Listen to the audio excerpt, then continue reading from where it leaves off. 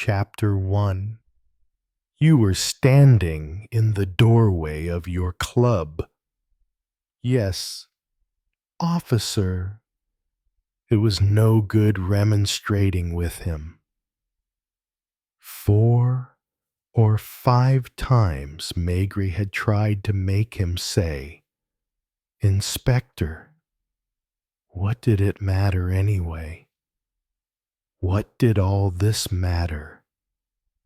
A gray sports car stopped for a moment, and a man got out, with a flying leap almost.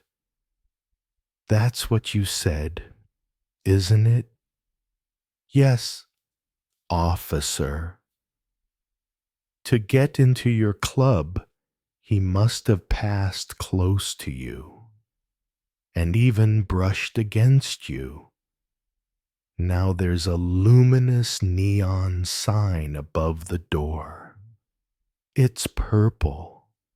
Officer. So what? So nothing. Just because your sign is purple, you are incapable of recognizing the individual who, seconds later, tore aside the velvet curtain and emptied his revolver into your barman. The man was called Karachi or Caracini. Maigret was obliged to consult the dossier each time. He was small, with high heels, a Corsican head. They still bear a faint resemblance to Napoleon, and he wore an enormous yellow diamond on his finger. This had been going on since 8 o'clock in the morning, and it was now striking 11. In actual fact, it had been going on since the middle of the night, as all the people who had been rounded up at the club in Rue Fontaine, where the barman had been shot down, had spent the night in the police station. 3 or 4 detectives, including Janvier and Torrance, had already been working on Caracci or Caracini without getting anything out of him. It was May, but for all that, the rain was falling as in the heaviest of autumn downpours. It had been raining like this since 4 or 5 o'clock, and the roofs, window ledges, and umbrellas made reflections similar to the water of the Seine, which the chief inspector could see by twisting his neck. Mr. Pike did not move. He remained seated on his chair in a corner, as rigid as if he were in a waiting room, and it was beginning to be exasperating. His eyes traveled slowly from the inspector to the little man, and from the little man to the inspector, without it being possible to guess what was passing in the English official's mind. You realize, Karachi, that your attitude could cost you dear, and that your club may well be closed down for good and all. The Corsican, unimpressed, gave Maigret a conspiratorial wink, smiled, smoothed the ends of his black mustache with his ring finger. I've always gone straight, officer. Try asking your colleague. Priolet. Although there was a corpse, it was actually Chief Inspector Priolet, chief of the vice squad that the case concerned, owing to the particular circumstances in which it had all started. Unfortunately, Priolet was in the Jura at the funeral of some relation. In short, you refuse to speak, I don't refuse. Officer Maigret, heavily looking disgruntled, went and opened the door. Lucas, work on him a bit. Oh, that look Mr. Pike was fixing on him, Mr. Pike might be the nicest man on earth, but there were moments when Maigret caught himself hating him, just as it happened with his brother-in-law, who was called Mouton.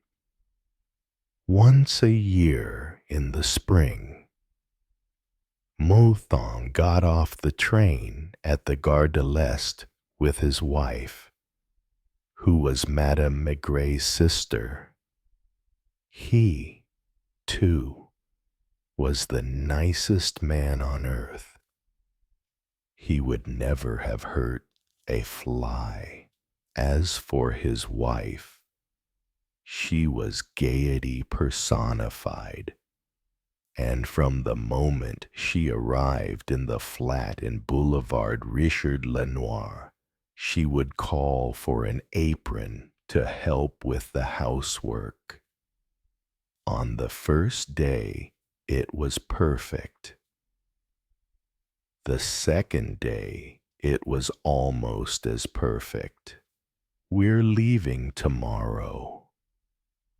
Mouton would then announce, you won't hear of it.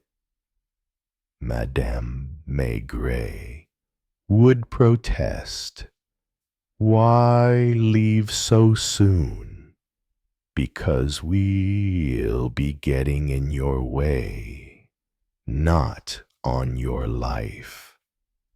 Maigret would also declare with conviction, not on your life. On the third day, he used to hope that some unexpected job would prevent him dining at home. Now, never. Since his sister-in-law had married Mouton, and the couple had been coming to see them every year, never, ever had one of those cases which keep you out of doors for days and nights on end cropped up at that moment. From the third day onward, his wife and he would exchange agonized glances, and the Moutons would stay for 9 days, invariably pleasant, charming, thoughtful, as discreet as could be, so that one became more vexed than ever on coming to detest them. It was the same with Mr. Pike. However, it was only 3 days now that he had accompanied Maigret in all his movements. One day, during the holidays, they had said to Mouton idly, why not come and spend a week in Paris in the spring? We have a guest room which is always empty. They had come. Similarly, a few weeks back, the chief of police had paid an official visit to the Lord Mayor of London. The latter had had him shown round the offices of the famous Scotland Yard, and the chief had been agreeably surprised to discover that the high officials of the English police knew Maigret by repute and were interested in his methods. "Why don't you come and see him at work?" the worthy man had said. They had taken him at his word. Just like the Mouthons, they had sent over Inspector Pike, and for the last 3 days the latter had followed Maigret about everywhere, as discreet, as self-effacing as could be. He was nonetheless there. In spite of his 35 or 40 years, he looked so young that he reminded one of a conscientious student. He was certainly intelligent, perhaps even acutely so. He looked, listened, reflected. He reflected so much that one seemed to be able to hear him reflecting, and it was beginning to be wearing. It was a little bit as though Maigret had been placed under observation. All his gestures, all his words were carefully sifted in the cranium of the impassive Mr. Pike. For 3 days now there had been nothing interesting to do, just routine, red tape, uninteresting interrogations like the one with Karachi. They had come to understand one another, Pike and he, without anything being said.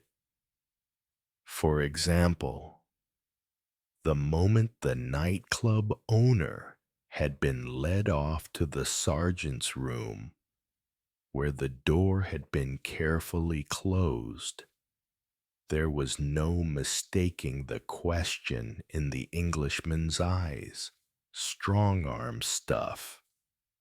Probably, yes. You don't put on velvet gloves to deal with people like Karachi. So what? It was of no importance. The case was without interest. If the barman had been done in, it was probably because he hadn't been playing straight, or because he had belonged to a rival gang. Periodically, these characters settle their accounts, kill one another off, and in the long run, it is a good riddance. Whether Karachi talked or held his peace, there would sooner or later be someone who would take the bait. Very likely a police informer. Did they have informers in England? Hello? Yes. It's me. Who? Lashat? Don't know him. Where do you say he's calling from? Porcarolas. Put him through to me. The Englishman's eye was still riveted upon him, like the eye of God in the story of Cain. Hello? Can't hear very well. Lashat. Yes. Right. I got that. Porcaroles. I got that too. With the receiver to his ear, He looked at the rain which was streaming down the window panes and reflected that there must be sunshine at Porqueroles, a small island in the Mediterranean, off Hyères and Toulon. He had never been there, but he had often been told about it. People came back from it as brown as Bedouins. In fact, it was the first time anyone had telephoned to him from an island. And he told himself that the telephone wire must pass under the sea. Yes. What? A short, fair-haired fellow. At Luçon.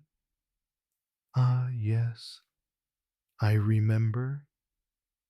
He had met an Inspector Lachot when, as a result of some rather complicated administrative maneuvers, he had been sent for a few months to Luçon, in the Vendée. You're at present with the flying squad at Draguignan, and you're ringing from Porqueroles. There was a crackling noise on the line. Every now and then, the girls could be heard talking from one town to another. Hello, Paris. Paris. Hello, Paris. Paris. Hello, Toulon. Are you Toulon? Dearie, hello, Toulon. Did the telephone work better on the other side of the channel impassive? Mister?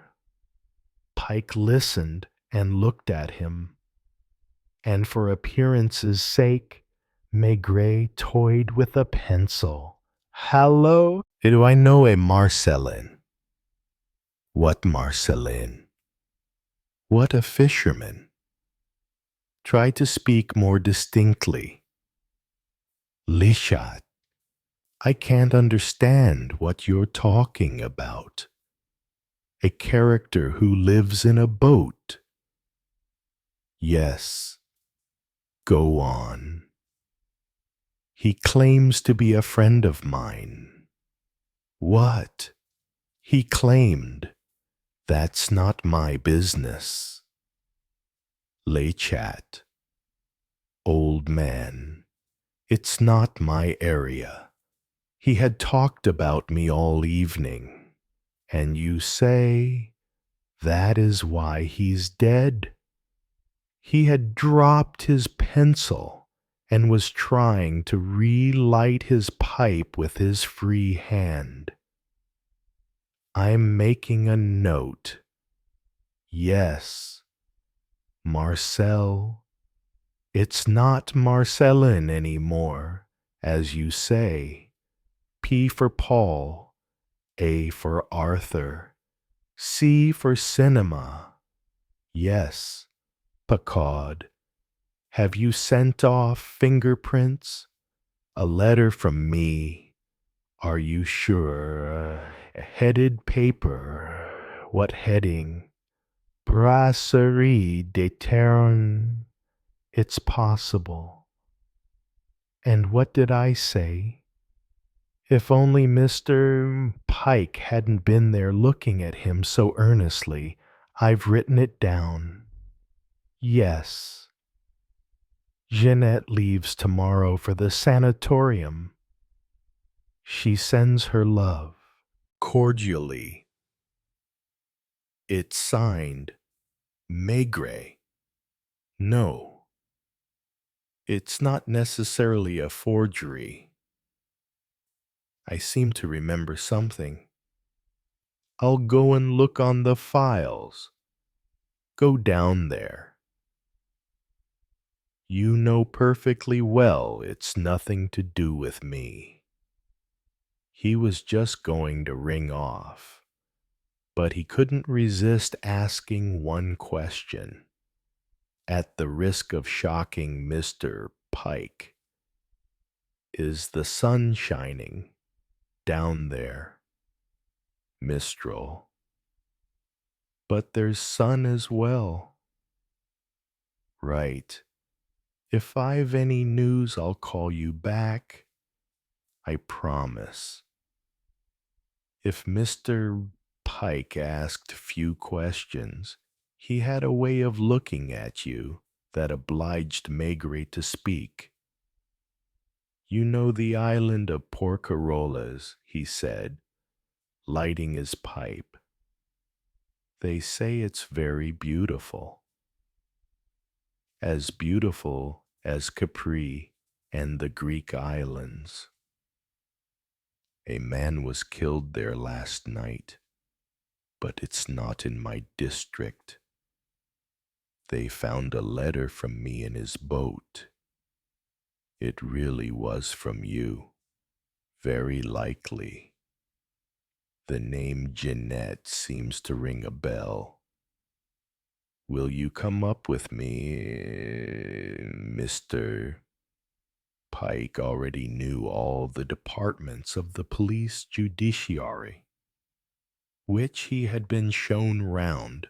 One behind the other, on the other they walked up to the attics, where files are kept of everyone who has had dealings with the police.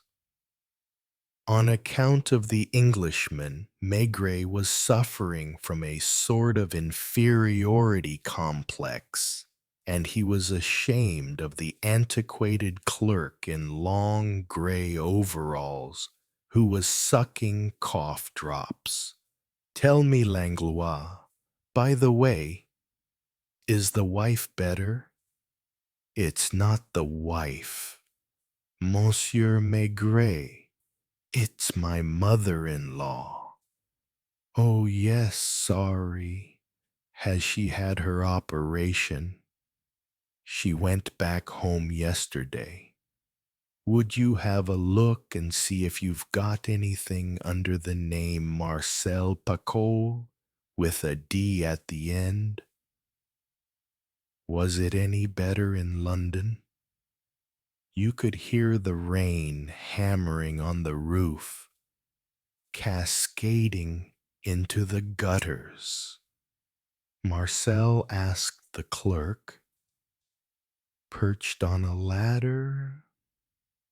That's right. Pass me his file. Besides fingerprints, it contained a photograph, front face view, and a profile without collar or tie. Under the crude light of the identity department, Pacot, Marcel Joseph Etienne, born in Le Havre. Simenon, frowning, Maigret tried to remember, his eyes fixed on the photographs. The man, when they had been taken, was 35. He was thin, sickly.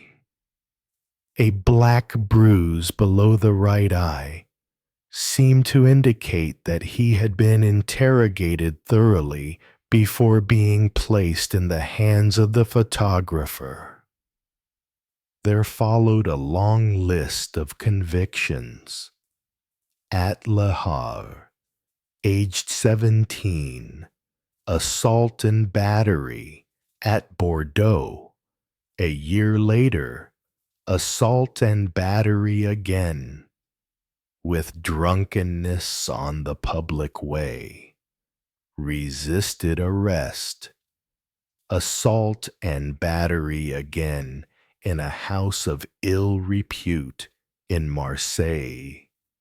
Maigret held the file so as to let his English colleague read at the same time as himself.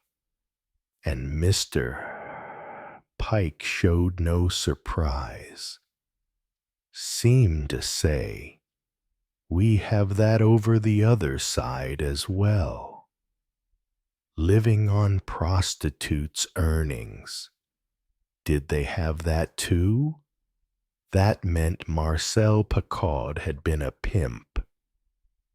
And, in the usual way, he had been sent off to do his military service in the Africa battalions. Assault and battery at Nantes, assault and battery at Toulon, a thug. Maigret said simply to Mr. Pike. Then it became more serious. Paris, inveigling. The Englishman asked, "What's that?" To have to explain that to a man who belongs to a race with the reputation of being the most tight-laced in the world. It's a sort of theft, but a theft committed in special circumstances. When a gentleman accompanies an unknown lady to a more or less disreputable hotel and then goes and complains that his wallet has been stolen, it's called inveigling. Nearly always, the prostitute has an accomplice. You follow me, I understand. There were 3 convictions for acting as accomplice to inveigling in Marcel Picot's file. And on each occasion there was a certain Jeanette in the case. Then things became worse still. For there was an incident involving a knife thrust which Picard had administered to a recalcitrant gentleman. They're what you call mauvais garçons. I believe Mr. Pike insinuated gently. His French was terribly impregnated with nuances. So much so that it became ironical. Precisely, I wrote to him. I recall. I don't know how you deal with them in your country. Very correctly. I don't doubt it. Here we sometimes knock them around. We're not always gentle with them. But the odd thing is that they seldom hold it against us. They know we're only doing our job. From one interrogation to the next, we get to know one another. This is the one who called himself a friend of yours. I'm convinced he was sincere. I particularly remember the girl, and I remember even better the headed paper. If we have the chance, I'll show you the Brasserie des Ternes. It's very comfortable, and the sauerkraut is excellent. Do you like sauerkraut? On occasions, replied the Englishman without enthusiasm. Always. In the afternoon and evening, there are a few women sitting at a table. It's there that Jeanette used to work. A Breton girl who came from a village in the Saint-Malo area.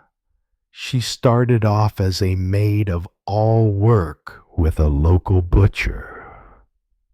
She adored Picard. And when he talked of her, tears would come into his eyes. Does that surprise you? Nothing surprised Mr. Pike, whose expression betrayed no emotion whatsoever. I became rather interested in them at one time. She was riddled with TB. She hadn't wanted to have herself cured because that would have taken her away from her Marcel. When he was in prison, I persuaded her to go to see one of my friends who is an expert on consumptives. And he got her into a sanatorium in Savoy. That's all. That's what you wrote to Picard. That's right. Picard was at Fresnes, and I hadn't time to go there myself. Maigret gave the file back to Langlois and started down the stairs. How about going to eat? This was another problem, almost a cause for his conscience. If he took Mr. Pike for his meals into 2 luxurious restaurants, he risked giving his colleagues from over the channel the impression that the French police spend most of their time junketing. If, on the other hand, he took him to places where only set meals are served, perhaps they would accuse him of stinginess. Same with aperitifs, to drink them or not to drink them. Are you expecting to go to Porquerolles? Would Mr. Pike like to make a trip to the Midi? It's not up to me to decide. In theory, I don't operate outside Paris and the Department of the Seine. The sky was gray, a lowering, hopeless gray, and even the word Mistral took on a tempting allure. Do you like tripe? He took him to the market and made him eat tripe a la mode de Caen and crêpes Suzette, which were brought to them on attractive copper plate warmers. This is what we call an empty sort of day. So do we. What could the Scotland Yard man be thinking of him? He had come to study Maigret's methods, and Maigret had no method. He found only a large, rather clumsy man who must appear to him to be the prototype of the French public servant. How long would he go on following him about like that? At 2 o'clock they were back at the Quai des Orfèvres, and Karachi was still there, in the kind of glass cage that served as a waiting room. That meant they had got nothing out of him, and they were going to question him again. "Has he eaten, Mr. Pike asked. "I don't know. Possibly. Sometimes they have a sandwich brought up for them. And others, they let them fast a little to spur their memories. The chief is asking for you. Inspector, will you excuse me, Mr. Pike?" That was something to the good. The other wouldn't follow him into the chief's office. "Come in. Maigret, I've just had a call from Draguignan. I know what that's about. Leshat has, in fact, been in touch with you. Have you much work at the moment?" "Not too much. Apart from my guest, does he get in your way? He's the soul of discretion. Do you remember the man called Picard? I remembered him when I looked up his file. Don't you find the story rather odd? I only know what Lechat told me on the telephone, and he was so eager to explain that I didn't understand very much. The commissioner talked to me at great length. He insists on your going for a trip down there. According to him, it's because of you that Picard was killed. Because of me, he can't see any other explanation for the murder. Here's Picard, better known under the name of Marcelin, had lived at Porqueroles in his boat. He had become a popular figure. As far as I could gather, he was more like a tramp than a fisherman. In the winter, he lived without doing anything. In the summer, he took tourists out fishing round the islands. No one had anything to gain by his death. He wasn't known to have had enemies. Nothing was stolen from him, for the very good reason that there was nothing to steal. How was he killed? That's just what's puzzling the commissioner. The chief consulted several notes which he had made during his telephone conversation. As I don't know the place, it's difficult for me to get an accurate picture. The evening before last, I thought I was told it was yesterday. No, the day before. A number of people were gathered at the Arc de Noé. That must be an inn or a cafe. At this time of year, it seems, only the habitués are to be seen there. Everyone knows everyone else. Marcelin was there. In the course of an almost general conversation, he mentioned you. Why? No idea. People talk freely about celebrities. Marceline claimed you were a friend of his. Perhaps some people had cast doubts on your professional abilities.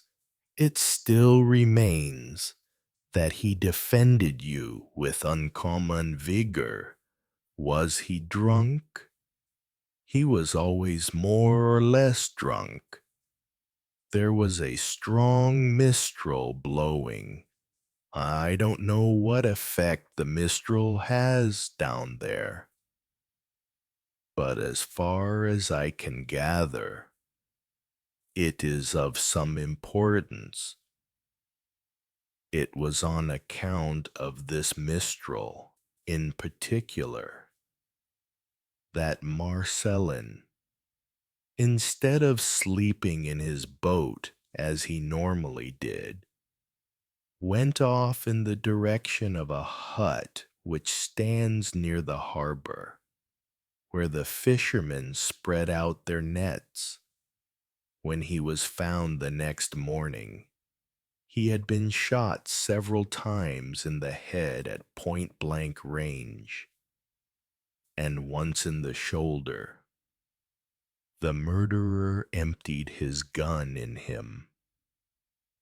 Not content with that, he hit him in the face with a heavy instrument. Maigret looked at the Seine outside, through the curtain of rain, and thought of the Mediterranean sun. Boisvert, the commissioner, is a pleasant fellow, whom I knew in the old days. He doesn't usually get carried away. He's just arrived on the scene, but he has to leave again this evening.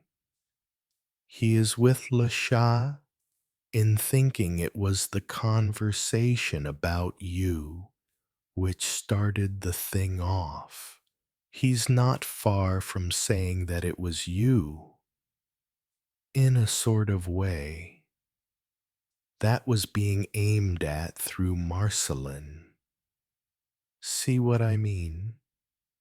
A man who has a big enough grudge against you to go for anyone who claims to be a friend of yours and sticks up for you.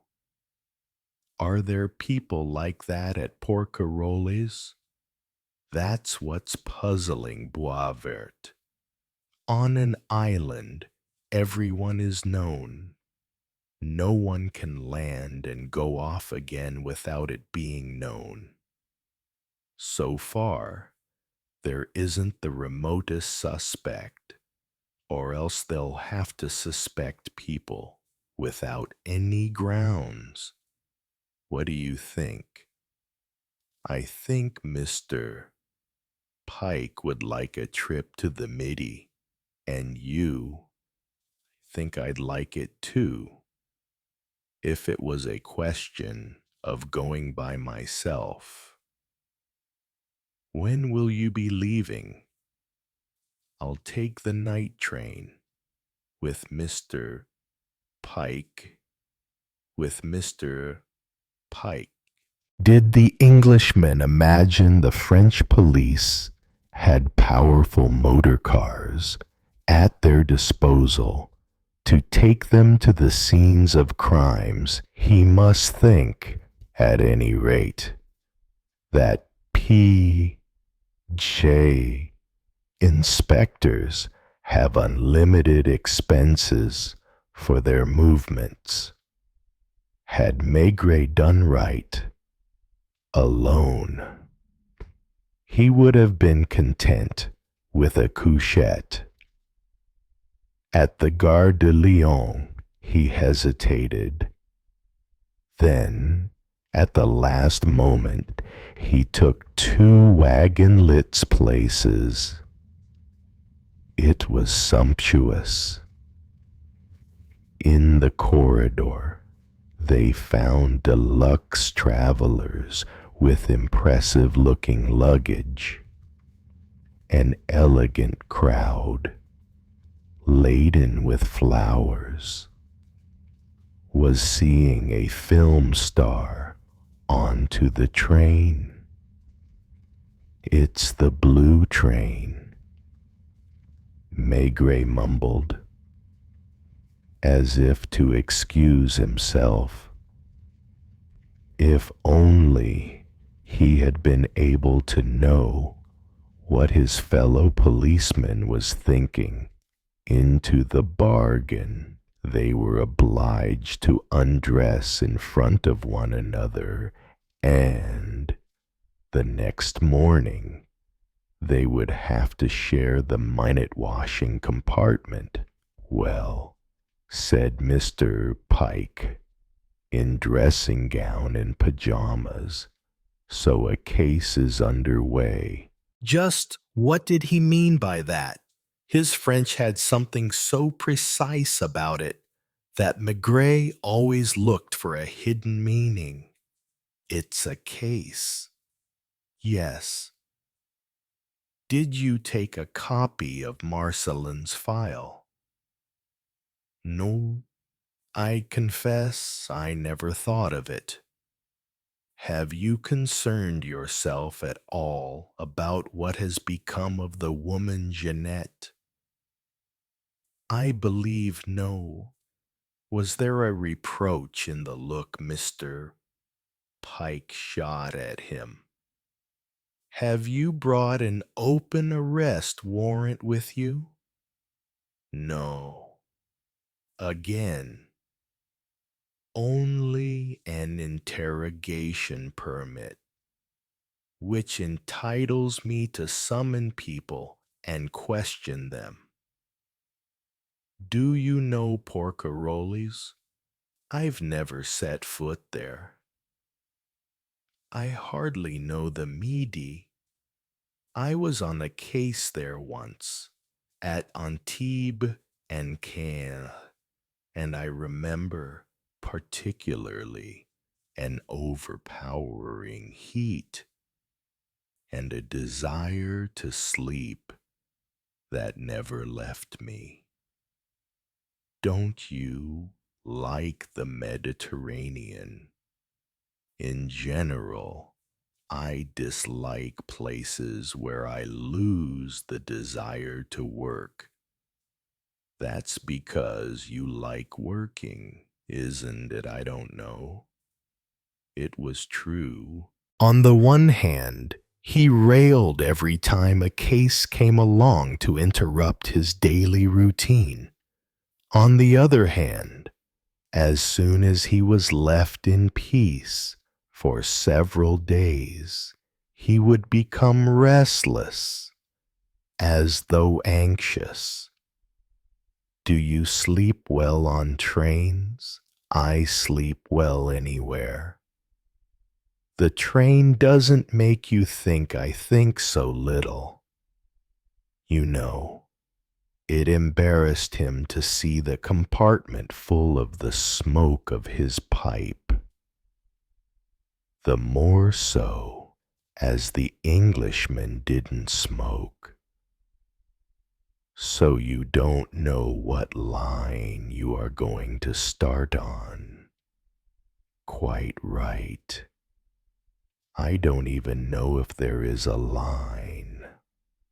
Thank you. One could feel that Mr. Pike had registered Maigret's every word, had carefully arranged them in order in his brain for use later on. It could not have been more putting off. One could imagine him, on his return to Scotland Yard, gathering his colleagues round him. Why not in front of a blackboard and announcing in his precise voice, a case conducted by Chief Inspector Maigret? And what if it was a flop? If it was one of those stories where one flounders about and only finds out the solution 10 years later by the merest fluke? If it was a humdrum affair? If tomorrow Le Chat rushed up to the carriage door, announcing all over, "We've arrested the drunkard who did it. He's confessed." If Madame Maigret hadn't put a dressing gown in his suitcase, she hadn't wanted him to take the old one, which looked like a monk's habit, and he had been meaning to buy a new one for the last 2 months. He felt indecent in his nightshirt. How about a nightcap, suggested Mr. Pike, offering him a silver whiskey flask and cup. That's what we called the last whiskey before going to bed. He drank a cupful of whiskey. He didn't like it, perhaps, equally. Mr. Pike didn't like the Calvados that Maigret had been making him take for the last 3 days. He slept and was conscious of snoring. When he woke, he saw olive trees on the edge of the Rhone and knew they had passed Avignon. The sun was shining, a light golden mist above the river. The Englishman, freshly shaved, immaculate from head to foot, was standing in the corridor, his face pressed to the window. The lavatory was as clean as if he had never used it, and there lurked a discreet smell of lavender. Not yet sure if he was in a good temper or a bad one. Maigret grumbled as he fumbled in his suitcase for his razor. Now, we must be careful not to make a bee. Perhaps it was the impeccable correctness of Mr. Pike that made him coarse. Chapter 2. And so the first round had been fairly successfully concluded, which does not mean that there had been any competition between the two men, at least not on professional grounds.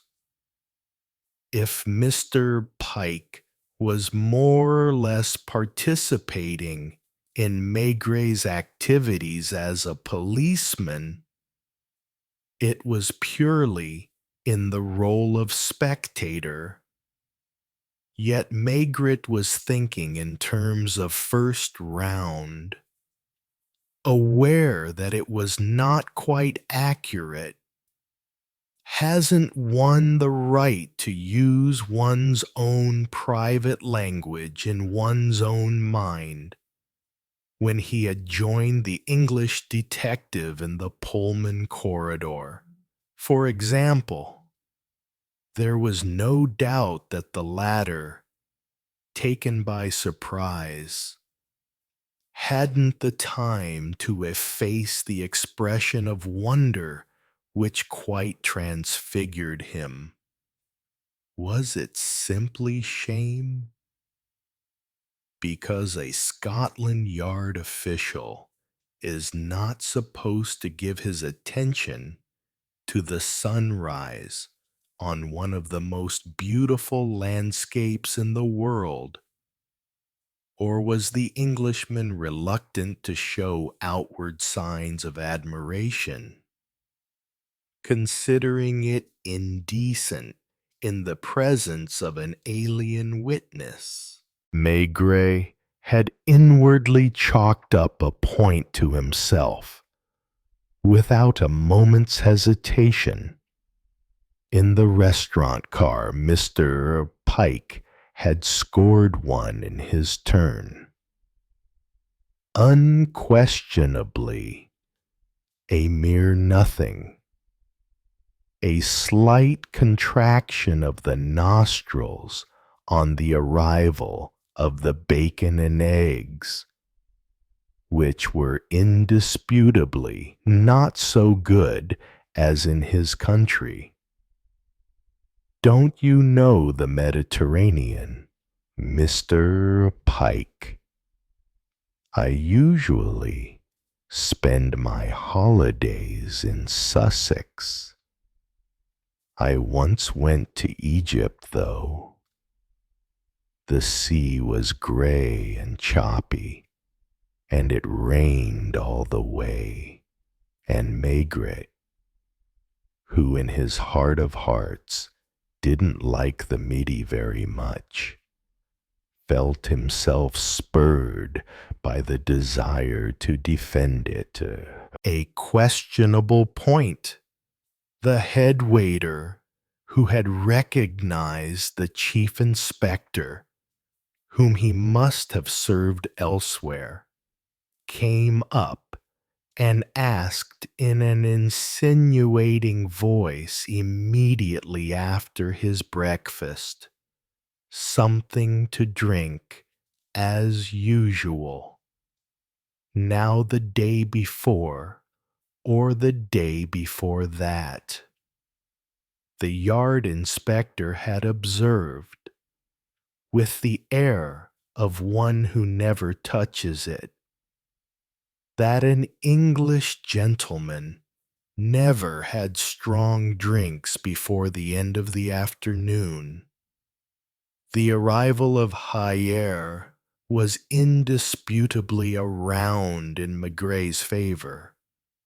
The palm trees around the station were motionless, transfixed in a Sahara sun.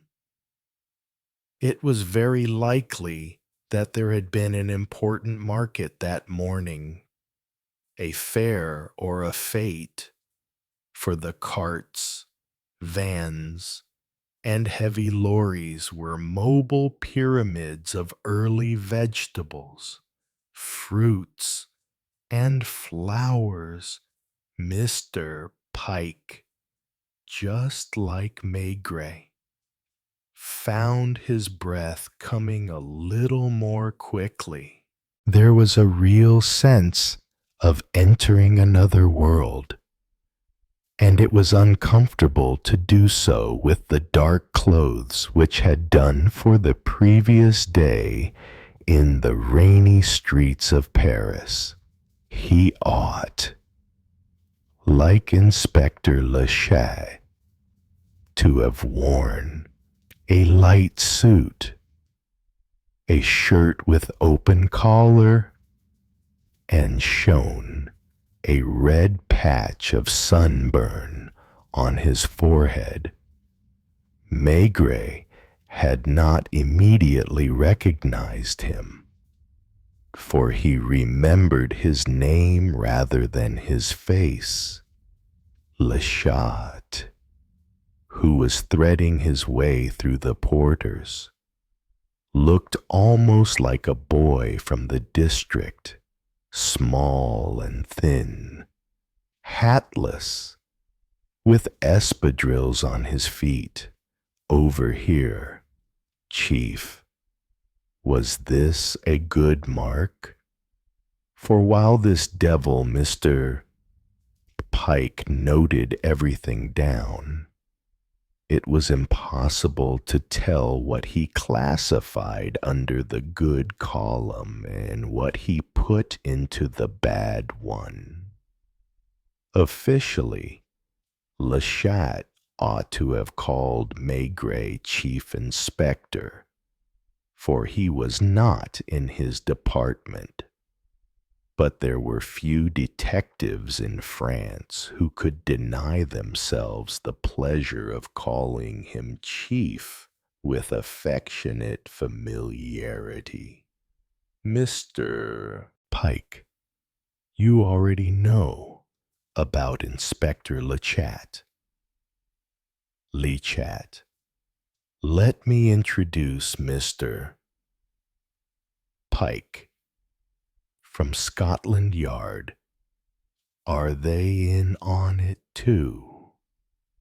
Lechat was so taken up with his Marcellin case that it didn't surprise him at all that it should have become an international affair. Mr. Pike is in France on a study tour. While they walked through the crowd, Maigret wondered at the curious way Lechat had of walking sideways, as though dislocating his neck.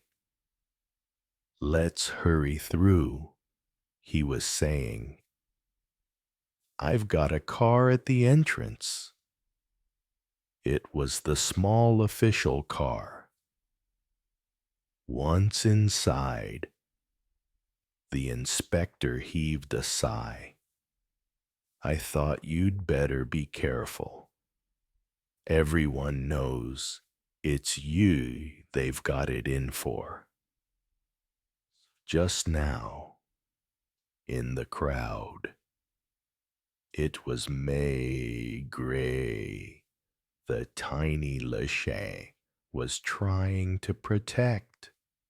Shall I take you straight to the island? You haven't anything to do in Hieres, have you? And off they went. The land was flat, deserted, the road lined with tamarisks, with a palm tree here and there, then white salt marshes on the right. The change of scene was as absolute as if they had been transported to Africa with a blue porcelain sky and the air perfectly still. And the minstrel, Maigret asked, with a touch of irony, "It stopped quite suddenly yesterday evening. It was high time. It's blown for 9 days, and that's enough to drive everyone mad." Maigret was skeptical. The people from the north, and the north begins around Lyons, have never taken the Mistral seriously. So Mr. Pike was excused for displaying indifference as well. No one has left the island. You can ask everyone there when Marcelin was murdered. The fishermen were not at sea that night because of the storm, but a torpedo boat from Toulon and several submarines were doing exercises in the lee of the island. I rang up the Admiralty. They are positive. No boat made the crossing, which means the murderer is still on the island. You'll see. Le Chat was showing off his familiarity with the island and its people. Maigret was the newcomer, which is always rather a distasteful role. The car, after half an hour, was slowing to a halt at a rocky promontory on which there was nothing to be seen except a typical Provence inn and several fishermen's cottages painted pink and pale blue. The sea was an incredible blue, like the color one normally sees only on picture postcards. And over on the horizon, an island stretched lazily in the middle of the dazzling surface, with bright green hills and red and yellow rocks. At the end of the wooden landing stage, a fishing boat was waiting, painted pale green, picked out with white. That's for us. I asked Gabriel to bring me over and wait for you. The boat which does the regular service, the Cormorant, only comes at 8 in the morning, 5 in the evening. Gabriel is a galley. Let me explain. There are the galleys and the morins. Almost everyone on the island belongs to one of the two families. Le Chat was carrying the luggage, which seemed to grow larger at the end of his arms. The engine was already turning over. It was a little unreal, and it was hard to believe that they were there solely to concern themselves with a dead man. I didn't suggest showing you the body. It's at Hyères. The post-mortem took place yesterday morning. There were about 3 miles between Guillen's Point and Porquerolles.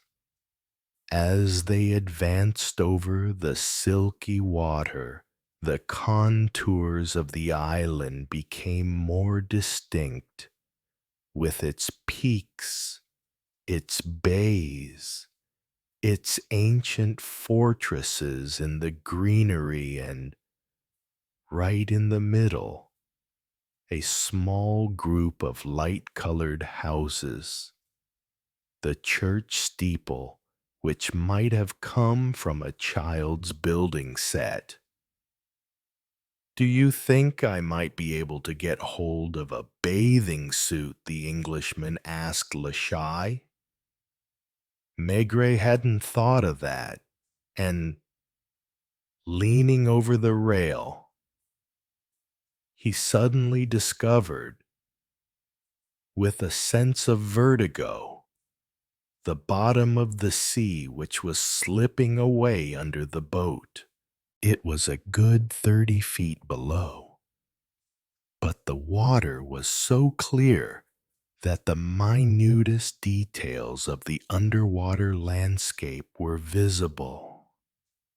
And it really was a landscape, with its plains covered in greenery, its rocky hills, its gorges and precipices, among which shoals of fish passed like sheep, a little put out, as though he had been surprised playing a child's game. Maigret looked at Mr. Pike, but only to score another point. The Scotland Yard inspector, almost as stirred as he was himself, was also gazing at the bottom of the water. It is only after a while that one begins to take in the atmosphere of a place. At first, everything seemed strange. The harbor was tiny, with a jetty on the left, a rocky promontory covered with sea pines on the right. In the background were some red roofs, white and pink houses among the palm trees, the mimosa and the tamarisk. Had Maigret ever seen mimosas before, outside the flower girls' baskets in Paris?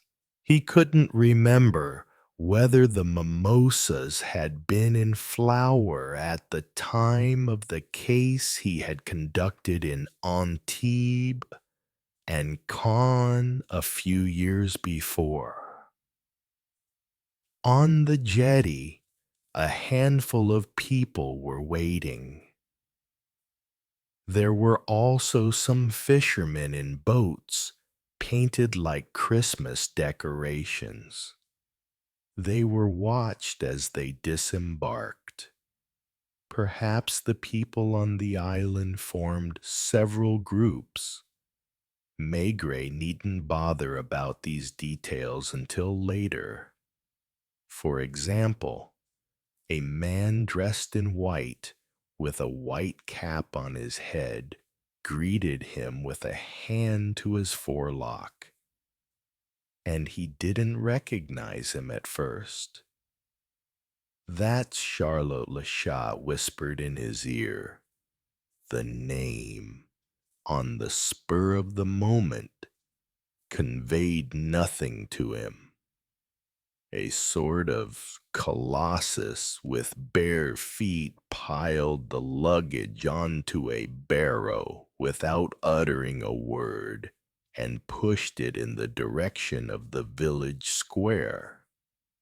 Maigret, Pike, and Le Chat followed, and behind them, the locals followed in turn, all this in an odd silence.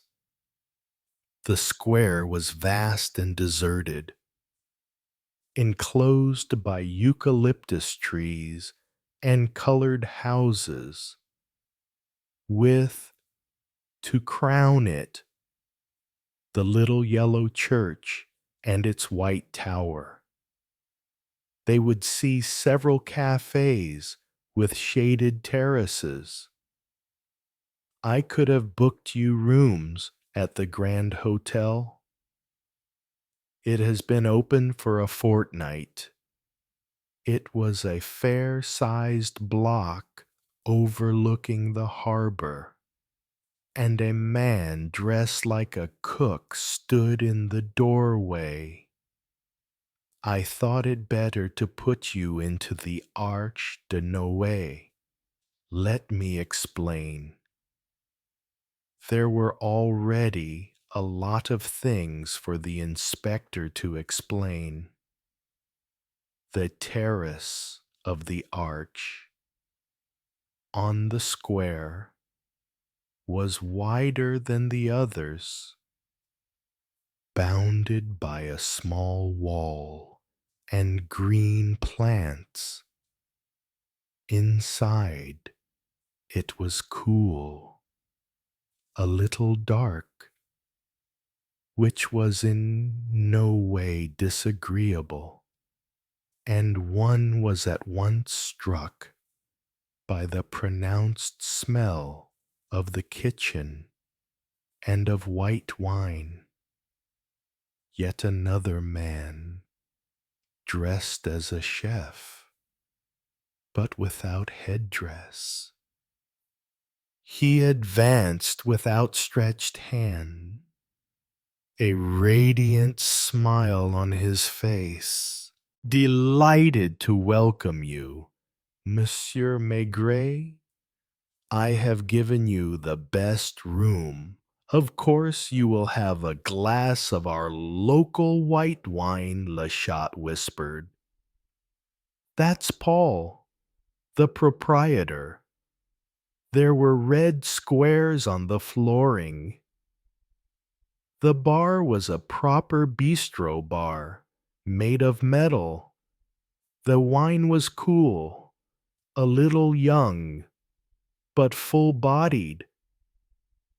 Your health. Monsieur Maigret. I never dared to hope that I should one day have the honor of having you to stay. It didn't occur to him that it was to a crime that he owed the honor. No one seemed to bother about Marcelin's death. The groups they had just seen near the jetty were now in the square and imperceptibly approaching the Arche de Noé. Some of them were even sitting down in the terrace. In short, what really mattered was Maigret's arrival in flesh and blood, just as if he had been a film star. Was he cutting a good figure? Did the people from Scotland Yard have more self-assurance at the beginning of an investigation, Mr. Pike looked at everything and said nothing. I should like to go and clean up a bit. Maigret sighed after a while, having drunk 2 glasses of wine. Jojo, will you show Monsieur Maigret up to his room? Will your friend be going up too? Inspector Jojo was a small, dark servant girl, dressed in black. with a broad smile and small pointed breasts. The whole house smelt of bouillabaisse and saffron oil. Upstairs, where there was red flooring as in the bar, there were only 3 or 4 rooms, and they had in fact reserved the best for the chief inspector, the one with one window looking onto the square, and the other onto the sea. Ought he to offer it to Mr. Pike? It was too late. They had already indicated another door for the ladder. "Is there anything you want, Monsieur Maigret? The bathroom is at the end of the corridor. I think there's some hot water." Le Chat had followed him up. It was natural. It was normal. But he didn't ask him in. It seemed to him that it would be a sort of discourtesy toward his English colleague. The latter might imagine they were hiding something from him, that they weren't letting him in on the whole case. "I'll be down in a few minutes, Le Chat." He would have liked to find a kindly word for the inspector, who was looking after him with such care. He seemed to recall that at Lucon his wife had come into the picture a lot. Standing in the doorway, he asked in a friendly and familiar manner, "How is the worthy Madame Le Chat?" And the poor fellow could only stammer, "Didn't you know? She left me.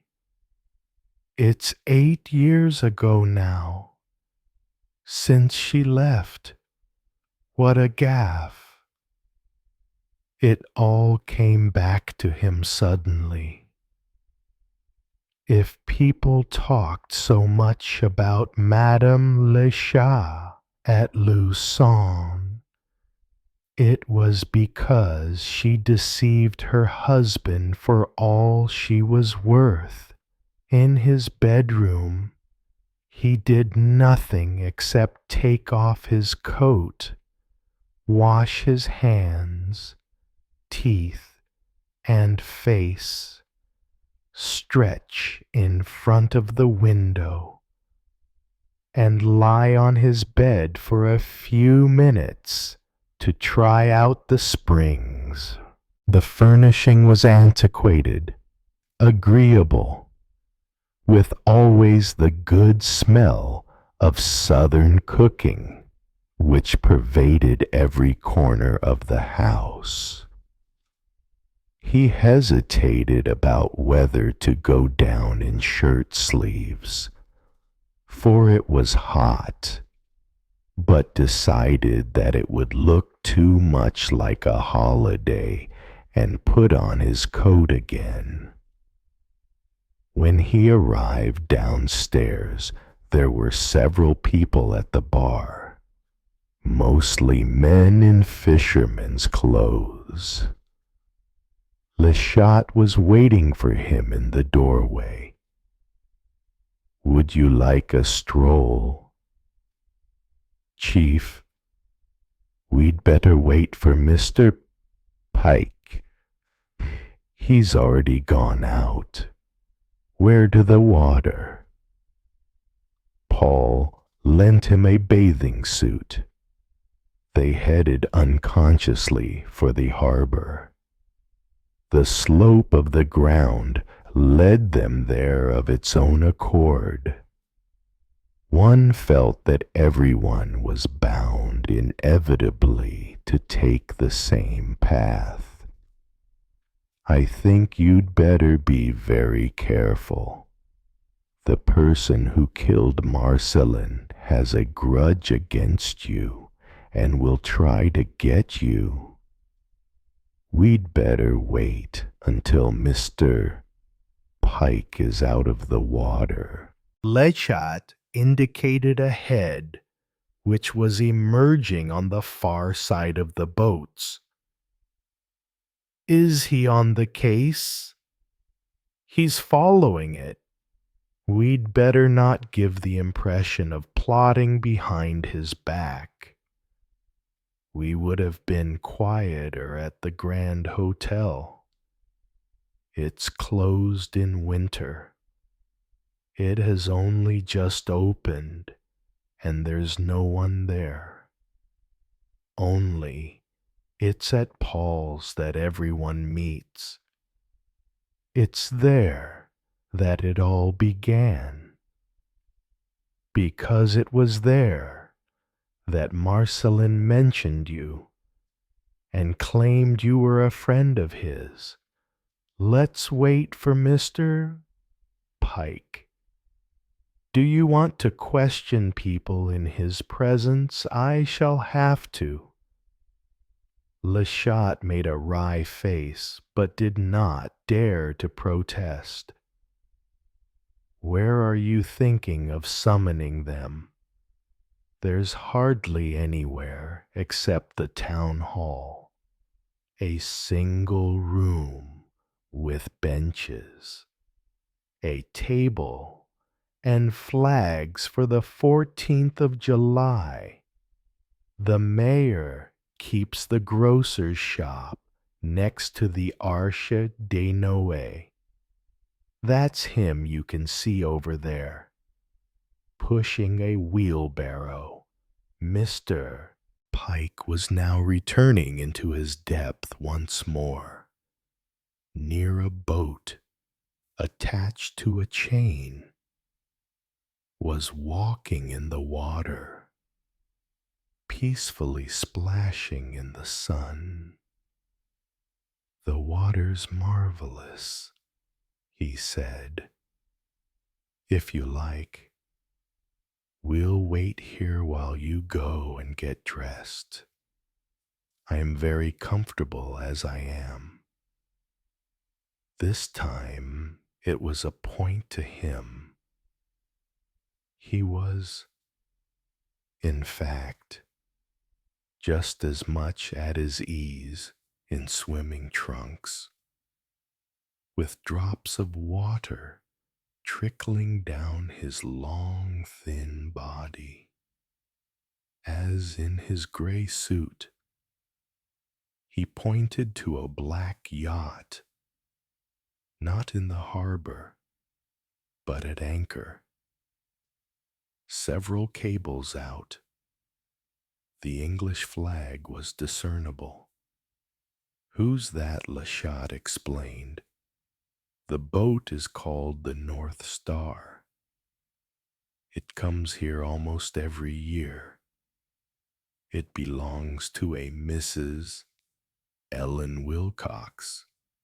That's also the name of a whiskey. She's the owner of Wilcox Whiskey. Is she young? She's fairly well preserved. She lives on board with her secretary, Philippe de Moricourt, and a crew of 2. There's another Englishman on the island who lives here all the year round.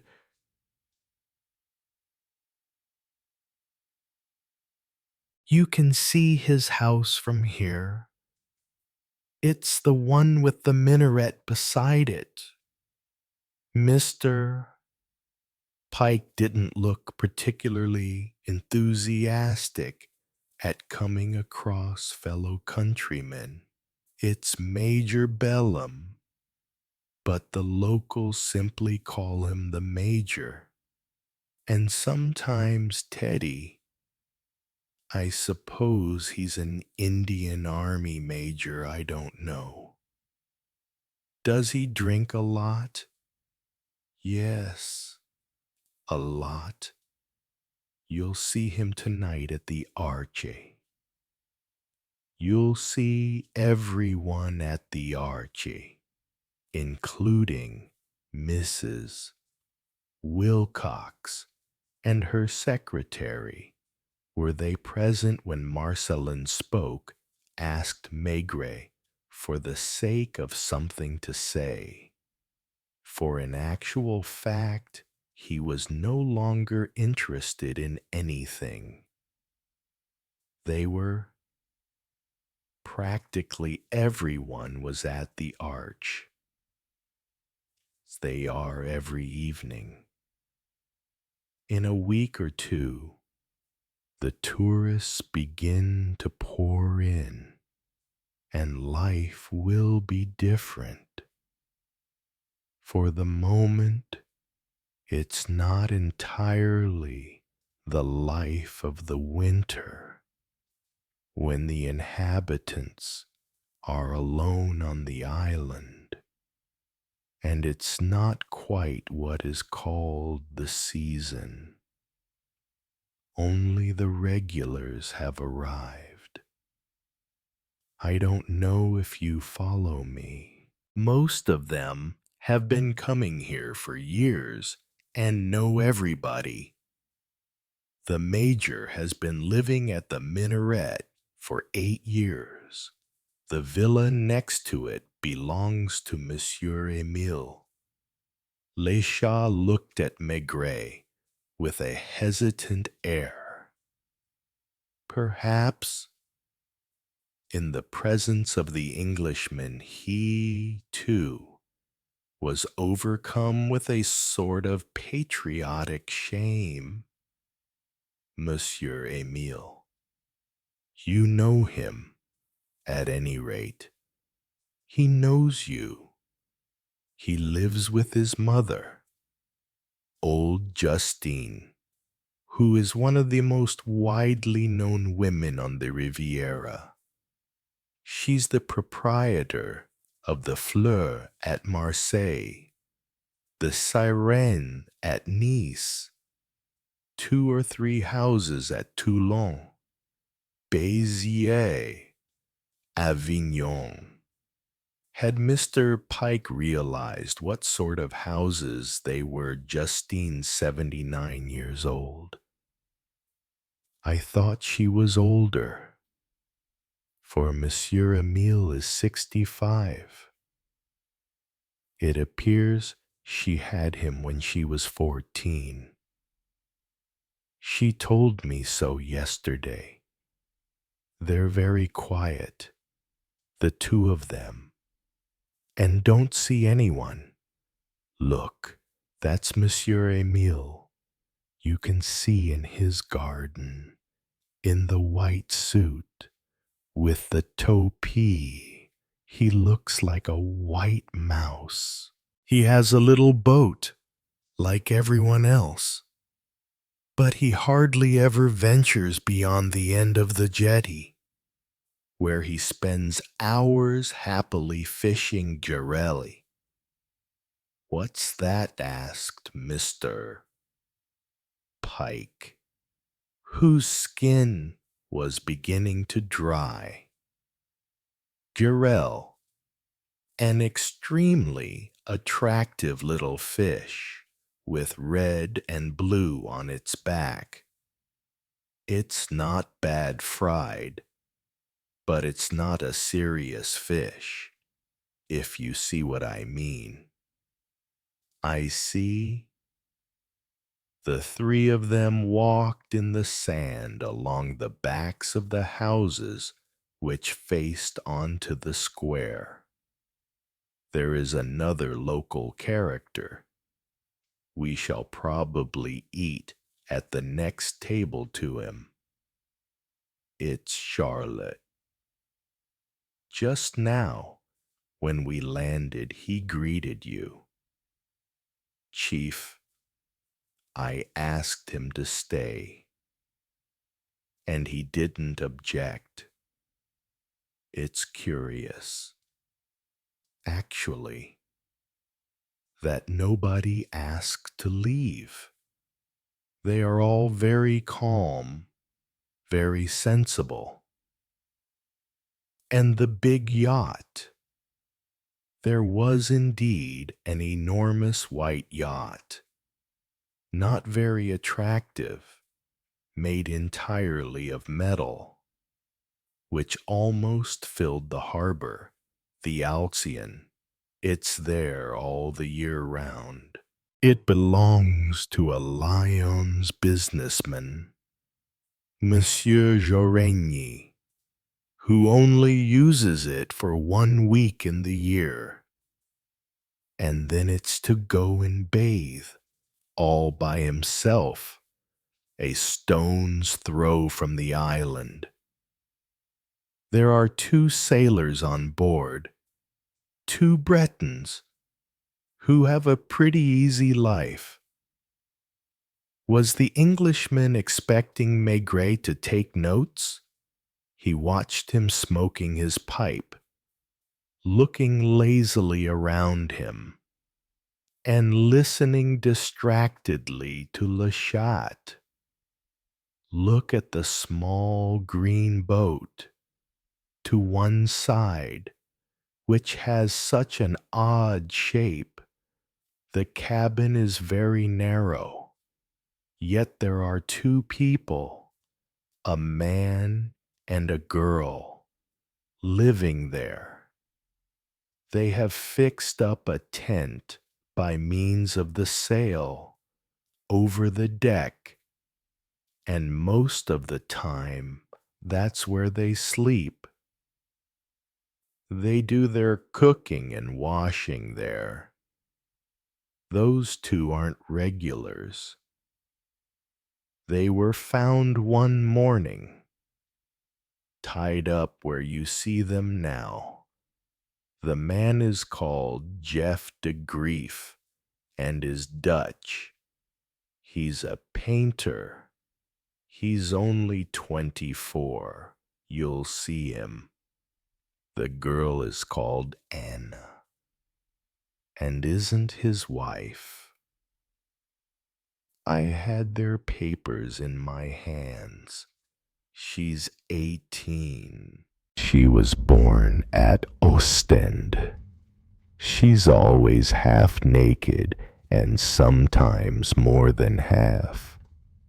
Until night falls, you can see both of them bathing at the end of the jetty, without a stitch of clothing. Le Chat was careful to add for Mr. Pike's benefit. It's true that Mrs. Wilcox, if you can believe the fisherman, does the same around her yacht. They were being watched from the distance. Always little knots of people who gave the impression of having nothing else to do all day. Another 50 yards farther on, you can see Marcellin's boat. The harbor was not lined with the backs of houses like the ones in the square, but with villas, most of them surrounded with vegetation. They are empty, all except 2. Le Chat explained. I'll tell you who they belong to. This one belongs to Monsieur Emile and his mother. I've already told you about the minaret. A supporting wall divided the gardens from the sea. Each village had its little landing stage. At one of these, a local craft, pointed at both ends, about 18 feet long, was tied up. That's Marcellin's boat. It was dirty, its deck in disorder. Against the wall was a sort of hearth, composed of large stones, a saucepan, pots blackened by smoke, empty wine bottles. Is it true that you knew him? Chief in Paris. In Paris? Yes. What the local people refuse to believe is that he was born in Le Havre. Everyone is convinced he was a real Southerner. He had the accent. He was a queer fish. He lived in his boat. Now and then he would go for a trip to the continent, as he would call it, which means that he would go and tie his boat up to the jetty at Guyens, Saint-Tropez, or La Vendue. When the weather was too bad, he would sleep in the hut you can see just above the harbor. That's where the fishermen boil their nets. He had no wants. The butcher would give him a bit of meat here and there. He didn't fish much. And then only in summer, when he took tourists out. There are a few like that along the coast. Do you have types like that in England too? Maigret asked Mr. Pike. It's too cold. We only have the dockside loafers at the ports. Did he drink white wine? When people needed him to give a hand, they paid him with a bottle of white wine. He used to win it at bowls, too, for he was an expert bowls player. It was in the boat that I found the letter. I'll give it back to you presently. I've left it at the town hall. No other papers. His army book. A photograph of a woman. That's all. It's strange that he should have kept your letter. Don't you think Maigret didn't find it so very surprising? He would have liked to talk about it with Mr. Pike, whose bathing trunks were drying in patches. Do you want to see the hut? I've shut it, but I've got the key in my pocket. I shall have to give it back to the fishermen as they need it. No huts for the moment.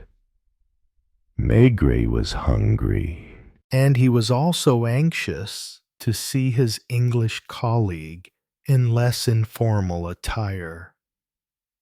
It made him feel awkward, for no very definite reason.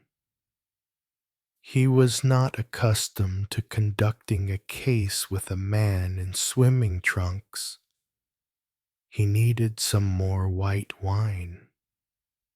It was decidedly a tradition on the island. Mr. Pike went upstairs to dress and returned without a tie, with open collar, like Le Chat, and he had found time to procure, probably at the mayor's grocery, a pair of blue espadrilles. The fisherman, who would have liked to speak to him, still didn't dare.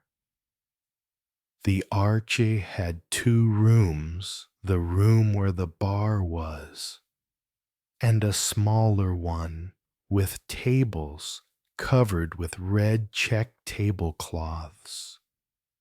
These were laid 2 tables away Charlot was busy sampling sea urchins. Once again, he raised a hand in salute. He looked at Maigret. Then he added idly, "How goes?" They had spent several hours, perhaps an entire night, alone together in Maigret's office. 5 or 6 years before, the chief inspector had forgotten his real name. Everyone knew him as Charlot. He did a little bit of everything, procuring girls for licensed brothels in the Midi, smuggling cocaine and other goods. He dabbled in horses too, and at election time became one of the most active electioneering agents on the coast. He was meticulous in his personal appearance, with measured gestures, an imperturbable calm, an ironical twinkle in his eye. "Do you like Mediterranean cooking, Mr. Pike?" "I don't know it. Do you want to try it with pleasure?" And Paul, the proprietor, suggested some small birds to start with. "I've a few cooked on the spit, brought in this morning. They were robin redbreasts," Paul unfortunately announced as he served the Englishmen, who could not help gazing tenderly at his plate. "As you see, Inspector, I've been a good boy." From where he sat, Charlotte, without stopping eating, was addressing them in an undertone. "I've waited for you without being impatient. I haven't even asked the inspector's permission to leave." A lengthy silence. "I'm at your service whenever you like. Paul will tell you that I didn't leave the arch that evening. Are you in such a hurry? What about to clear yourself?" "I'm just clearing the ground a little. That's all. I'm doing my best to stop you swimming too far out to sea, because you soon will be swimming. I swim well, but I come from these parts. Did you know Marcelin? I've drunk with him 100 times, if that's what you mean. Is it true you've brought someone from Scotland Yard with you?" He examined Mr. Pike curiously, like some strange object. "This is no case for him. It's not a case for you either. If you'll forgive me saying what I think. You know I've always kept clean. We've already come to an understanding. There's no hard feelings on either side. What's the fat little sergeant in your office called again, Lucas? How's he getting on? Lucas. Paul Jojo. Hey."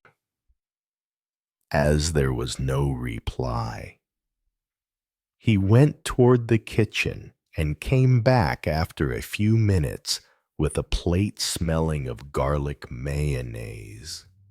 "I'm not stopping you talking.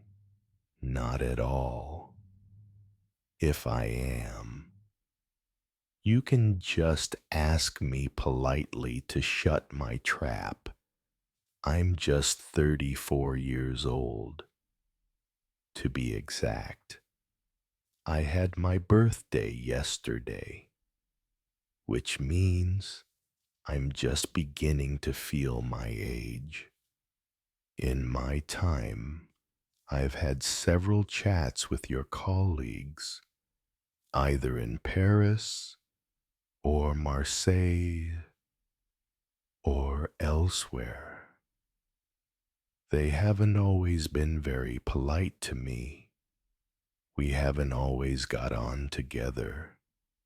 But there's one thing everyone will tell you. Charlotte's never got his hands dirty. It was true.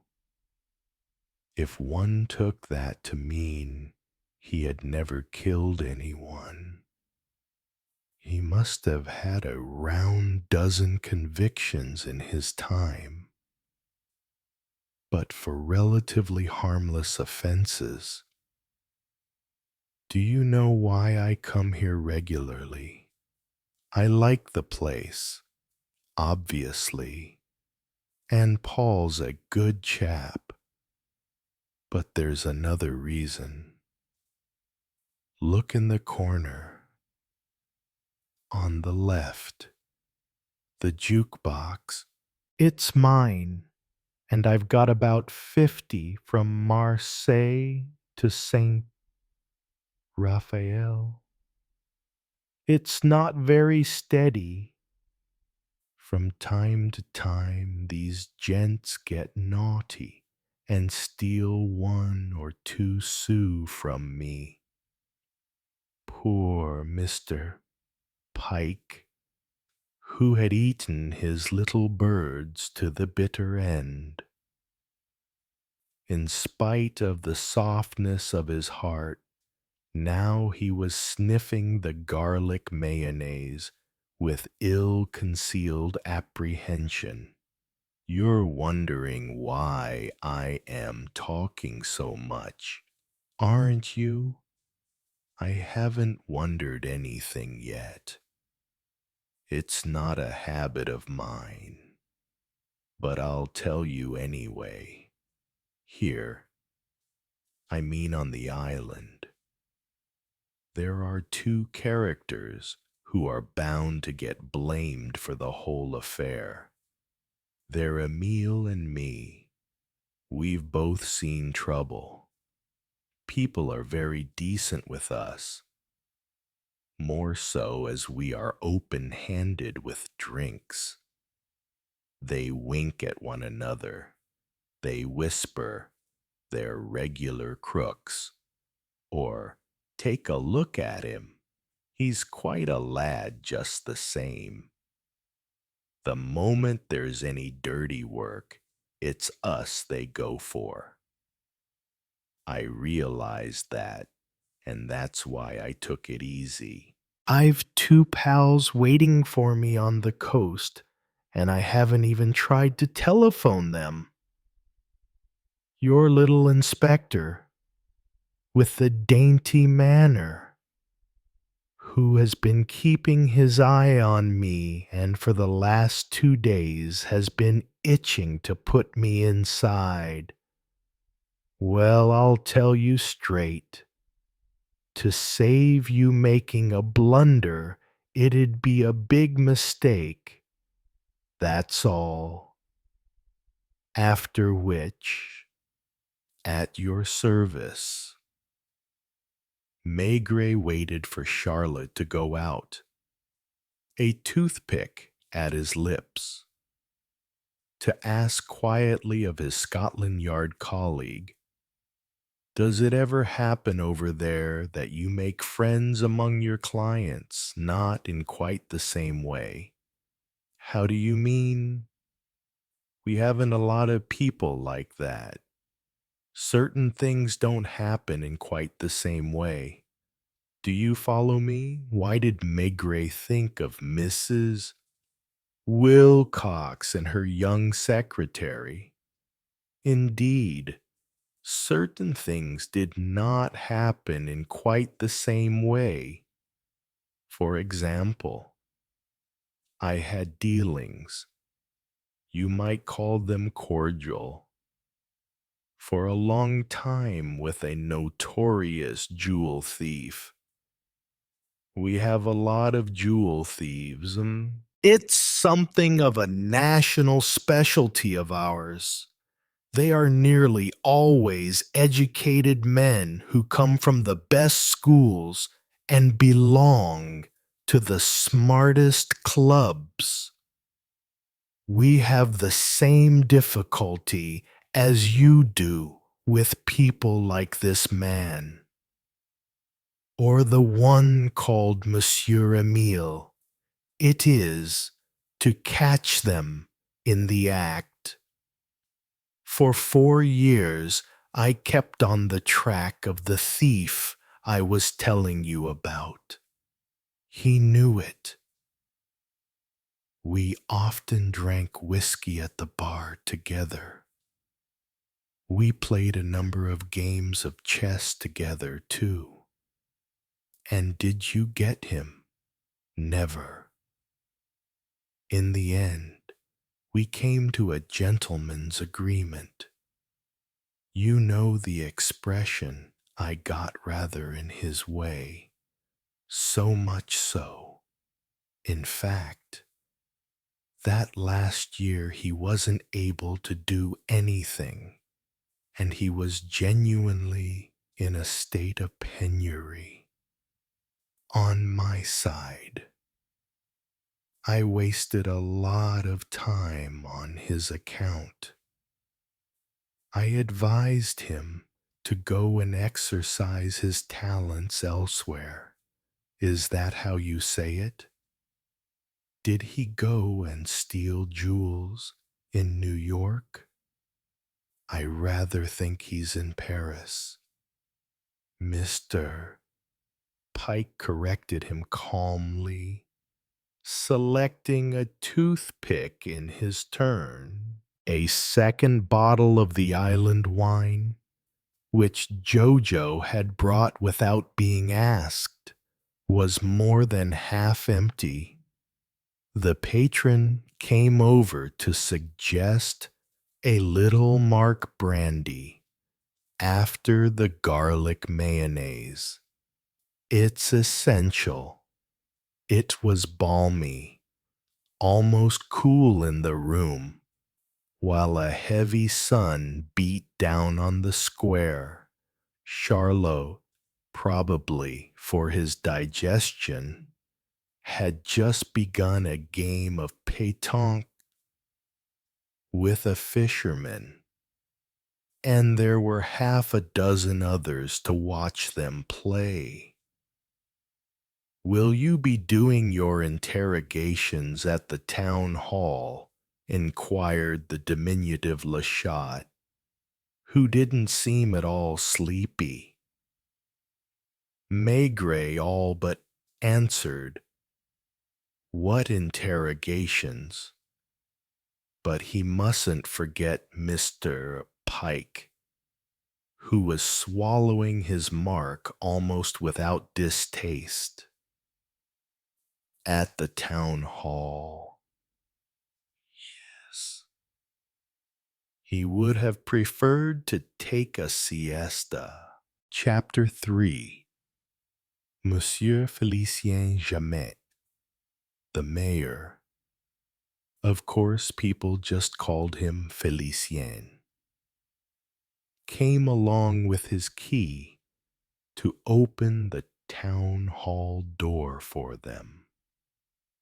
Twice before, seeing him cross the square, Maigret had asked himself what it was about his appearance that was abnormal, and he suddenly realized, perhaps because he also sold lamps, paraffin oil, galvanized iron wire, and nails.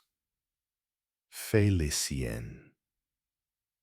instead of wearing a butcher's yellowish apron, had taken to the ironmonger's gray smock. He wore it very long, almost down to his ankles. Was he wearing trousers underneath, or did he leave them off on account of the heat? The fact remained that if the trousers were there, they were too short to project below the smock, so that the mayor looked as if he were in a nightshirt. More precisely, and the species of skullcap he sported added to the impression he had something medieval about him, and one had the impression of having seen him before somewhere in a stained glass window. "I presume you won't be needing me." Gentlemen, standing in the doorway of the dusty room, Maigret and Mr. Pike looked at one another in some surprise, then looked at Le Chat, and finally at Félicien, for on the table, the one used for council meetings and elections, was laid a white wooden coffin which seemed to have lost something of its brand newness. In the most natural way in the world, Monsieur Jamais said to them, "If you would like to give me a hand, we can shove it into its corner." "What is this coffin?" Maigret asked in surprise. "It's the municipal coffin. We are obliged by law to provide for burial of destitutes, and we've only got one carpenter on the island. He's very old and works slowly. In summer, with the heat, the bodies can't be kept waiting." He spoke of it as the most banal thing in the world, and Maigret studied the Scotland Yard man out of the corner of his eye. "Have you many destitute people?" "We've got one. Old Benoit." "So that the coffin is destined for Benoit. Theoretically, however, last Wednesday it was used to take Marcelin's body to Hyères. There's no need to be afraid. It's been disinfected. There were only some very comfortable deck chairs in the place. May I leave you now? Gentlemen, just a moment. Who is Benoit? You must have seen him, or else you soon will. He wears his hair down to his shoulders, with a shaggy beard. Look through that window. You can see him having his siesta on a bench near the Bulls players. Is he terribly old? Nobody knows, nor does he. According to him, he's getting on for 100, but he must be telling stories. He hasn't any papers. His real name isn't known. He landed on the island a very long time ago, when Morin Barbu, who keeps the cafe on the corner, was a young man. Where did he come from? That's not known either. From Italy. For certain, most of them came from Italy. You can usually tell from their way of speaking whether they come from Genoa or the Naples area, but Benoit has a language of his own. He's not easy to understand. Is he simple? I beg your pardon. Is he a bit mad? He's as sly as a monkey. Today, he looks like a patriarch. In a few days, when the summer trippers begin to arrive, he'll shave his beard and head. He does it every year at the same time. And he starts fishing Mordu. Everything had to be learned. Mordus are worms with very hard heads which you find in the sand at the seaside. Fishermen use them in preference to other bait because they stay on the hook. They fetch a high price. All summer, Benoit fishes Mordu up to his thighs in the water. He used to be a builder in his younger days. It was he that built a good number of the houses on the island. There's nothing else you want, is there? Gentlemen? Maigret hurriedly opened the window to let the close, musty smell out of the room. It could not have been aired except on the 14th of July, at the same time that they brought out the flags and the chairs. The chief inspector didn't know exactly what he was doing there. He had no desire to proceed with the interrogations. Why had he said yes when Inspector Lachey had suggested it to him through cowardice? On account of Mr. Pike. Isn't it usual, when one starts a case, to question people? Isn't that the way they do it in England? Would he be taken seriously if he wandered about the island like a man who has nothing else to do? However, it was the island which interested him at the moment, and not such and such a person in particular.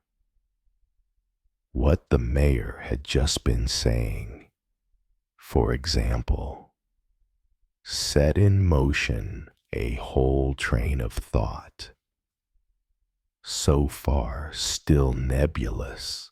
These men in their little boats, who came and went along the coasts as though quite at home, as though along a boulevard, this did not fit into the picture one had of the sea.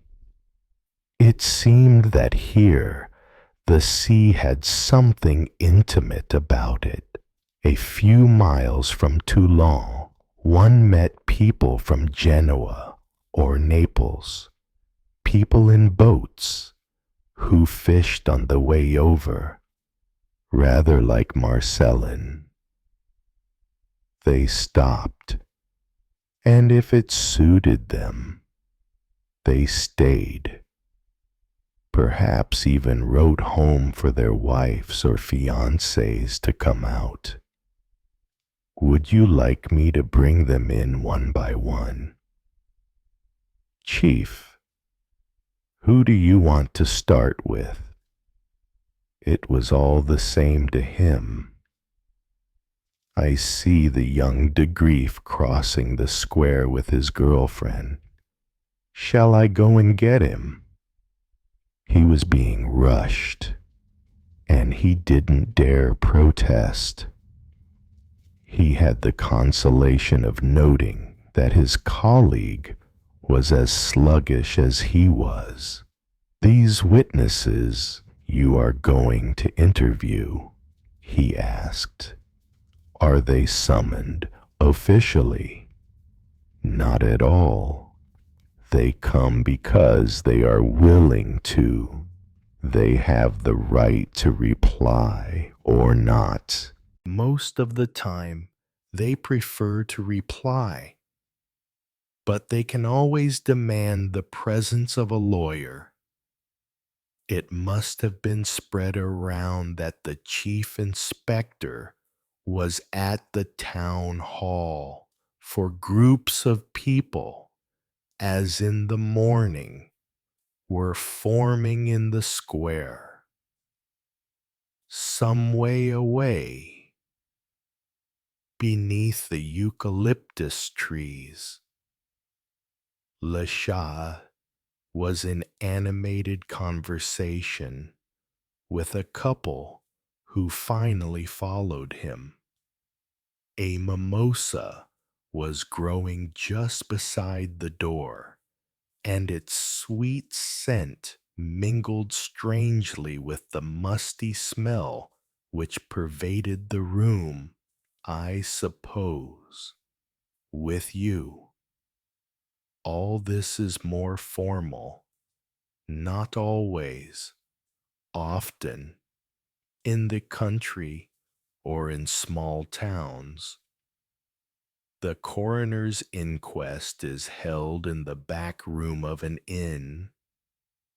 De Grief seemed all the more fair because his skin was as bronzed as a Tahiti native's. All he wore in the way of clothes was a pair of pale shorts and espadrilles, while his companion had a sunsuit covering her torso. "You wish to speak to me?" he asked suspiciously, and Le Chat reassuringly. "Come in. Chief Inspector Maigret has to question everyone. It's just routine." The Dutchman spoke French with hardly any accent. He had a net bag in his hand. The two of them were probably going shopping at the cooperative when the inspector had interrupted them. "Have you been living long aboard your boat? 3 years. Why, no reason. You're a painter, they tell me. Do you sell your pictures?" "When the occasion presents itself." "Does it often do so?" "It's rather rare. I sold a canvas to Mrs. Wilcox last week." "Do you know her well?" "I met her here."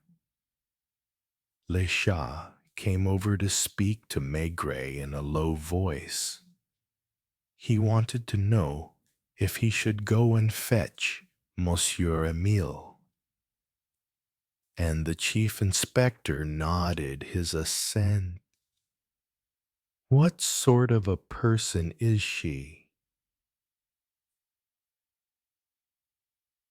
"Mrs. Wilcox. She's fantastic." "What does that mean?" "Nothing. I might have met her in Montparnasse, for she passes through Paris every winter. We found we had friends in common." "Have you often been to Montparnasse?" "I lived in Paris for a year." "With your boat?" "We tied up at the Pont Marie." "Are you rich?"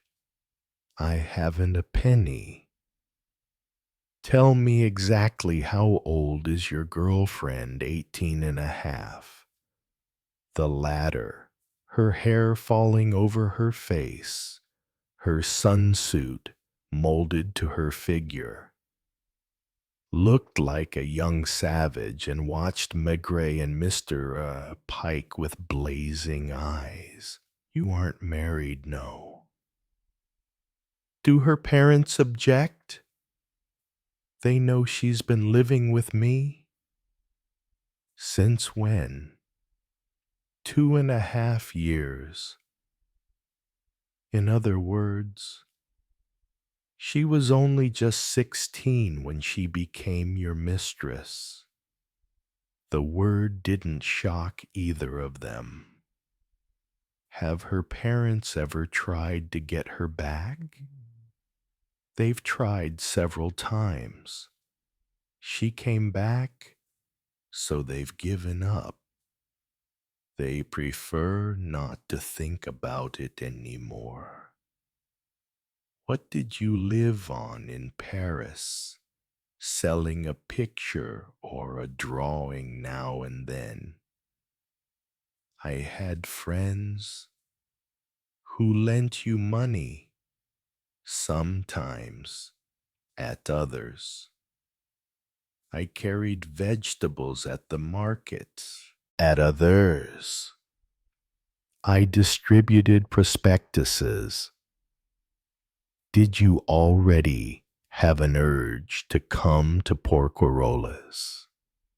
I didn't even know of the existence of this island. Where were you planning to go? Anywhere there was sun.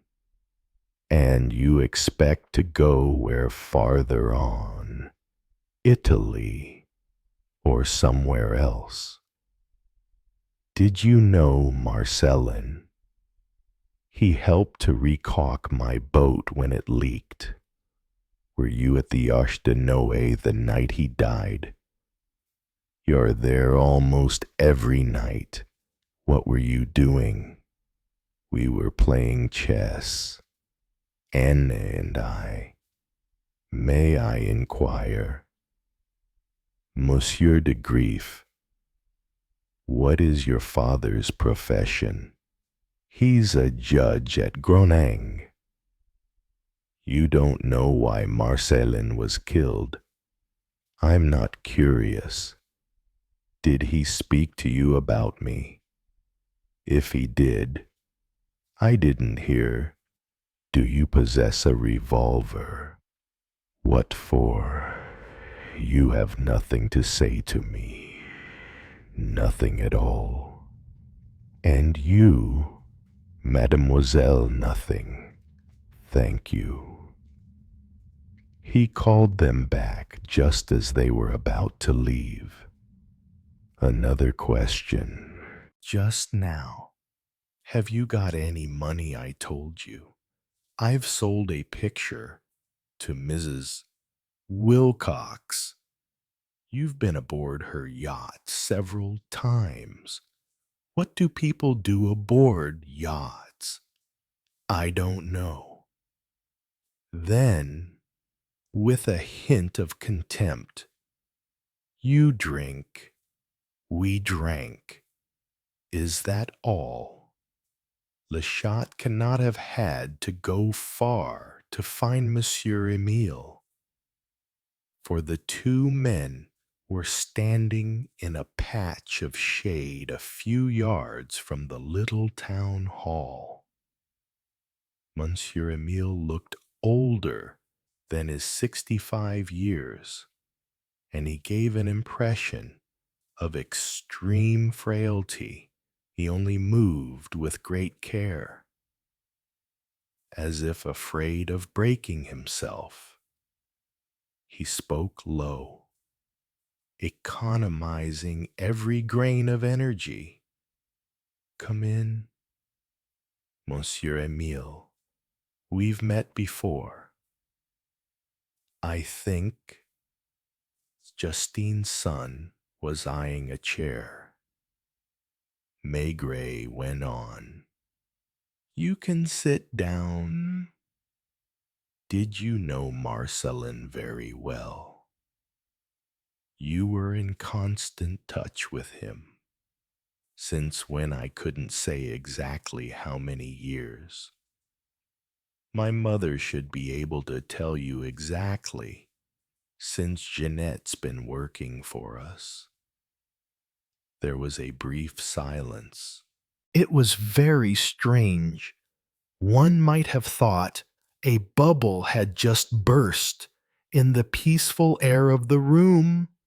Maigret and Mr. Pike looked at one another. What had Mr. Pike said as they left Paris? He had mentioned Jeanette. He had been amazed discreetly, as in all things, that the chief inspector had not inquired what had become of her. Now, there was no need for inquiries or ruses. Quite simply, in his opening remarks, it was Monsieur Emile who mentioned the woman whom, once upon a time, Maigret had sent to a sanatorium. You say she works for you. That means, I suppose, in one of your houses, at the one in Nice. Just a minute.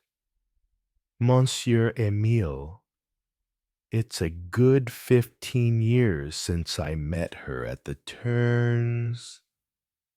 And she wasn't a young girl then, if I'm not mistaken. She was well past 30, and tuberculosis wasn't making her any younger. Now she must be between 45 and 50, and Monsieur Emile added in the most natural way imaginable. It's she who runs the sirens at Nice. It was better not to look at Mr. Pike, whose expression of disapproval must have been as ironical as his good education allowed. Hadn't Maigret blushed? At any rate, he was conscious of being perfectly ridiculous, for the fact was that he had on this occasion played the moral reformer. After sending Marcelin to prison, he had turned his attention to Jeanette, and just as it happens in a popular novel, had snatched her from the gutter to have her put into a sanatorium. He saw her again clearly, so thin that one wondered how men could allow themselves to be tempted, with feverish eyes, slack mouth. He said to her, "You must have treatment, my girl." And she answered docilely, "I'm quite willing." Chief Inspector, don't think I enjoy it. With a touch of impatience, Maigret now asked, looking Monsieur Emile straight in the face, "You're sure it's the same woman?" At that time, she was riddled with consumption. She kept up her cure for a few years. Did she stay with Marcelin? She hardly saw him. You know, she's very busy. She sent him a money order from time to time. Not large sums. He didn't need them. Monsieur Emile took a eucalyptus pill from a small box and sucked it gravely. Did he go and see her in Nice? I don't think so. It's an elegant house. You must know it. Was it because of her that Marcelin came to the Midi? I don't know. He was a queer fish. Is Jeanette in Nice at the moment? She rang us up from Hyères this morning. She saw what happened from the papers. She's in Hyères, seeing to the funeral. Do you know where she is staying? At the Hotel des Palmes. You were at the Arche. The evening of the murder, I went there for my tisane. Did you leave before Marcelin? Certainly. I never go to bed after 10 o'clock. Did you hear him speaking of me? Perhaps. I paid no attention. I am a bit hard of hearing. How do you get on with Charlot? I know him, but I don't see a lot of him. Why Monsieur Emile was visibly striving to explain a delicate matter. We don't move in the same circles. If you see what I mean, he's never worked for your mother. He may once or twice have found staff for her. Has he been going straight? I think so. Did Marcelin find people for you too? No. He didn't go in for that. You know nothing, nothing at all. I hardly concern myself with business matters any longer. My health won't allow me. What was Mr. Pike thinking of all this? Are there Monsieur Emiles in England as well? I think I might go and have a chat with your mother. You'll be very welcome. Inspector Leschat was outside, this time in the company of a young man in white flannel trousers, a blue-striped monkey jacket, and a yachting cap. Monsieur Philippe de Moricourt, he announced. He was just landing with the dinghy. You wish to speak to me? Inspector, he was in his 30s, and, contrary to what one might have expected, he wasn't even good-looking. I presume this is mere formality. Sit down. Is it essential I loathe sitting down? Stay standing up. Are you Mrs. Wilcox's secretary? A nominal title. Of course. Let us say that I am her guest, and that, out of friendship, I sometimes act as her secretary. Is Mrs. Wilcox writing her memoirs? No. Why do you ask? Does she have anything to do with her whiskey firm herself? Nothing whatever. Do you write her private letters? I can't see what you are driving at. At nothing at all. Monsieur Moricourt. De Moricourt. If you insist. I was only trying to get some idea of your work. Mrs. Wilcox is not exactly young. Exactly.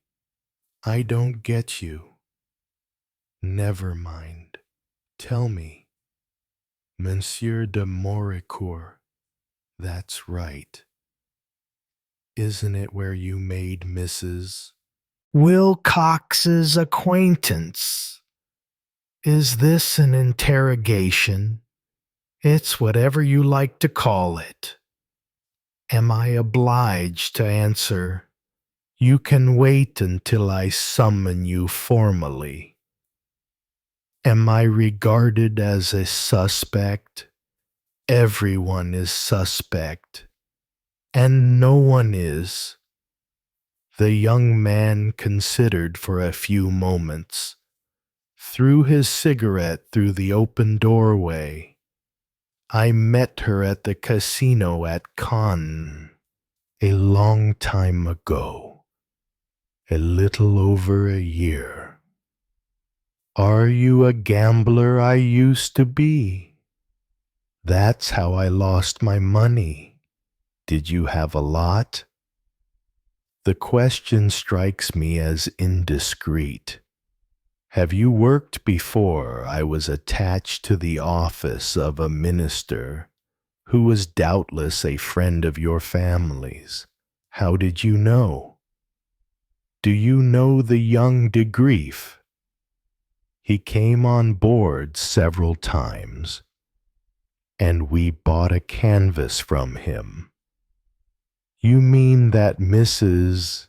Wilcox bought a canvas from him? That's right. I beg your pardon. Did Marcelin go on board the North Star as well? Occasionally, as a guest. It's difficult to explain.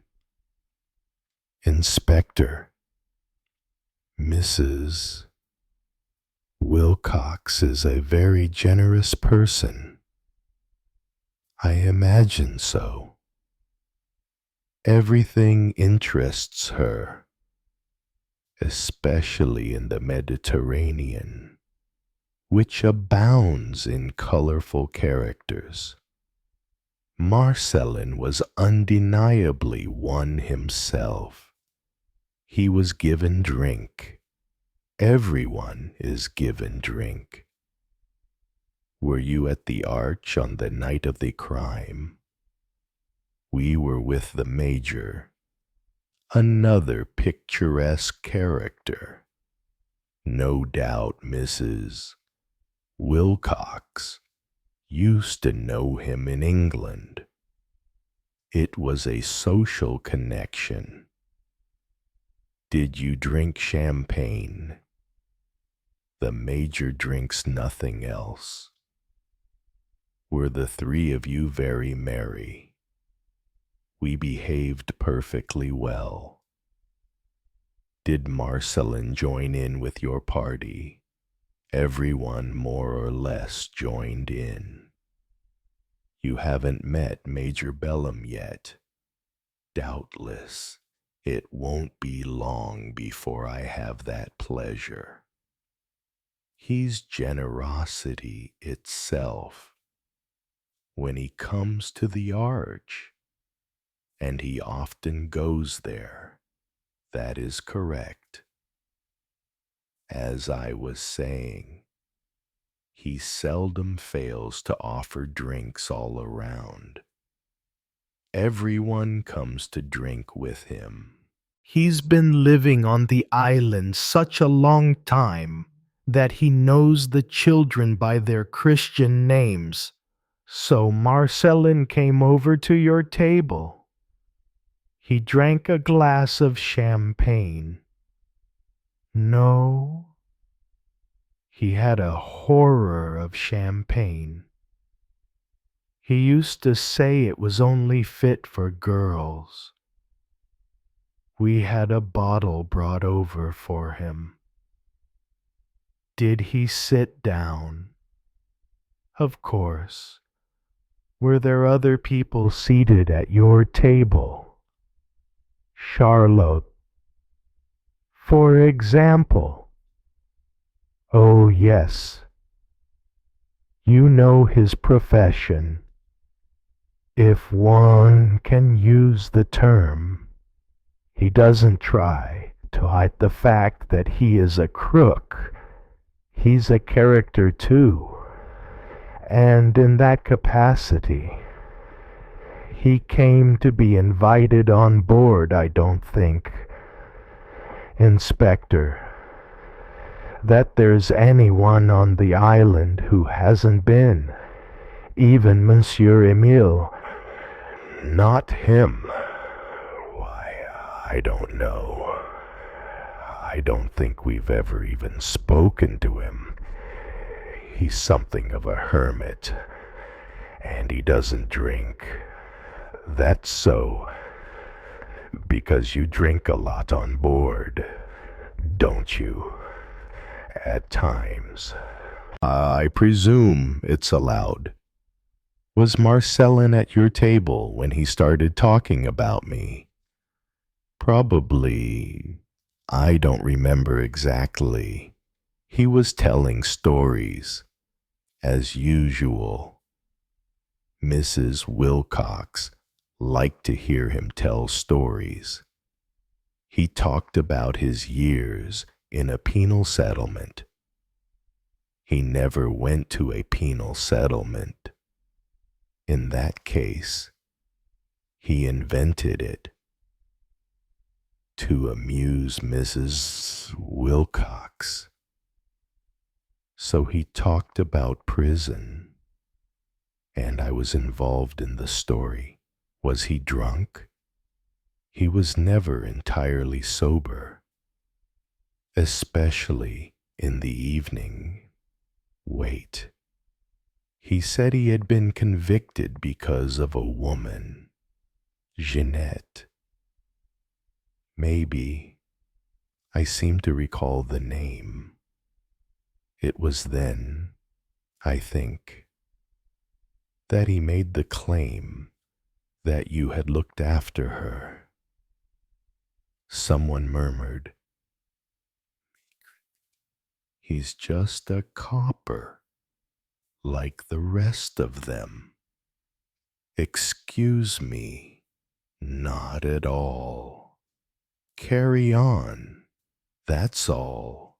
At that he started singing your praises, saying you were a friend of his, and that for him a friend was sacred, if I remember rightly. Charlotte teased him, and he became even more worked up. Can you tell me exactly how it finished up? It's difficult. It was late. Who was the first to leave, I don't know. Paul had closed the shutters a long time before. He was sitting at our table. We had a final bottle. I think we left together. Who the Major left us in the square to go back to his villa. Charlotte, who sleeps at the arch, stayed behind. Mrs. Wilcox and I headed for the landing stage, where we had left the dinghy. Did you have a sailor with you? No, we usually leave them on board. There was a strong mistral blowing, and the sea was choppy. Marcellin offered to take us. So he was with you when you set off? Yes, he stayed behind. He must have gone back to the hut. In short, you and Mrs. Wilcox were the last people to see him alive. Apart from the murderer, did you have difficulty getting back to the yacht? How did you know you told me the sea was choppy? We arrived soaking wet, with 6 inches of water in the dinghy. Did you go straight to bed? I made some grog to warm us up, after which we played a game of gin rummy. I beg your pardon. It's a card game. What time was this? Around 2 in the morning. We never go to bed early. You didn't hear or see anything unusual. The mistral prevented us from hearing anything. Are you thinking of coming to the arch this evening? Probably. Thank you. Maigret and Mr. Pike remained alone together for a moment or two, and the chief inspector gazed at his colleague with large, sleepy eyes. He had the feeling that it was all futile, that he ought to have tackled it differently. For example, he would have liked to be on the square, in the sunshine, smoking his pipe and watching the bowls players, who had started a big match. He would have liked to roam about the harbor, watching the fishermen repairing their nets. He would have liked to know all the galleys and the moorings whom Le Chat had just touched on in conversation with him. I believe that in your country, Mr. Pike, investigations are carried out in a very orderly fashion, aren't they? It all depends. For example, after a crime committed 2 years ago near Brighton, one of my colleagues stayed 11 weeks in an inn, spending his days fishing and his evenings drinking ale with the locals. That was exactly what Maigret would have liked to do, and what he was not doing on account of this very Mr. Pike. When Le Chat came in, he was in a bad temper. The major wouldn't come. He announced, "He's in his garden, doing nothing." I told him you were asking him to step along here. He replied that if you wanted to see him, you had only to go and drink a bottle with him. He's within his rights. Who do you want to question now? Nobody. I'd like you to telephone to Hyères. I presume there is a telephone at the Arche. Ask for Jeanette at the Hotel des Palmes. Tell her from me that I would be glad if she would come and have a chat with me. Where shall I find you? I don't know. Probably at the harbor. They walked slowly across the square, Pike and he, and people followed them with their eyes. One might have thought it was with some distrust, but it was only that they didn't know how to approach the famous Maigret. The latter, on his side, felt an étranger, as they say in the country, but he knew that it would not take much for every one of them to start talking freely, perhaps too freely. Don't you find you have the impression of being miles away? Mr. Pike Look, that's France you can see over there, 20 minutes away by boat. And I'm as lost as if I was in the heart of Africa or South America. Some children stopped playing so as to examine them. They reached the Grand Hotel, caught sight of the harbor, and Inspector Lasha was back with them already. I couldn't get her on the line. He announced, "She's left." Has she gone back to Nice? Probably not, as she told the hotel that she'd be back tomorrow morning in time for the burial. The jetty, the small boats of all colors, the big yacht blocking the harbor, the North Star, down beside a rocky promontory, and people watching another boat, which was arriving. That's the Cormorant, Lashat explained. In other words, it's just on 5 o'clock.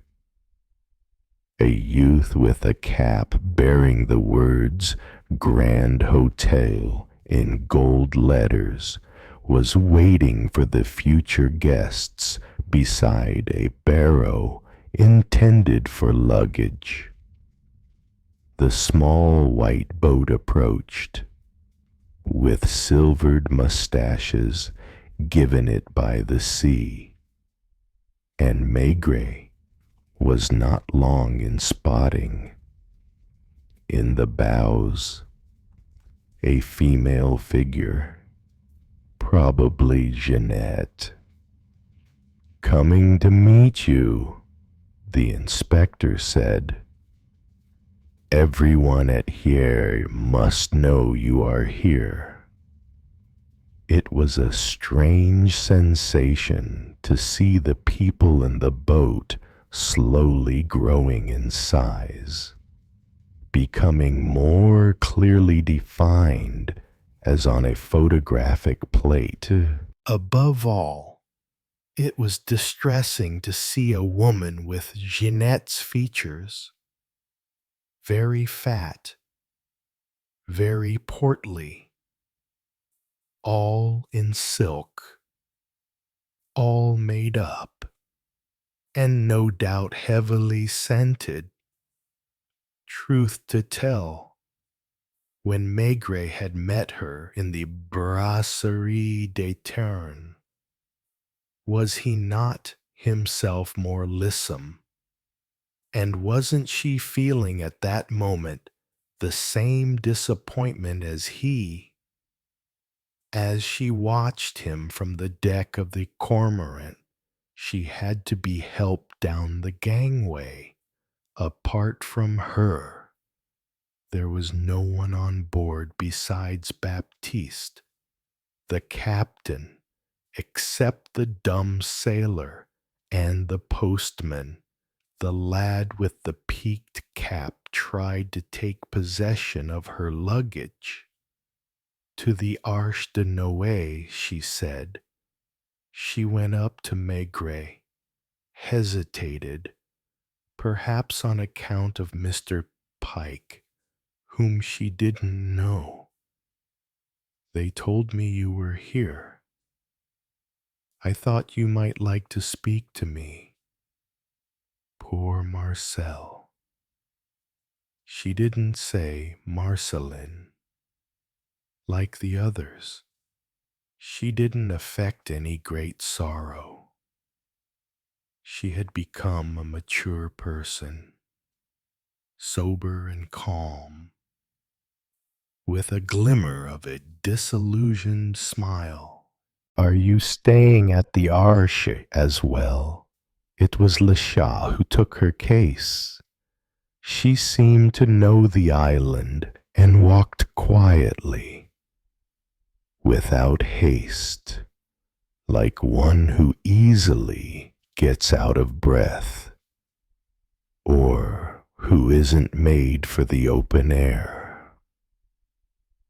Le Petit Ver says it's because he mentioned you that he was killed. Do you believe it? Now and again, she cast a curious, anxious glance at Mr. Pike. You can talk in front of him.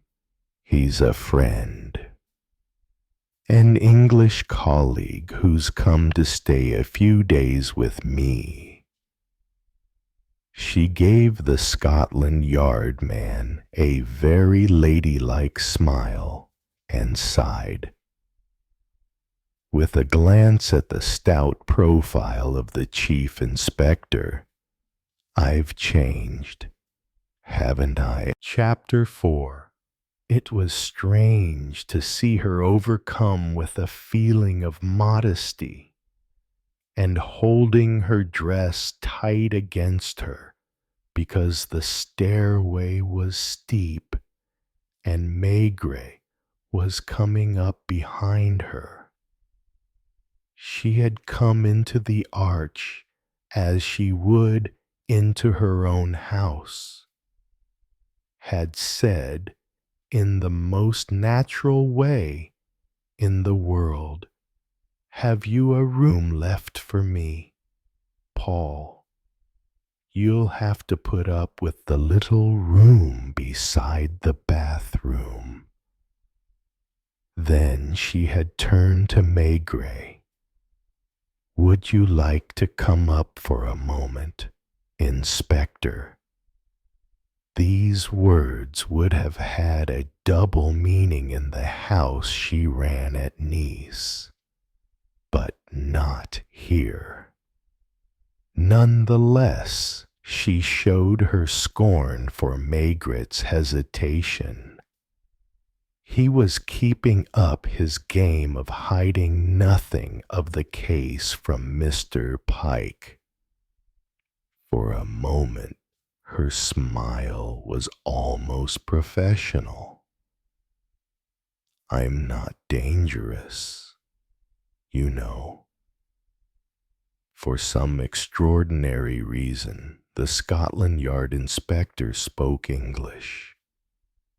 Perhaps out of delicacy, he said only one word to his French colleague, "Please." On the stairway, Jojo went in front with the suitcase. She wore a very short dress, and you could see the pink slip enveloping her little behind. No doubt that was what had given Jeanette the idea of holding her dress tightly against her.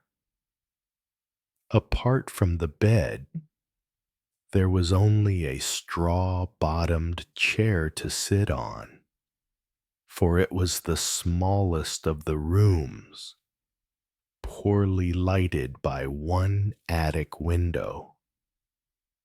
Jeanette took off her hat, sank onto the edge of the bed with a sigh of relief, and immediately removed her extremely high-heeled shoes and, through the silk of her stockings, caressed her aching big toes. "Are you annoyed that I asked you to come upstairs? There's no place to talk downstairs. And I hadn't the energy to walk. Look at my ankles, they're all swollen. You can smoke your pipe." Inspector.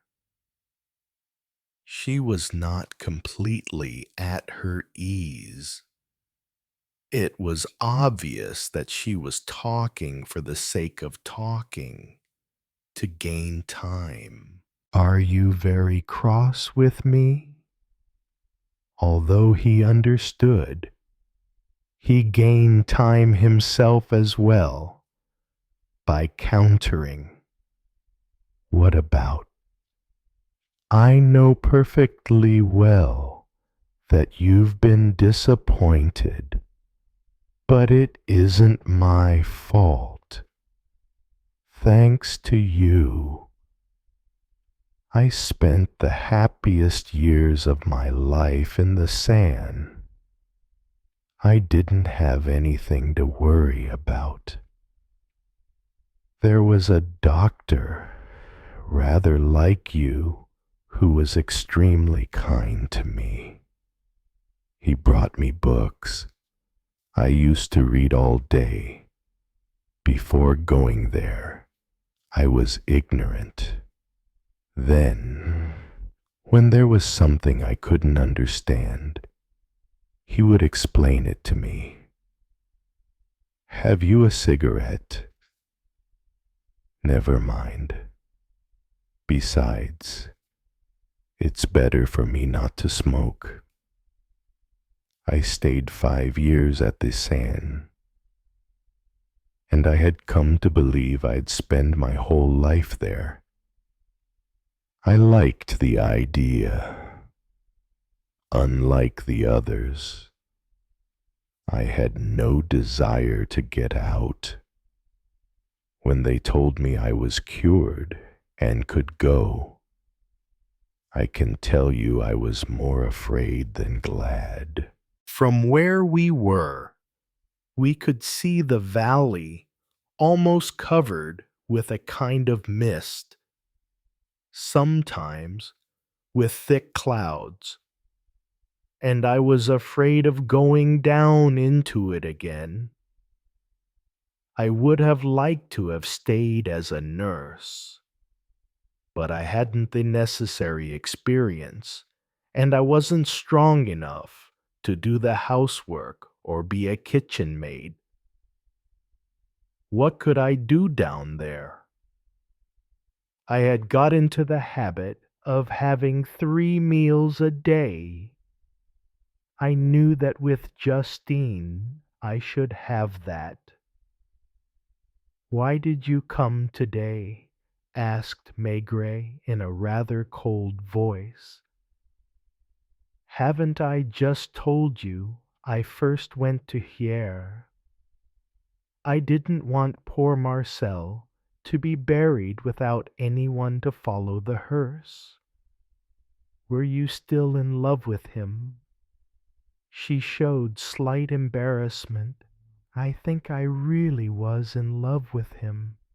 You know, I talked about him a lot to you in the old days when you took me up after his arrest. He wasn't a bad man, you know.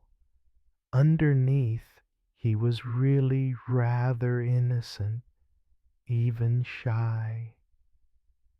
And just because he was shy, he wanted to be like the others. Only he exaggerated. Up there, I understood everything. And you stopped loving him. I didn't love him any more in the same way. I saw other people. I could make comparisons. The doctor helped me to understand. Were you in love with the doctor? She laughed a little nervously. I think in a sanatorium, people are always more or less in love with their doctors. Did Marcel write? Now and then. Was he hoping to take up the old life with you again? At first, yes, I think so. Then he changed too.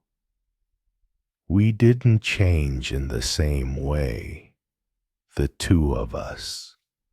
He grew old very quickly, almost overnight. I don't know if you saw him again. Before, he was smart. particular about his appearance. He was proud. It all started when he came to the Riviera, quite by chance. Was it he who made you go into service with Justine and Emile Nimbo? I knew Justine by name. I applied to her. She took me on trial as a manageress, as I wasn't fit for anything else. I was operated on 4 times up there, and my body is covered with scars.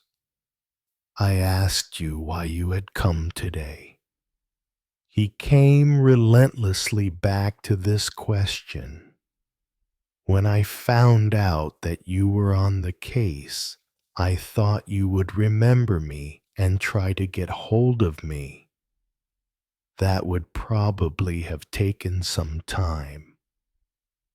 If I understand you correctly, since you came out of the sanatorium, you had no further relations with Marcel, but sent him money orders occasionally. I wanted him to enjoy himself a little. He wouldn't show it, but he went through some bad patches. Did he tell you so? He told me he was a failure, that he always had been a failure, and that he hadn't even been able to become a real crook. Was it in Nice that he told you this? He never came to see me at the Sirenes. He knew it was forbidden. Here, yes. Do you often come to Porquerolles nearly every month? Justine's too old now to inspect her establishments herself. Monsieur Emile has never liked traveling. Do you sleep here at the Arch? Always says, why doesn't Justine give you a room? The villa is large enough. She never has women sleeping under her roof. He sensed that he was reaching the sensitive spot. But Jeanette wasn't giving in completely yet. Is she afraid for her son? He asked jokingly as he lit a fresh pipe. Strange though it may seem, it's the truth. She has always made him live tied to her apron strings, and that is why he has acquired the character of a girl rather than a man. At his age, she still treats him like a child. He can do nothing without her permission. Does he like women? He's more afraid of them. I mean in general. He's not keen, you know. He's never had good health. He spends his time looking after himself, taking his drugs, reading medical books. What else is there? What do you mean? Why have you come here today? But I've told you. No. I thought you would wonder about Emile and his mother. Explain. You aren't like the other detectives. But even so, when something fishy happens, it's always people of a certain type that are suspected. And you want to tell me that Monsieur Emile has nothing to do with Marcel's death. I wanted to explain to you. Explain what? We remained good friends, Marcel and me. But there was no question of living together. He no longer thought about that. I don't think he even wanted it. Do you understand? He was enjoying the kind of life he had made for himself. He no longer had any relations with the underworld. Look, I saw Charlotte just now. You know him. I met him here several times. We even ate occasionally at the same table. He found girls for me. Were you expecting him to be at Porco Rolls today? I swear I'm speaking the truth. It's your way of putting questions that upsets me. Before, you trusted me. You were even a little sorry for me. It's true. I have no longer anything to be sorry about, have I? I don't even have P any longer. Do you make a lot of money? Not so much as you might think. Justine is very mean. So is her son. I don't go without anything. Of course, I even put a little aside, but not enough to live on as a tenant. You were telling me about Marcel. I can't remember what I was saying. Oh, yes. How can I explain? When you knew him, he tried to play the tough guy. In Paris, he frequented bars where you meet people like Charlotte and even killers.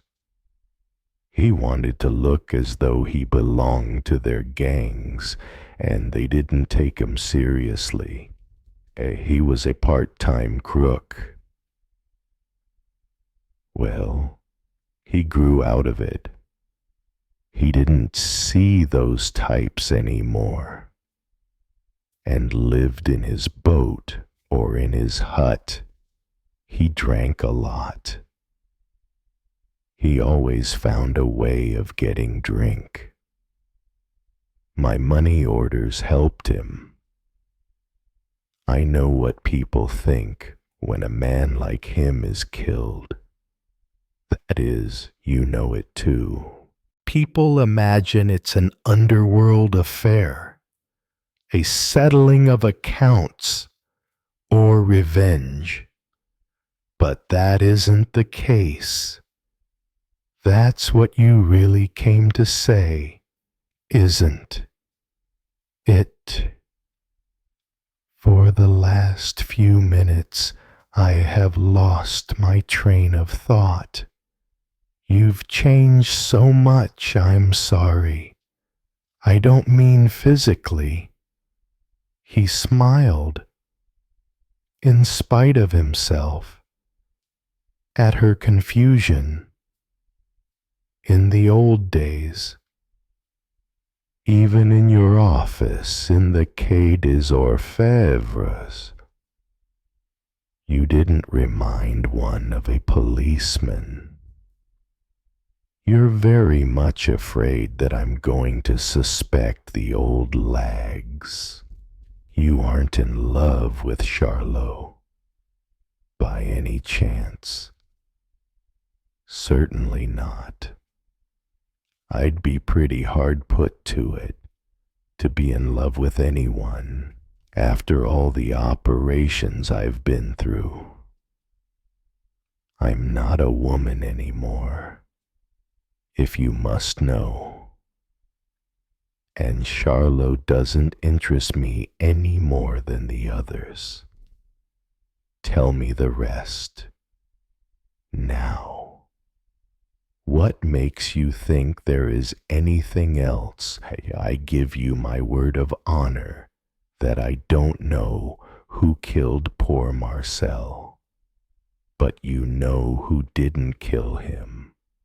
Yes. You know whom I might be led to suspect. After all, you'll find out for yourself one of these days if you haven't already done so. I would have said so to start off with if you hadn't questioned me so dryly. I'm going to marry Monsieur Emile. There, when? When Justine dies. Why do you have to wait until she isn't there anymore? I tell you, she's jealous of all women. It's because of her that he hasn't married or ever been known to have any mistresses. When from time to time he needed a woman, it was she who chose the least dangerous one, and she never ceased giving him advice. Now, all that's over. For whom? For him. Of course. And yet he's still contemplating marriage because he has a horror of being left alone. As long as his mother is alive, he is content. She looks after him like a baby, but she hasn't much time left, a year at the outside. Does the doctor say so?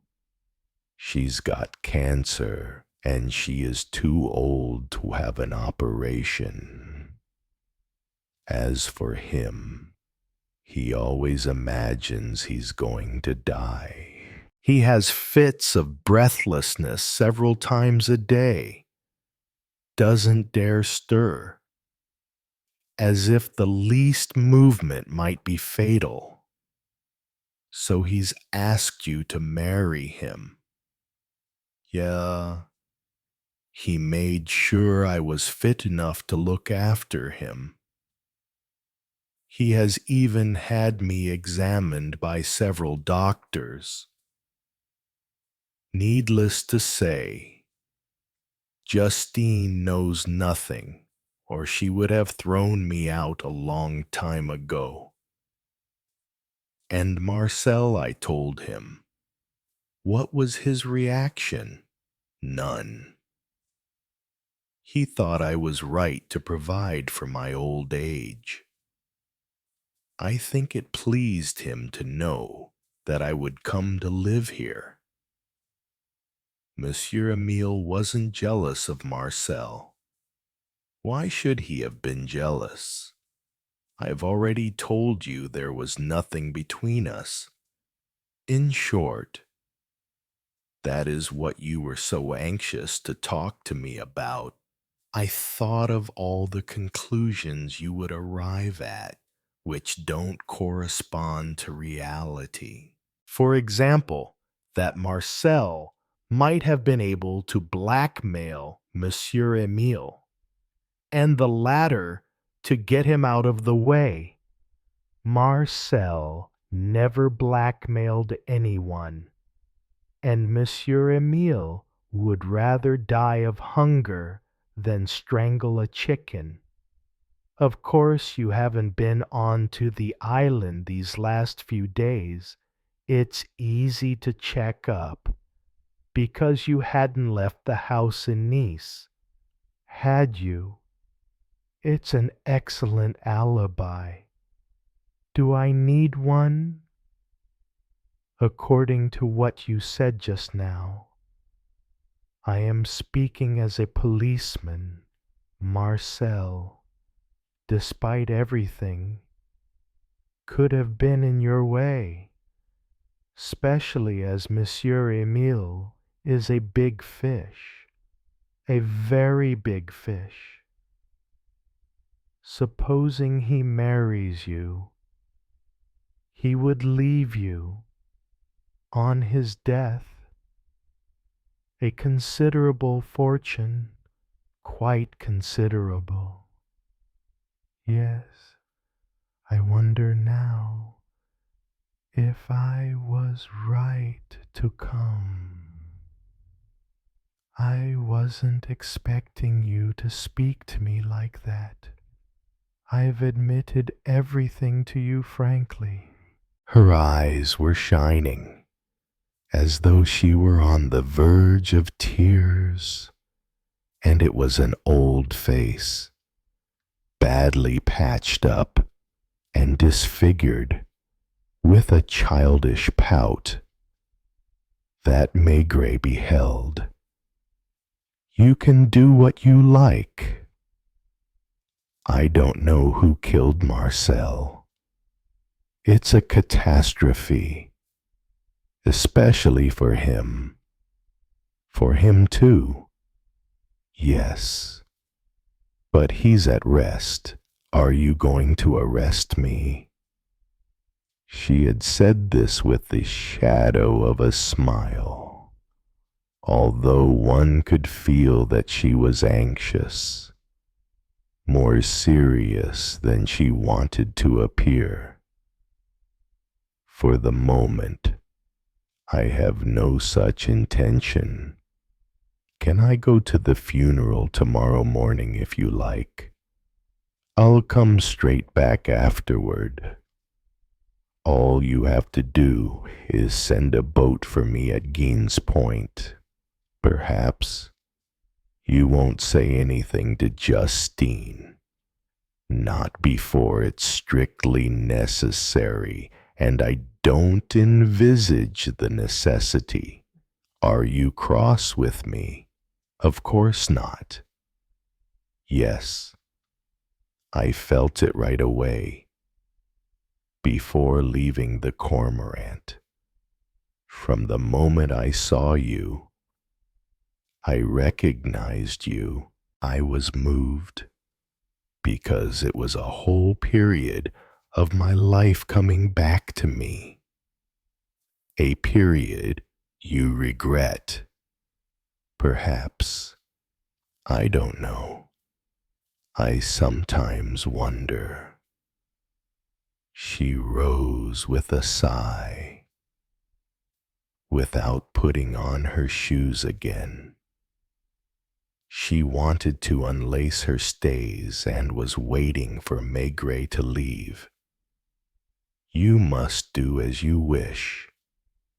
She sighed finally, as he was putting his hand to the doorknob, and he felt something like a pang at leaving her all alone, aging, anxious, in the little bedroom into which the setting sun penetrated through the attic window, casting everywhere, on the painted wallpaper and the counterpane, a pinkish hue which looked like the pink of face rouge, a white wine. Monsieur Maigret noise. Sudden movement. The bowls players, who had finished their game on the square, were crowding around the bar and speaking at the tops of their voices, with a strong accent, in a corner of the dining room, near the window. Mr. Pike was at table opposite Jeff de Grief, and the two men were deeply engrossed in a game of chess. Beside them, on a bench, Anna was sitting smoking a cigarette at the end of a long cigarette holder. She had dressed. She wore a small cotton dress, under which one felt she was as naked as beneath her sunsuit. She had a well-rounded body, extremely feminine, so expressly made for caressing that despite oneself, one imagined her in bed. De Grief had put on a pair of gray flannel trousers and a sailor's jersey with blue and white stripes. On his feet he wore rope-soled espadrilles, like practically everyone else on the island. And that was the first thing the so strict Mr. Pike had bought. Maigret looked around for Le Chat, but didn't see him. He was obliged to accept the glass of wine which Paul was pushing toward him, and the people at the bar squeezed themselves together to make room for him. Well, Inspector, they were appealing to him, and he knew that in a few minutes the ice would be broken. Possibly the islanders had only been waiting since the morning for this particular moment to make his acquaintance. There was quite a crowd of them, about 10 at the least, most of them in fishermen's clothes. 2 or 3 had a more bourgeois look, probably small tenants. Too bad. Whatever Mr. Pike might think, he had to drink. You like our island wine very much, but the papers claim you only drink beer. Marcelin said it wasn't true, that you didn't pull a face at a flagon of Calvados. Poor Marcelin, your health. Inspector, Paul, the patron, who knew how these things develop, kept the bottle in his hand. It's right that he was a friend of yours. I knew him once. He wasn't a bad fellow, certainly not. Is it true what the papers say, that he came from Le Havre? Certainly, with his accent. When I knew him some 15 years ago, he hadn't got any accent. You hear that? Titan. What have I always said? 4 rounds. 5 rounds, and words bandied rather at random, for the sake of saying them, like children throwing balls into the air. What did you feel like eating this evening? Inspector, there is bouillabaisse, of course. But perhaps you don't like bouillabaisse. He swore that he liked nothing better, and everyone was delighted. It wasn't the moment to get to know personally the people who surrounded him and formed a rather confused mass. You like pastilles as well, the real stuff, which is banned, a pastis all round. Paul, I insist.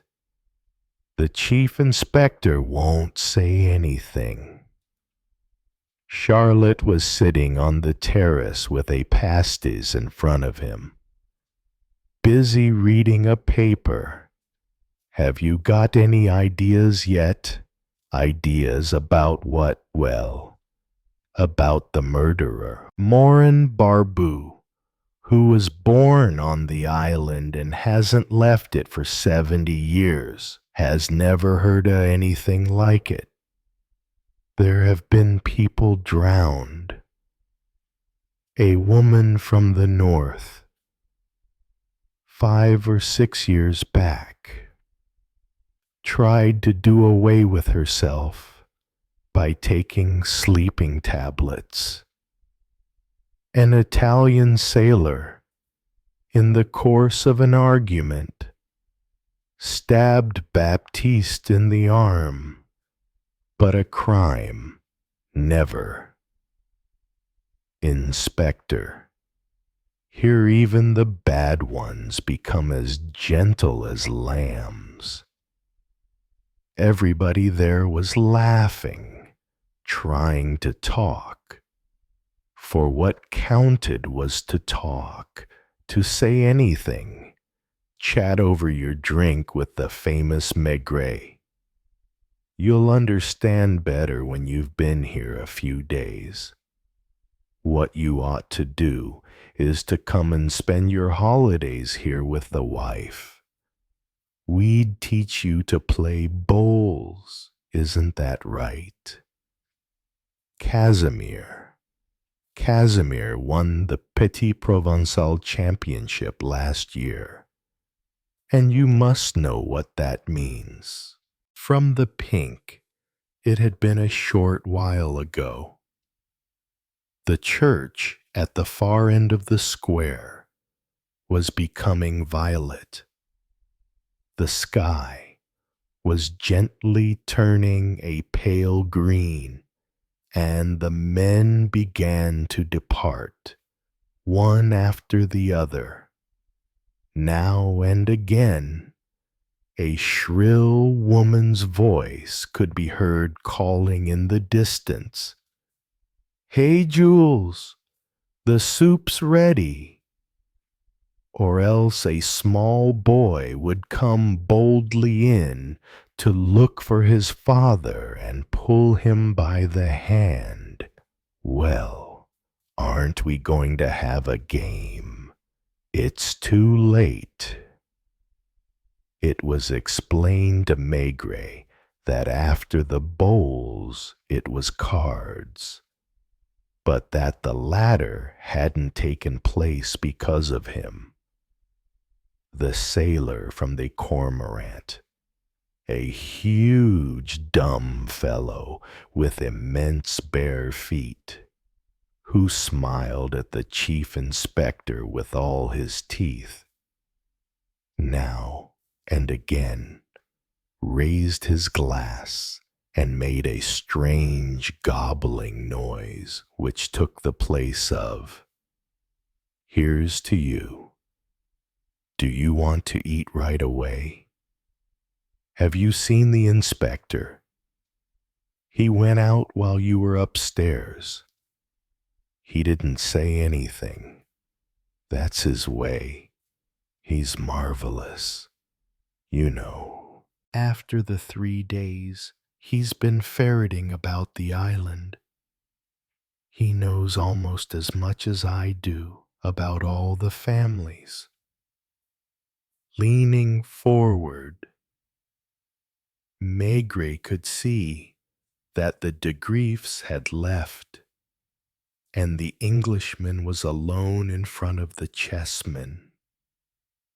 "We eat in half an hour," he announced.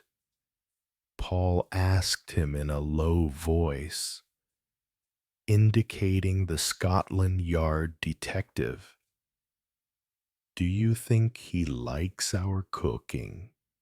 Several minutes later, Maigret and his colleague were walking and, quite naturally, walking toward the harbor. They had fallen into the habit. The sun had disappeared, and there was a feeling, as it were, of an immense release in the air. The noises were no longer the same. One could hear the faint lapping of the water against the stone of the jetty, and the stone had become a harder gray, like the rocks. The greenery was dark, almost black, mysterious, and a torpedo boat with a huge number painted in white on the hull slid silently toward the open sea at what appeared to be a giddying speed.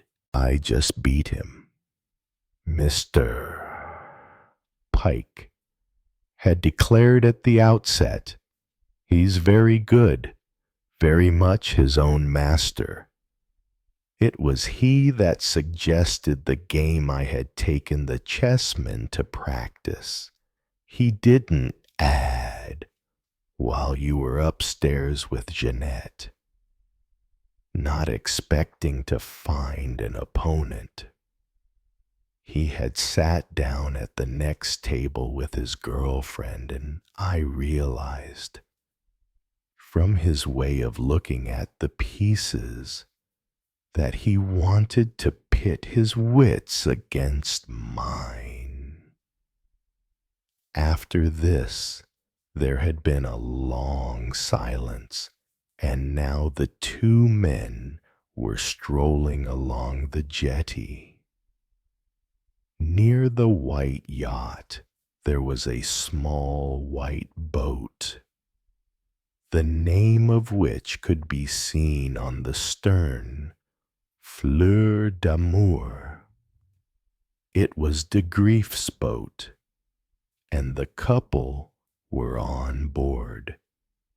There was a light under the roof in a cabin just wide enough for two, where it was impossible to stand up. A noise of spoons and crockery was coming from within. A meal was in progress. When the detectives had passed the yacht, Mr. Pike spoke again slowly, with his habitual precision. He's the sort of son good families hate to have. It is true, you can't have many specimens in France. Maigret was quite taken aback, for it was the first time since he had known him that his colleague had expressed general ideas. Mr. Pike seemed a little embarrassed himself, as though overcome with shame. What makes you think we have hardly any in France? I mean, not of that type exactly. He picked his words with great care.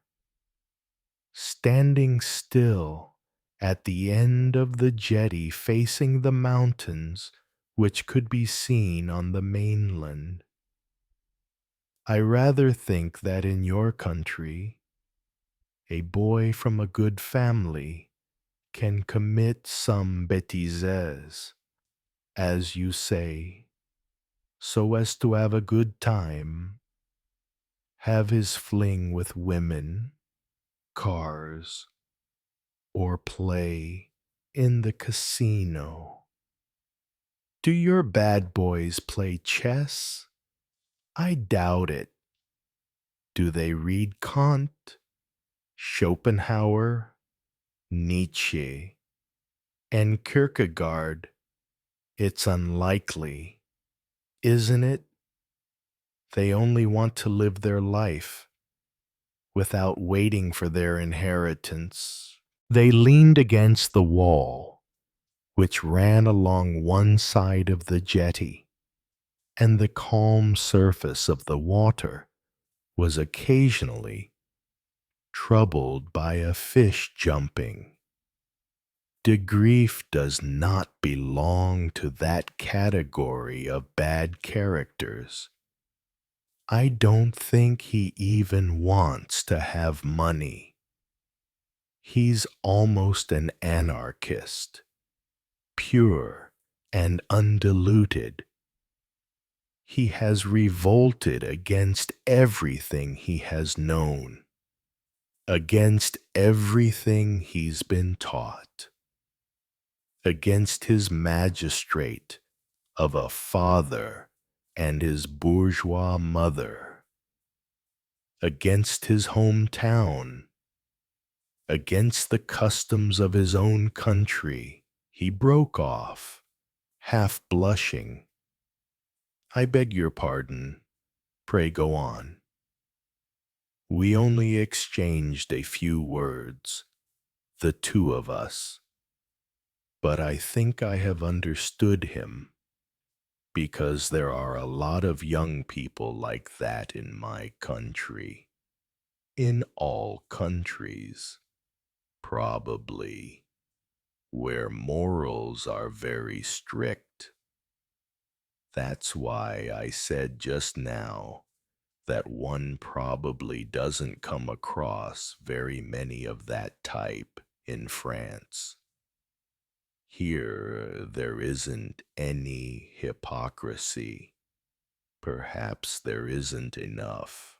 Was he alluding to the surroundings, the world the two of them had been plunged in since their arrival?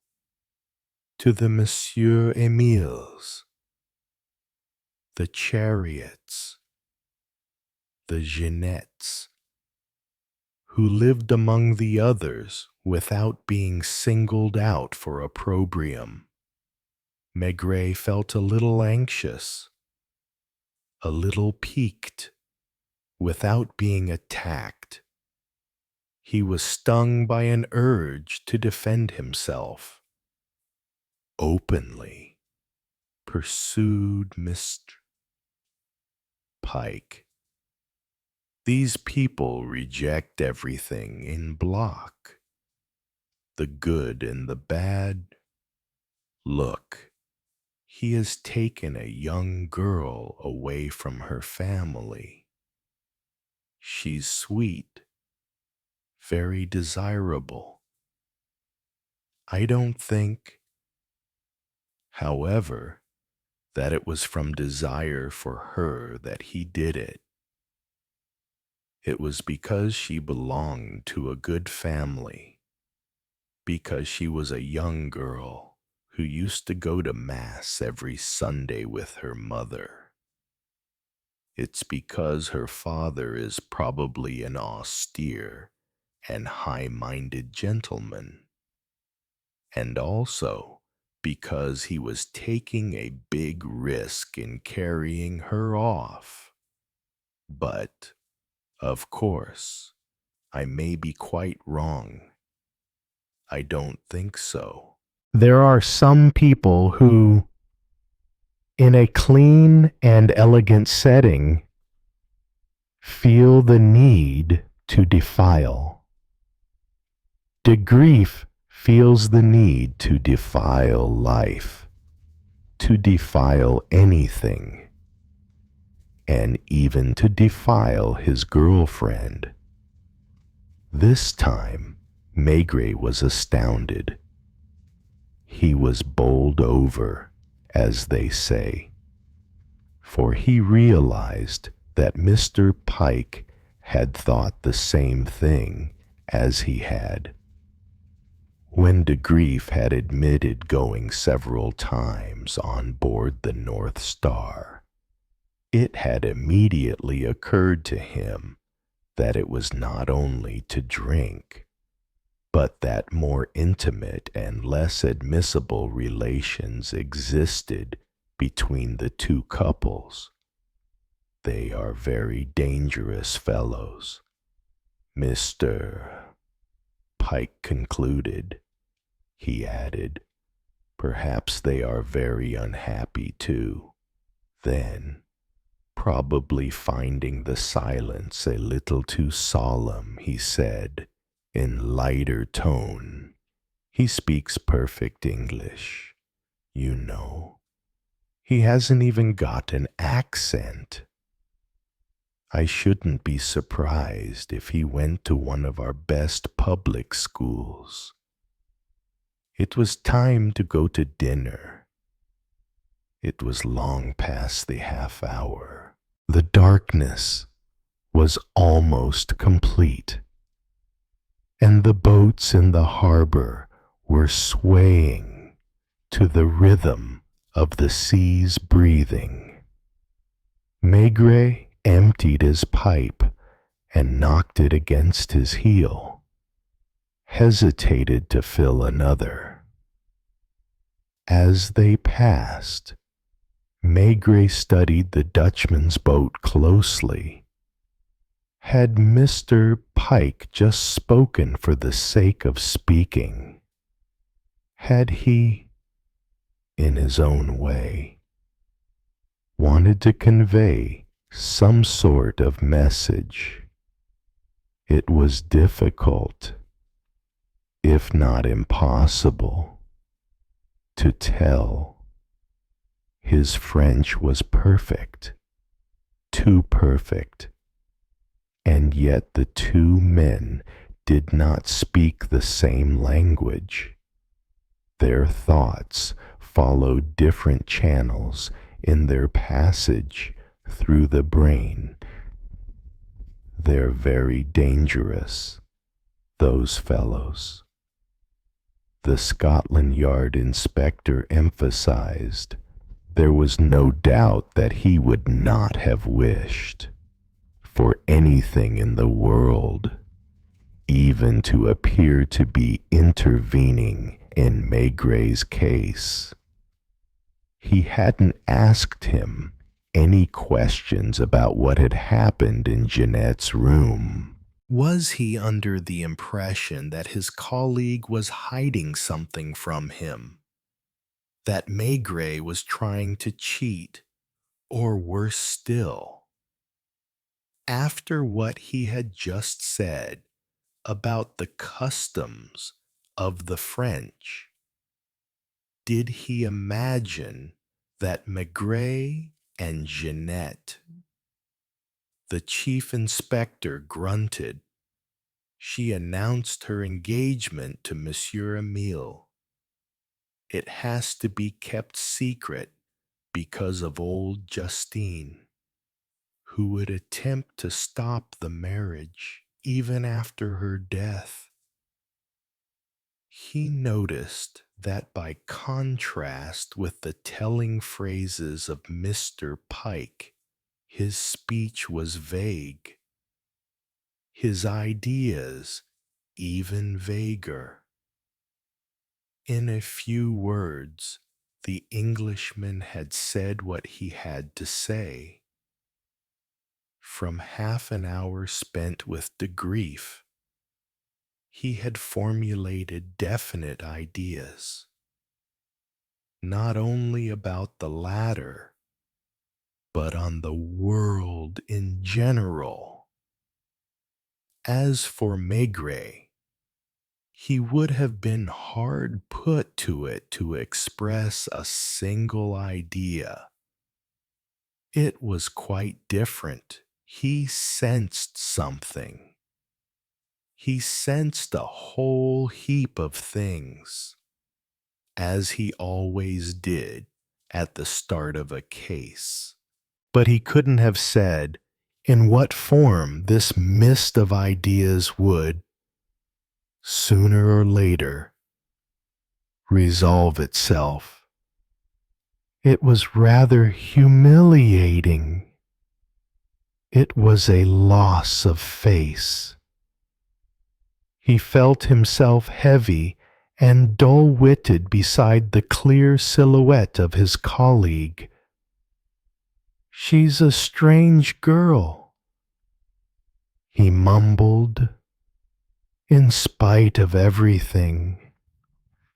That was all he could find to say of someone he had met before, whose whole life story he almost knew, and who had spoken to him openly.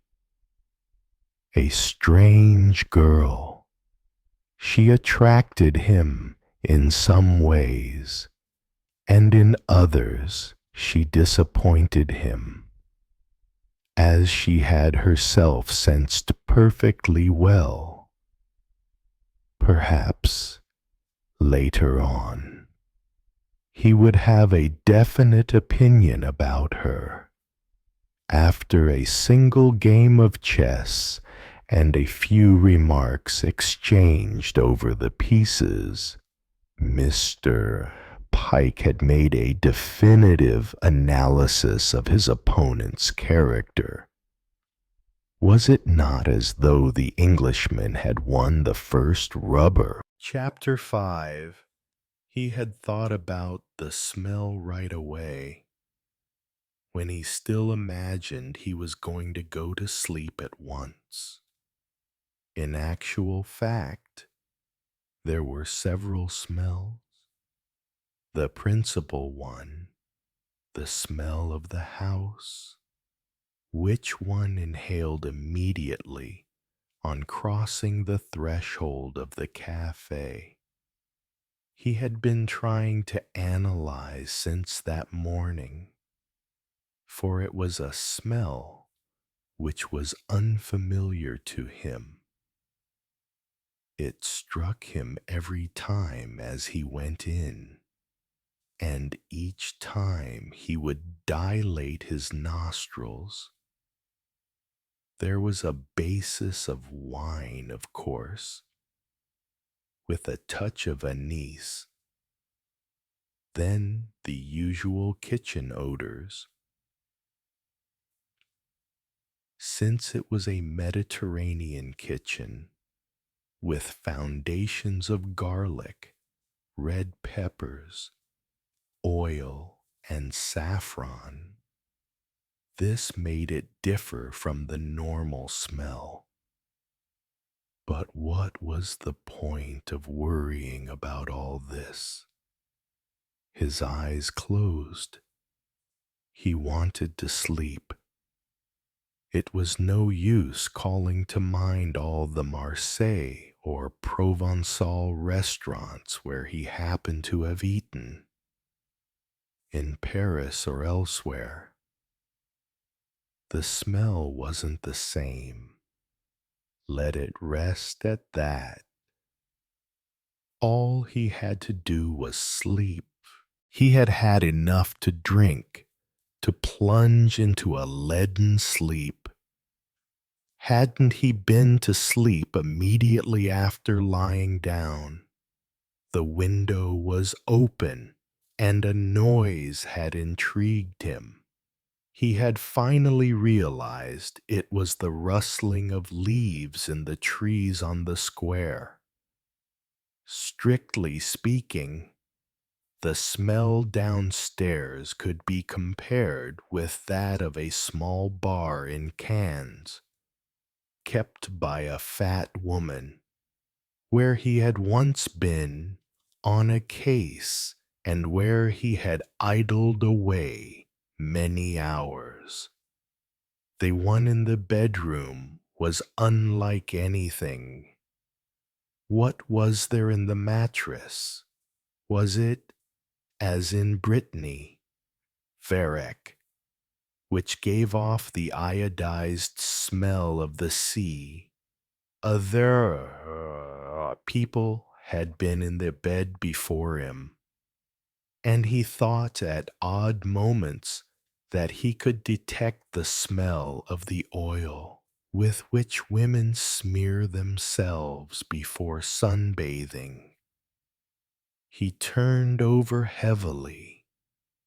It was at least the 10th time, and there was still someone about, opening a door, walking down the passage, and going into one of the lavatories. There was nothing extraordinary about that, but it seemed to him that far more people were going there than there were in the house. Then he began counting the occupants of the arch: Paul and his wife slept over his head in an attic which one reached by a sort of ladder. As for Jojo, he didn't know where she slept. At any rate, there was no room for her on the first floor. She, too, had a special smell of her own. It came partly from her oiled hair, partly from her body and clothes, and it was at once discreet and spicy, not at all disagreeable. This smell had distracted him while she was talking to him. Another case where Mr. Pike might have thought Maigret was cheating. The chief inspector had gone up to his bedroom for a moment after dinner to wash his hands. He had left the door open, and without his hearing the pad of feet on the floor, Jojo had come in and stood framed in it. How old could she be? 16, 20. She had that look, at once admiring and timorous, of youngsters who go to the stage doors of theaters to ask for autographs. Maigret impressed her because he was famous. "Have you got something to say to me, my girl?" She had closed the door behind her, which he hadn't liked, for you never know what people will think. He was not forgetting that there was an Englishman in the house. "It's about Marcellin," she went on to say, blushing. "He talked to me one afternoon when he was very drunk, and took his siesta on the cafe bench. Odd. Just now as well, when the arch was empty, he had seen someone stretched out on that same bench, a newspaper over his face, taking a short nap. It was evidently a cool spot, an odd house. Even so, as for the smell, I thought it might be of some use to you. He told me that, if he wanted, he could have a pile as big as that." "A pile of what?" "Of banknotes. Presumably, a long time ago, I think it was 2 days before what happened. There wasn't anyone else in the cafe. I was alone, polishing the counter. Did you tell anyone about it?" "I don't think so." He didn't say anything else, only, "What would I do with it, my little Jojo? It's so nice here." He never made love to you, never made any proposals. No. And the others, nearly all of them, when Jeanette was here she came almost every month. Didn't she? Did Marcellin ever happen to go up to see her in her bedroom? Certainly not. He was very respectful toward her. Can I speak to you like a grown-up? Jojo. I'm 19. You know. Good. Did Marcellin have relations with women? Now and again, certainly, on the island, with 9 to start with. That's my cousin. She does it with everybody. It seems she can't help it. On board his boat, anywhere. Then with the widow Lambert, who keeps the cafe on the other side of the square. He would sometimes spend the night with her. When he was fishing perch, he would bring them to her, I suppose. Now he's dead. I can tell you Marcellin fished with dynamite. There was never any question of his marrying the widow Lambert. I don't think she wants to remarry. And Jojo's smile let it be understood that the widow Lambert was no ordinary person. Is that all, Jojo? Yes. I'd better be going down again. Jeanette wasn't asleep either. She lay in the next room, just behind the partition, so that Maigret had the impression that he could hear her breathing. It made him feel uncomfortable because when he turned over, half asleep, he sometimes banged the partition with his elbow, and each time that must have made her jump. It had been a very long time before she went off to sleep. What could she have been doing? Seeing to her face or her toilet? The silence at times was so absolute in the bedroom that Maigret wondered if she was in the middle of writing something, especially as the attic window was too high for her to be able to lean out and breathe the fresh air. That famous smell again.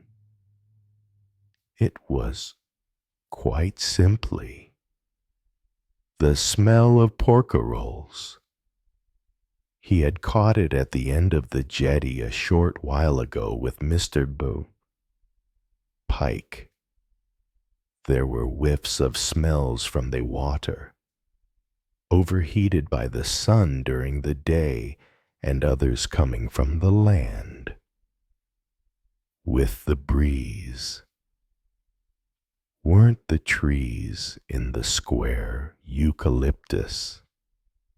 There were probably other sources of smells on the island.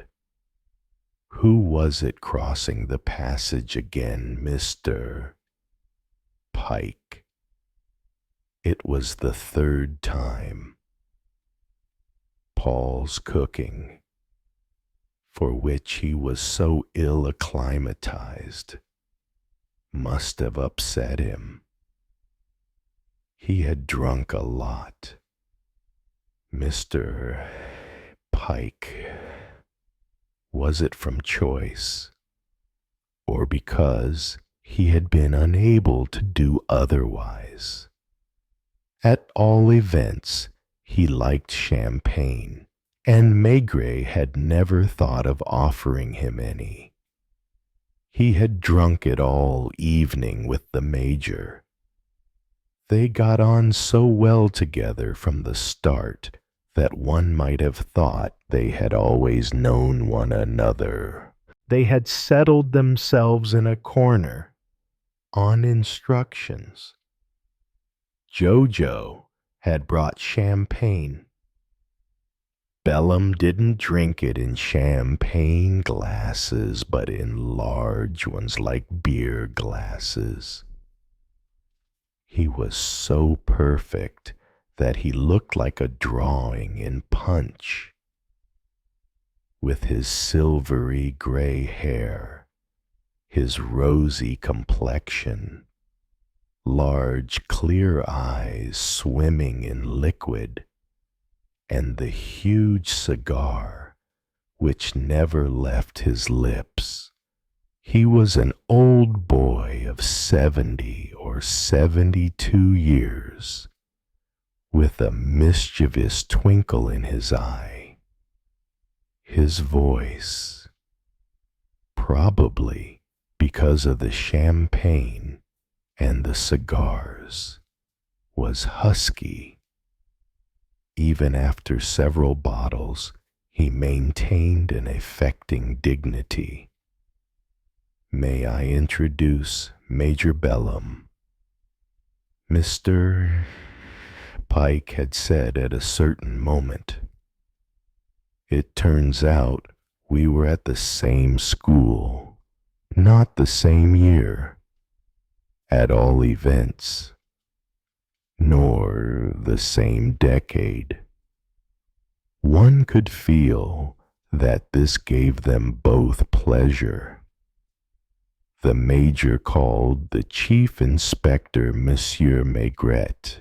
From time to time, he would give an almost imperceptible signal to Jojo or Paul, which was enough for them to bring fresh champagne to the table. At other times, a different sign would bring Jojo, who would pour out a glass and take it over to someone in the room. This might have had something haughty or condescending about it. The major did it so charmingly, so naively, that it gave no offense. He looked a little as if he were distributing good marks. When the glass had arrived at its destination, he raised his own and drank a silent toast from where he sat.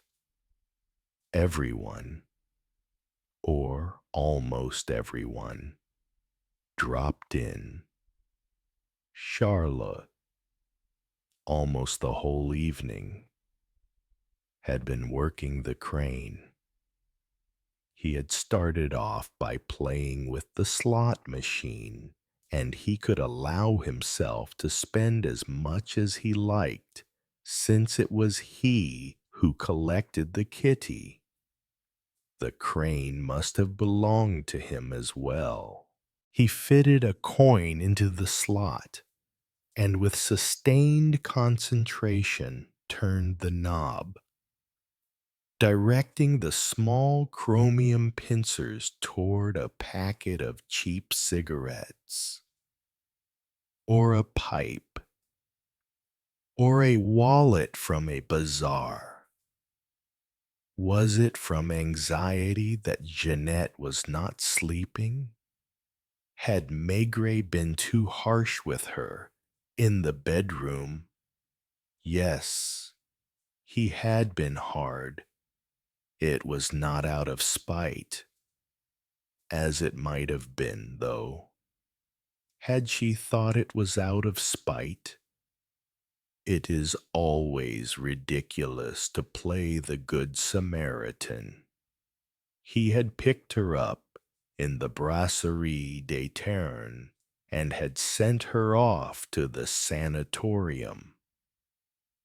He had never told himself he was saving a soul, that he was snatching a girl from the gutter, someone else who was like him, as she had told him, had looked after her in his turn, the doctor as the sanatorium.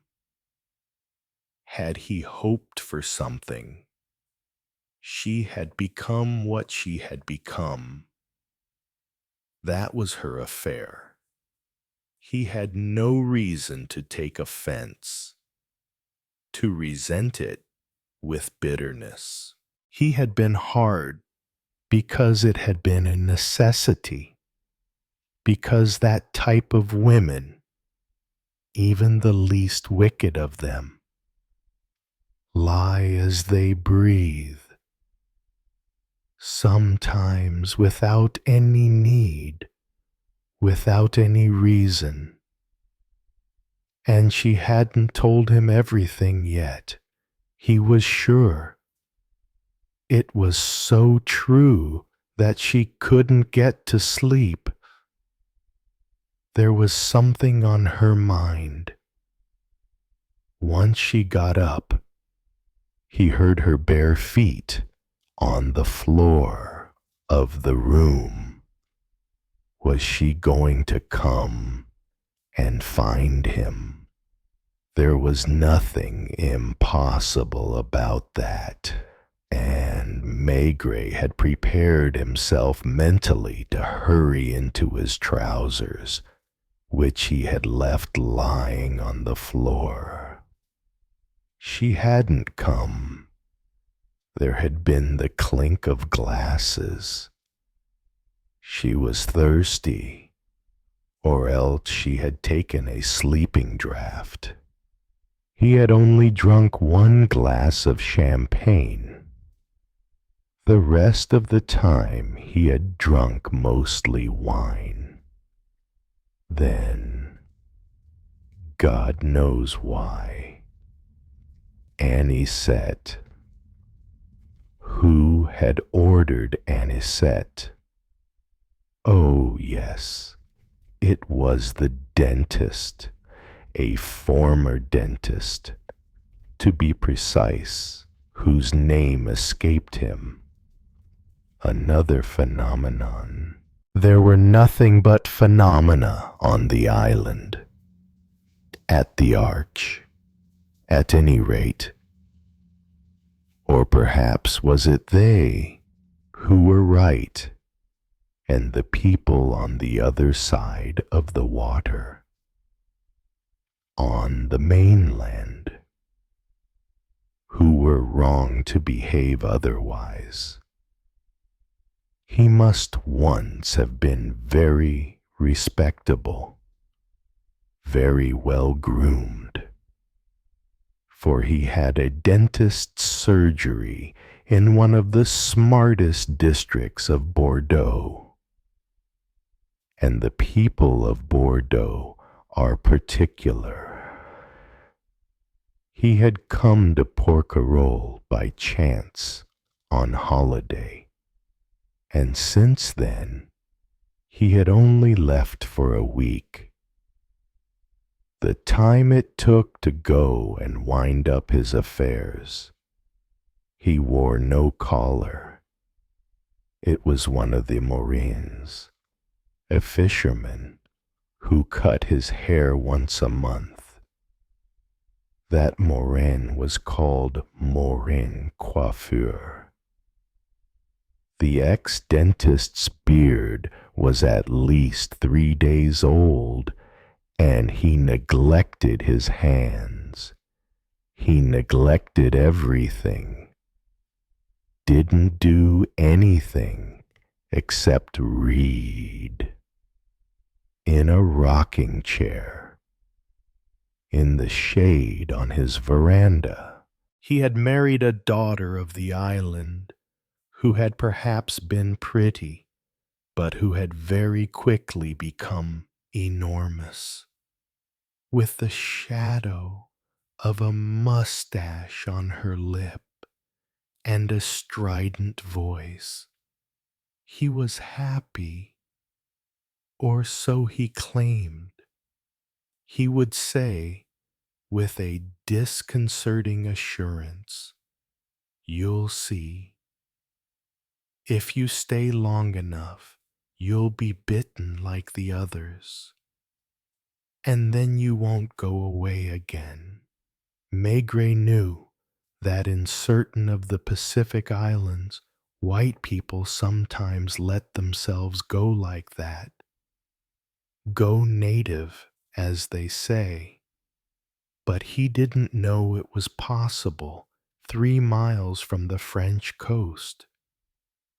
When someone was mentioned to the dentist, he only judged them in terms of the extent to which they had gone native. He called it something else. He said, porcirolitis, the doctor. For there was a doctor, too, whom Maigret had not yet met, and whom Le Chat had mentioned, infected to the bone. According to the dentist, I presume you are friends. We never see one another. We pass the time of day in the distance. True. The doctor had arrived with his preoccupations. He was very ill and had only settled in the island to cure himself. He was a bachelor. He lived alone in a poky little house with a garden full of flowers, and he did his own housework. Indoors, it was very dirty. On account of his health, he didn't go out in the evenings, even in cases of emergency. And in winter, when it happened to be really cold, which was rare, days and sometimes weeks would go by without his white nose being seen. You'll see, the dentist insisted with a sarcastic smile.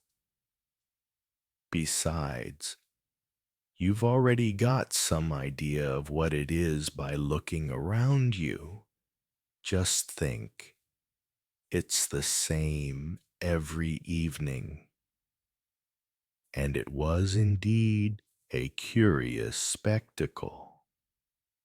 It wasn't quite the atmosphere of a cafe, nor was it that of a drawing room. The disorder called to mind a soirée in an artist's studio. Everyone knew everyone else, and people didn't stand on ceremony for each other. The major, who came from a leading English school, was here on the same footing as a dockside loafer like Marcelin, or as a Charlot. From time to time, someone would change places or partners. To start with, Monsieur Emile and Jeanette had remained still and quiet at the same table near the counter, like a long-married couple waiting for a train in a railway station. Monsieur Emile had ordered his usual tisane, Jeanette a greenish liqueur in a minute glass. Now and then they would exchange a word or two in low voices. Nothing could be heard. Only the movement of their lips could be seen. Then Jeanette had risen with a sigh and gone off to fetch a game of checkers from a cabinet under the phonograph. They played. One felt that it might have been like that every day for years on end, that the people could grow old without changing their places, without trying any gestures other than the ones they were to be seen making now.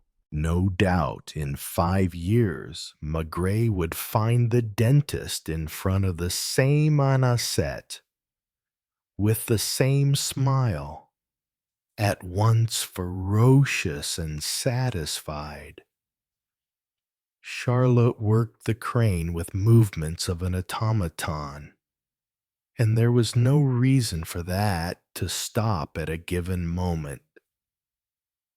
The engaged couple moved the pawns about on the checkerboard, which they contemplated with unreal gravity between each move, and the Major emptied glass after glass of champagne, while he recounted stories to Mr. Pike.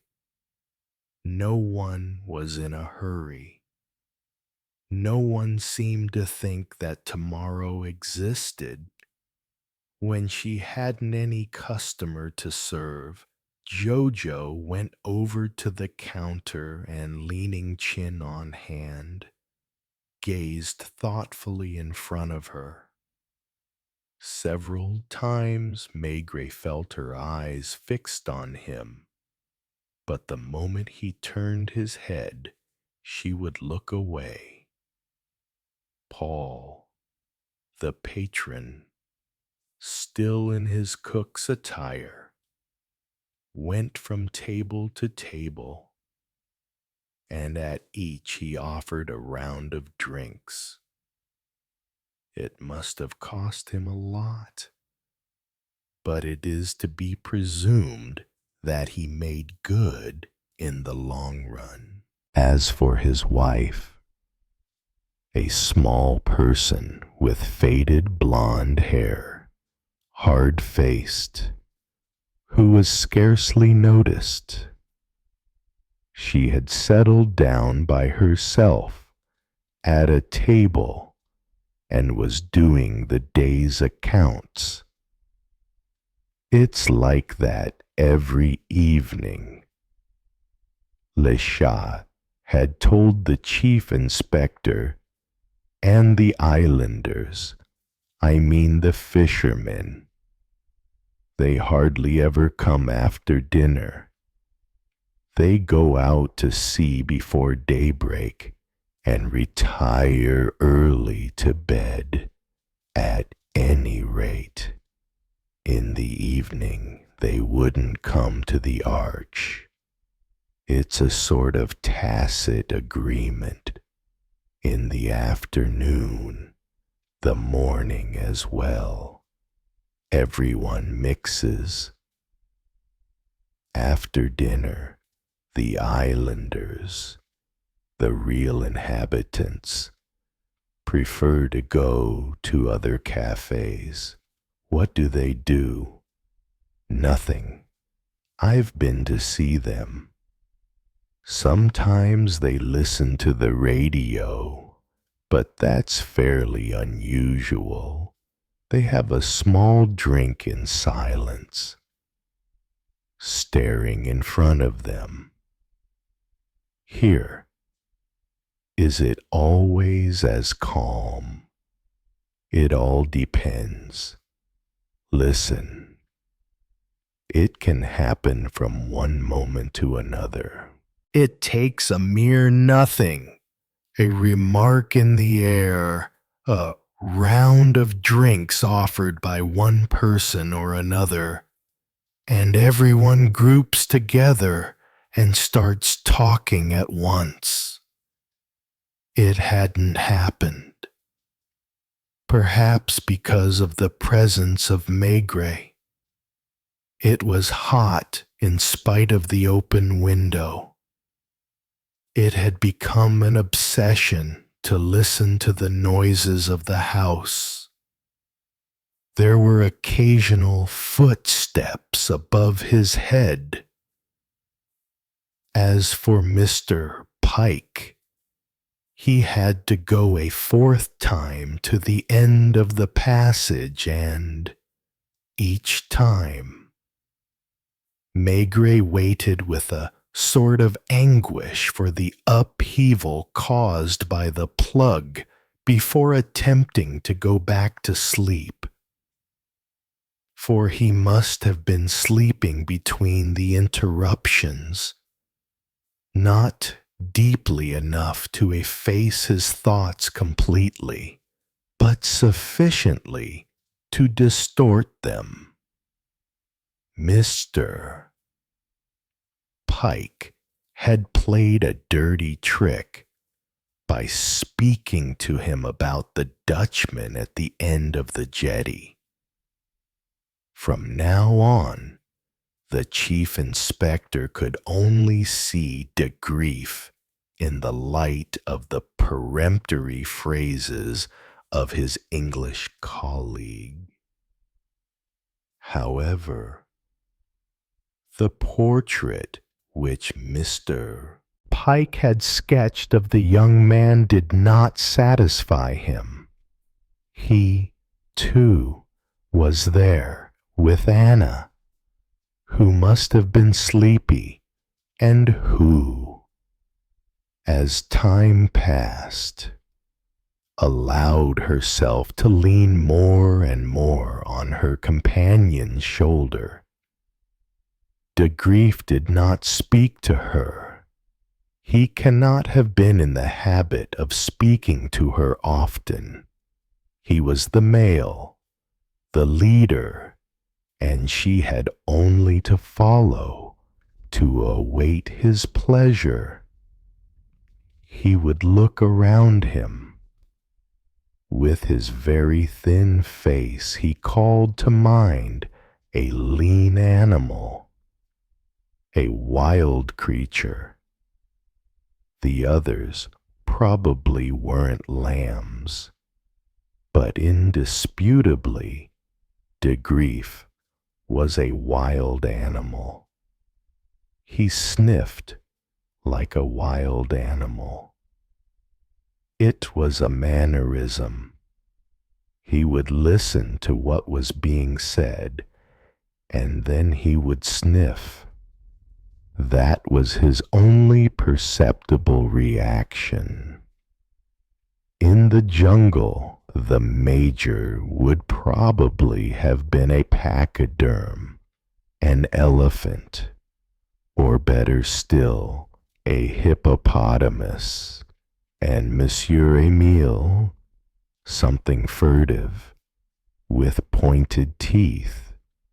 It was absurd. What would Mr. Pike have thought if he had been able to read Maigret's thoughts? True, the chief inspector had the excuse of having had too much to drink and being half asleep.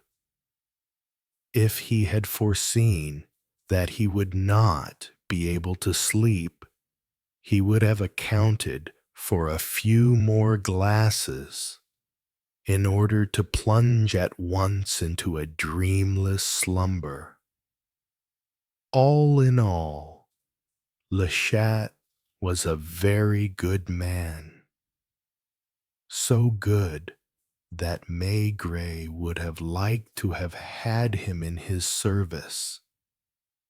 Still a little young, a little excitable, he was easily agitated, like a shooting dog which runs in all directions around its master.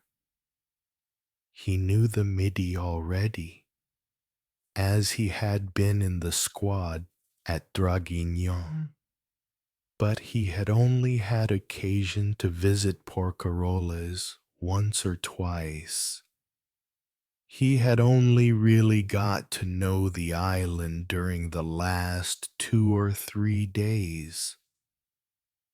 Do the people from the North Star come over every evening, almost every evening? They sometimes arrive late.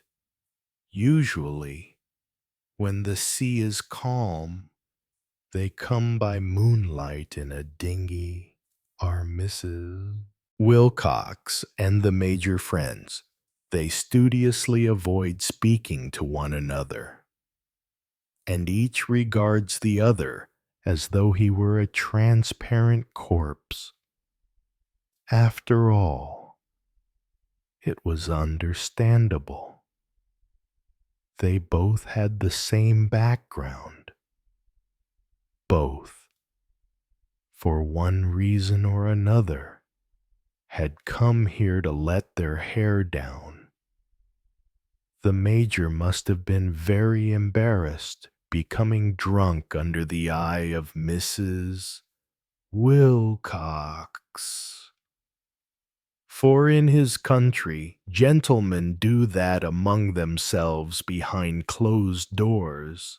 As for her, in front of the former Indian Army officer, she cannot have been very proud of her Maigret. They had come toward 11 o'clock in the evening. As nearly always happens, she was nothing like the idea the inspector had formed of her in his mind. He had imagined a lady, and she was a redhead of an artificial red, rather a stout woman on the wane, whose broken voice recalled that of Major Bellum, only it was more sonorous.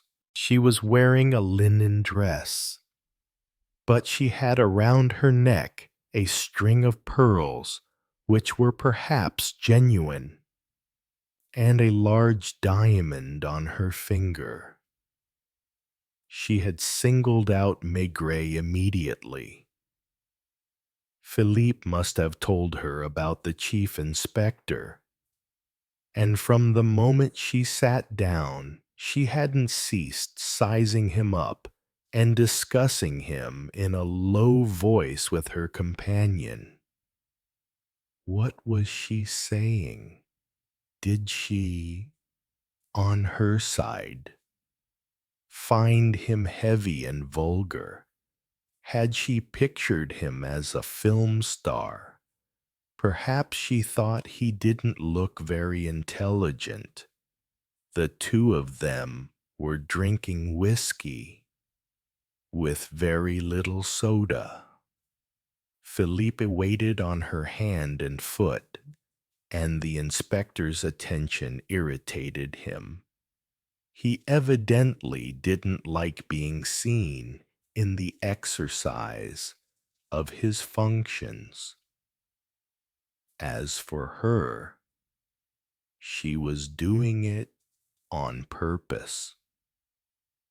Instead of summoning Jojo or Paul, she would send her beau to change her glass, which she didn't find clean enough, or made him get up again to go and fetch her some cigarettes from the counter.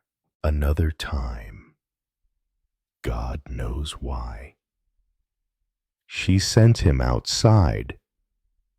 She had to ensure her power over the heir of the Maigret, and perhaps, by the same token, to show that she was unashamed. As they passed, the couple had greeted the young de Grief and his companion very vaguely, rather in the way that Masonic signs are exchanged. The Major, contrary to Maigret's expectations, had been the first to leave, dignified but uncertain in his bearing, and Pike had gone some of the way with him. Then the dentist, in his turn, had left. You'll see. You'll see, he had repeated to Maigret, as he predicted for him a speedy onset of porcuriolitis. Charlotte, who had had enough of the crane, had gone to sit, jockey style, on a chair next to the checker players, and silently had pointed out one or two moves to Jeanette. Once Monsieur Emile had left, he had gone up to bed. As for Jeanette, she seemed to be waiting for Maigret's permission. In the end, she had come over to his table and murmured with a little smile, "Still cross with me." She was visibly tired, and he had advised her to go up to bed. He had gone up immediately after her, because the idea had come to him that she might be going to join Charlot. At one moment, when he was trying to go to sleep, but perhaps he was already asleep, and it was only a dream, he had had the impression that he had discovered a really important fact. I mustn't forget it. It is essential that I should remember it tomorrow morning. He had all but got up and made a note of it on a piece of paper. It had come to him in a flash. It was very odd. He was pleased. He kept repeating to himself, "Above all, I mustn't forget it in the morning." And the plug once more set the arch resounding with its racket. Afterward, there were 10 minutes of listening to the water slowly flowing back into the cistern. It was exasperating. The noise was becoming louder. There were explosions. Maigret sat up in bed, opened his eyes, and found the room bathed in sunlight. Just in front of him, framed in the open window, he saw the clock tower of the little church. The explosions were coming from the harbor. It was the engines of the boats being started up and coughing. All the fishermen left at the same hour. One of the motors kept on stopping after several efforts, and a silence followed. Then again the coughing sound which made one want to go and help to get it going properly once and for all. He felt he wanted to dress and go out of doors, then looked at the time by his watch, which he had put on the bedside table, and found it was only 4:30 in the morning. The smell was still more pronounced than the day before, probably because of the damp of the dawn. There was no sound in the house, no sound in the square, where the foliage of the eucalyptus trees was motionless in the rising sun. Only the motors in the harbor, an occasional voice. Then even the thrumming of the motors died away in the distance, and for a very long time was no more than a vibration in the air. When he opened his eyes once more, another smell reminded him of all the mornings since his early childhood. The smell of fresh coffee. From most parts of the house came the buzz of activity, and footsteps could be heard on the square. Brooms frisking against the stones in the roadway. He was at once aware that there was something of vital importance that he had to remember, but could bring back to mind no distinct memory. His mouth was lined with fur because of the anisette. He felt for a bell button in the hope of having some coffee sent up. There was none. Then he put on his trousers, his shirt, his slippers, ran a comb through his hair, and opened his door. A strong smell of scent and soap was issuing from Jeanette's room, where she must have been busy at her toilet. Wasn't it about her that he had made, or thought he had made, a discovery? He went down and, in the dining room, found the chairs in pyramids over the tables. The doors were open, and the chairs from the terrace were similarly arranged. There was nobody about. He went into the kitchen, which seemed dark to him, and had to accustom his eyes to the half-light. "Good morning, Chief Inspector. Did you sleep well?" It was Jojo, in her black dress, which was too short and which literally clung to her body. She hadn't yet washed either, and she seemed to be naked underneath. "Will you have some coffee?" For a second he thought of Madame Maigret, who at that hour would be preparing the breakfast in their flat in Paris, with the windows open onto Boulevard Richard Lenoir.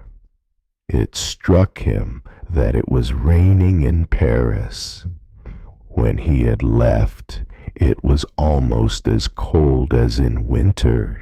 From here, it seemed incredible. "Would you like me to get the table ready for you?"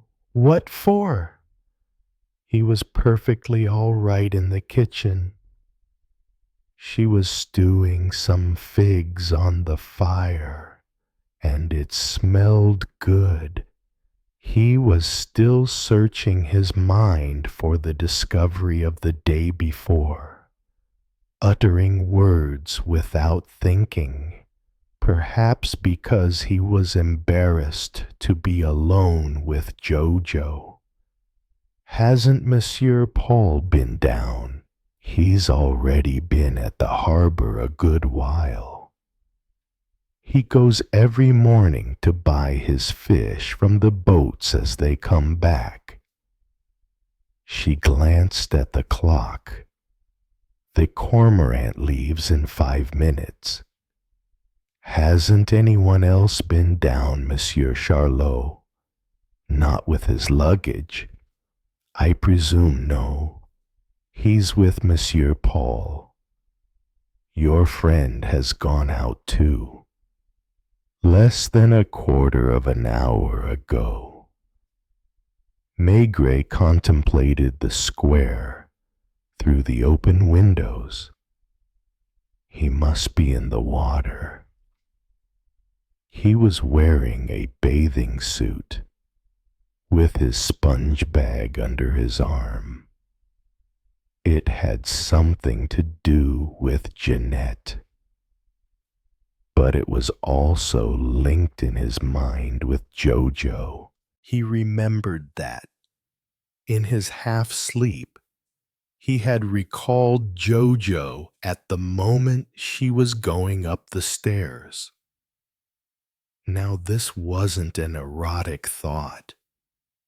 The legs she disclosed only came in by the way the day before.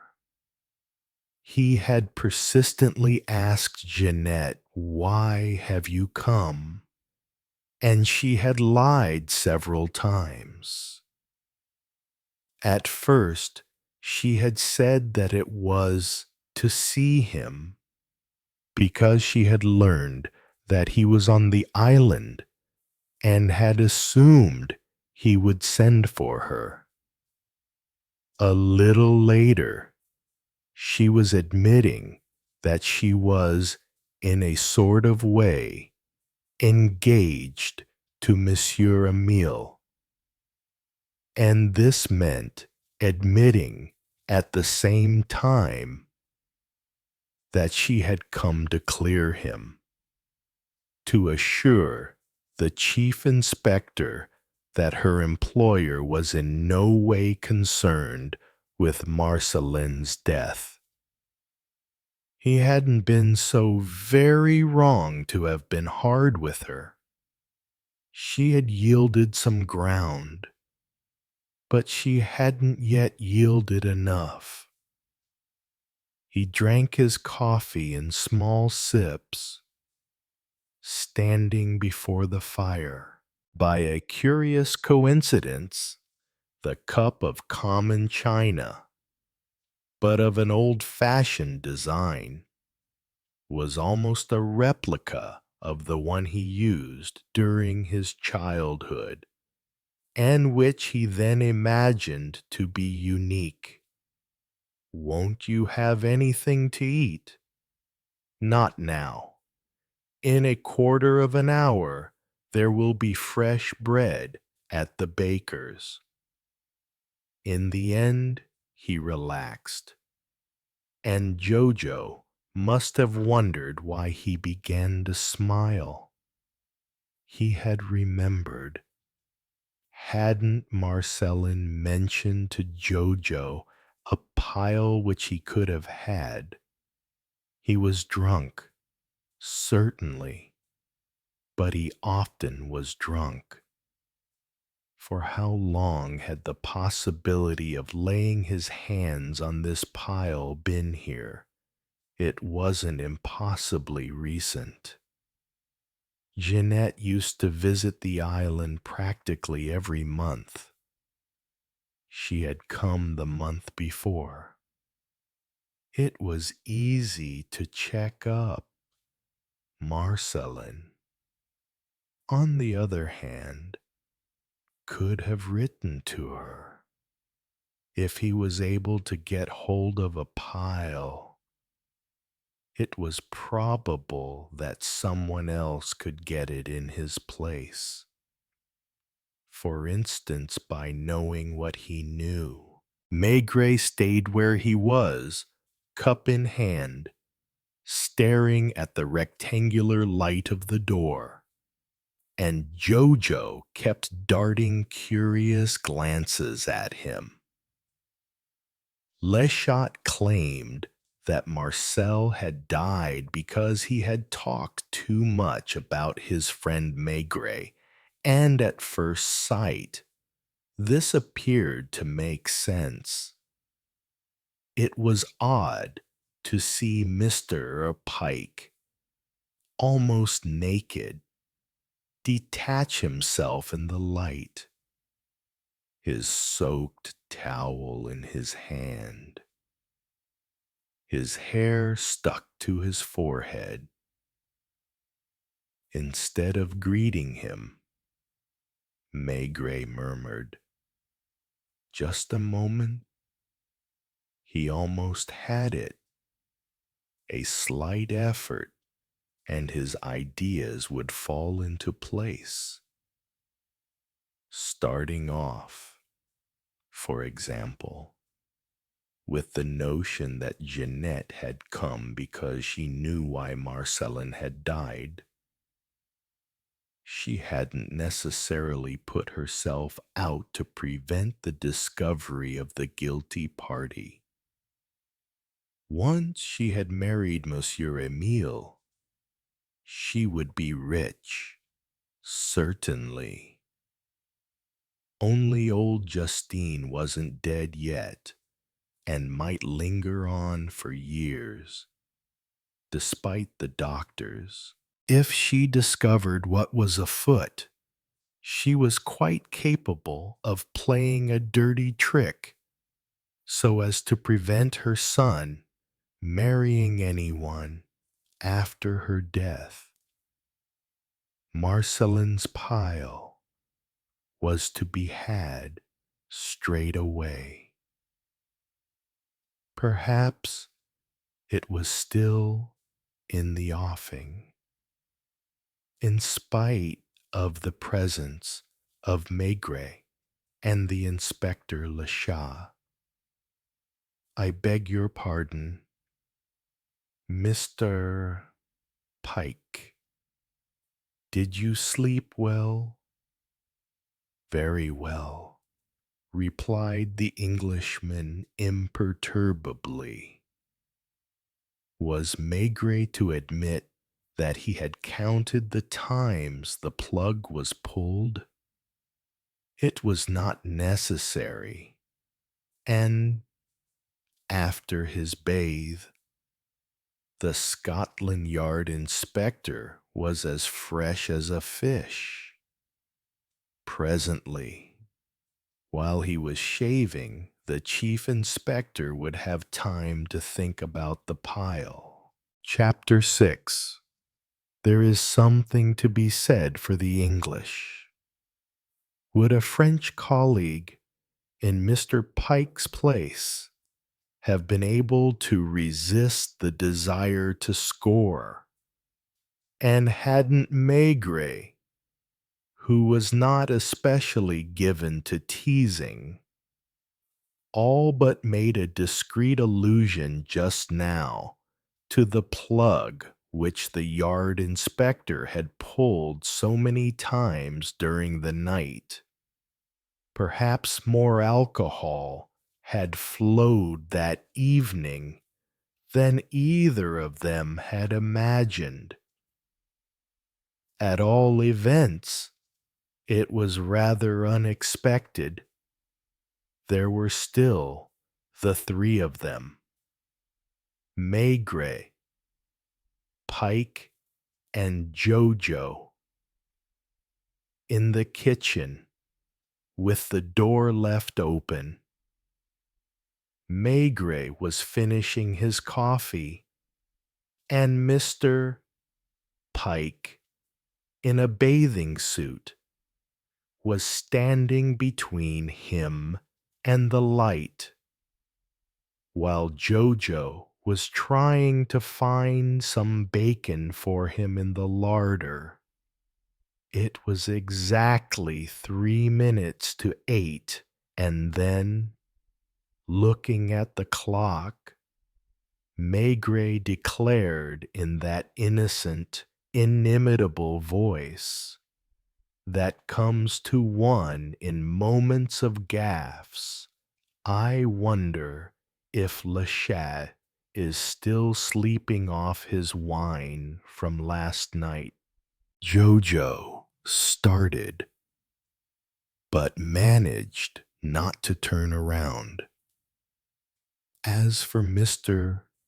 Pike, all his good education failed to prevent the round look of astonishment being seen to light up his face.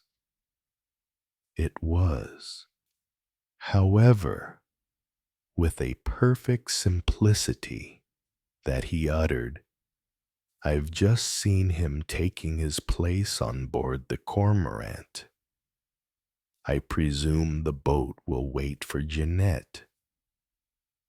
Maigret had done nothing more or less than forgotten all about Marcelin's funeral. Worse still, it suddenly came back to him that the day before he had talked about it for a long time, with even a little too much insistence. To the inspector, was Mr. Pike present at that conversation? He couldn't have said, but he saw himself again, seated on the bench. "You go with her, old man." Do you get the idea Don't say it'll lead anywhere. Perhaps she will show some reaction.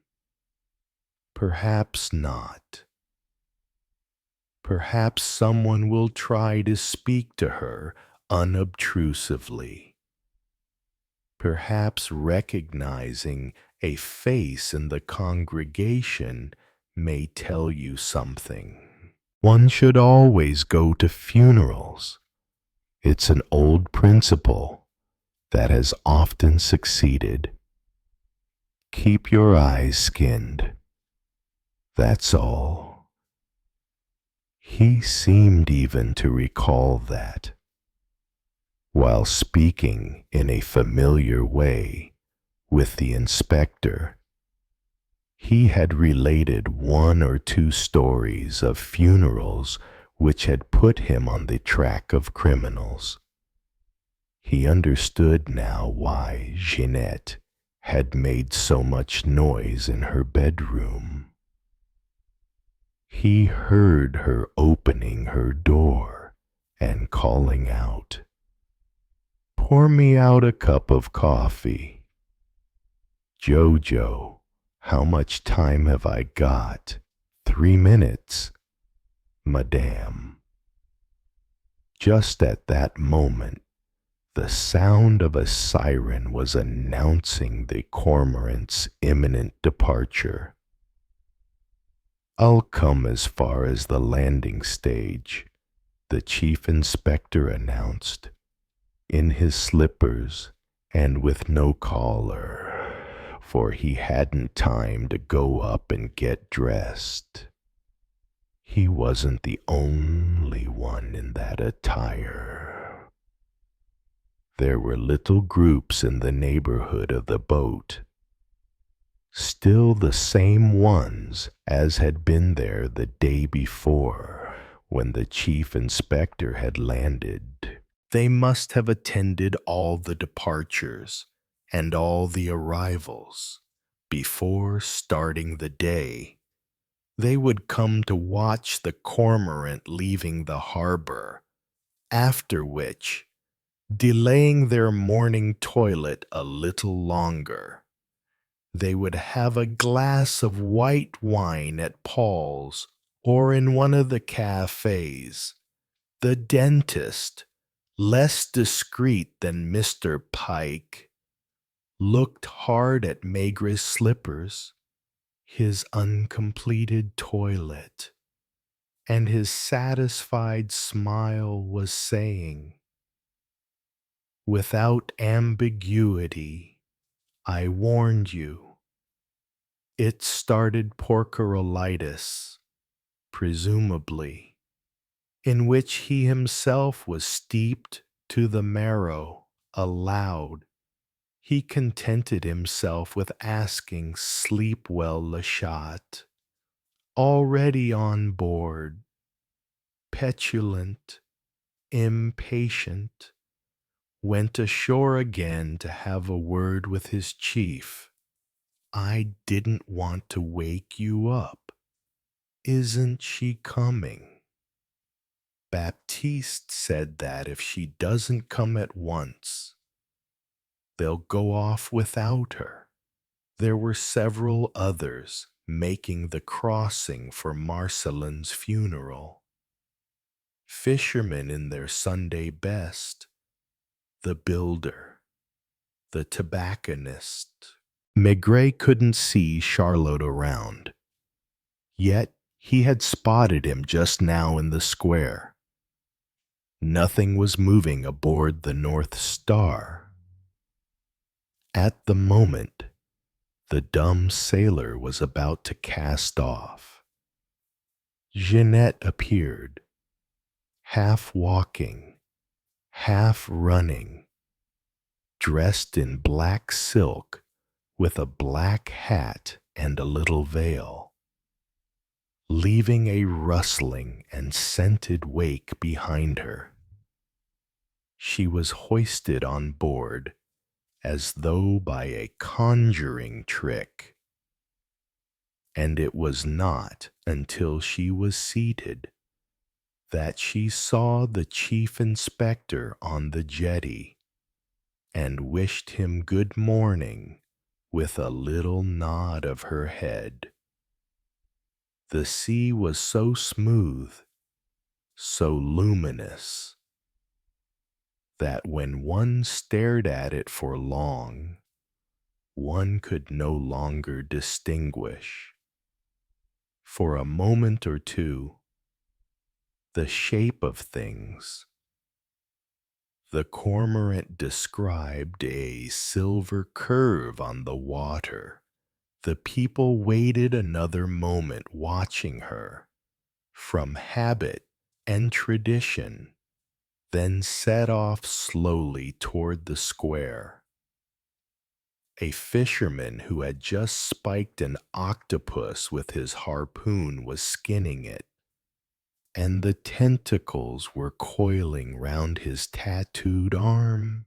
At the arch, Paul, looking fresh, was serving out white wine from behind his counter, and Mr. Pike, who had had time to dress, was eating bacon and eggs at a table.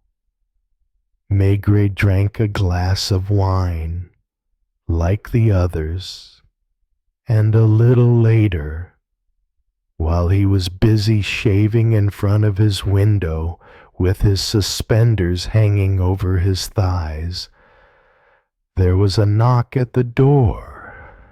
It was the Englishman. "Am I in the way? May I come in?" He sat in the only chair, and the silence was a long one. "I spent part of the evening chatting with the Major," he said finally. "Do you know he was one of our best and most famous polo players? He must have been disappointed with the reaction, or to be more precise, with the lack of reaction on the part of Maigret. The latter had only a vague notion of the game of polo. All he knew was that it was played from horseback, and that somewhere in the Bois de Boulogne or at St. Cloud there was a very aristocratic polo club. Mr. Pike, with a guileless air, stretched out a helping hand. "He's a younger son. For him, this meant a lot. In England, in grand families, it is the eldest son alone who inherits title and fortune, which obliges the others to make a career for themselves in the army or the navy.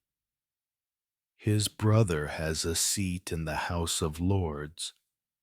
The Major chose the Indian Army. The same phenomenon must take place in reverse. When Maigret made allusions to people like Charlot, like Monsieur Emile, like Jeanette, but Monsieur Pike was patient, dotted his I's with an exquisite discretion, almost without touching them. People with a certain name are reluctant to remain in London unless they have the means to cut a fine figure there. The great passion in the Indian Army is horses. To play polo, a stable of several ponies is essential. Has the Major never married younger sons, seldom marry? In taking charge of a family, Bellum would have had to give up his horses. and he preferred the horses. This did not seem at all surprising to Mr.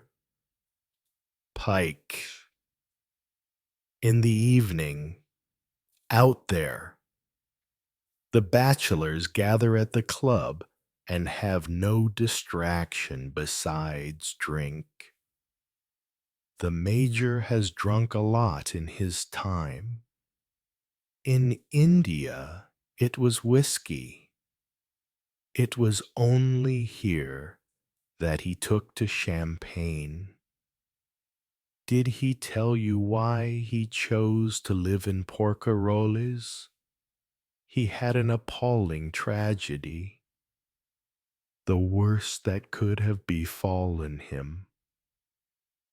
As a result of a bad fall from his horse, he was immobilized in bed for 3 years, half of the time in plaster. And when he was on his feet again, he realized that his riding days were over. Is that the reason he left India? That's why he's here. I'm sure that almost everywhere in climates like this, in the Mediterranean or the Pacific, you will find old gentlemen of the same type as the Major, who are considered eccentrics. Where else can they go? Don't they have any desire to go back to England? Their means won't permit them to live in London according to their rank, and the habits they have adopted would be frowned upon in the country in England. Did he tell you why he doesn't greet Mrs. Wilcox? There was no need for him to tell me. Should he persist? Or would Mr. Pike, too, prefer not to hear too much about his compatriot? Mrs. Wilcox, to put it in a nutshell, was not as a woman what the Major was as a man.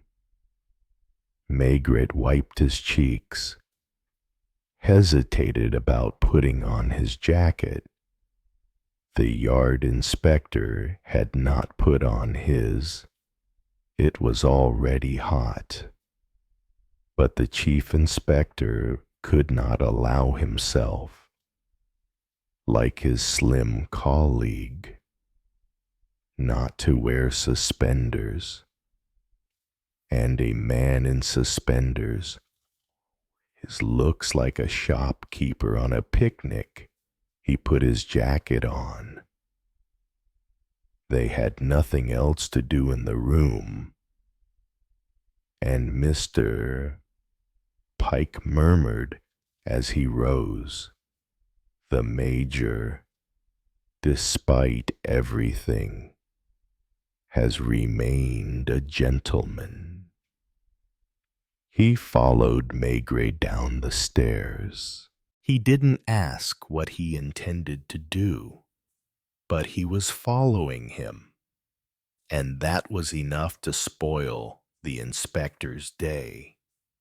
He had vaguely promised himself, expressly on Mr. Pike's account, to behave that morning like a high police official.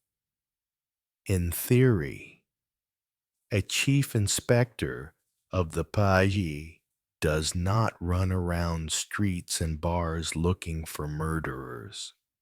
He is an important man who spends most of his time in his office, and as such, runs from his headquarters a superintendent and an army of sergeants, inspectors, and technicians Maigret had never been able to resign himself to this. Like a hunting dog, he had to ferret things out for himself, to scratch, sniff the smells. The first 2 days, Le Chat had got through a considerable amount of work and had handed over to Maigret an account of all the interrogations he had carried out. The whole island had been put through it, the Morans and the galleys, the sick doctor, the priest, whom Maigret hadn't yet seen, the wives as well. Maigret would have installed himself in a corner of the dining room, which was empty all the morning, and he would have zealously studied all these reports, marking them with a blue or red pencil. With an uneasy glance, he asked Mr. Pike, "Does it happen at the yard for your colleagues to run about the streets like novices?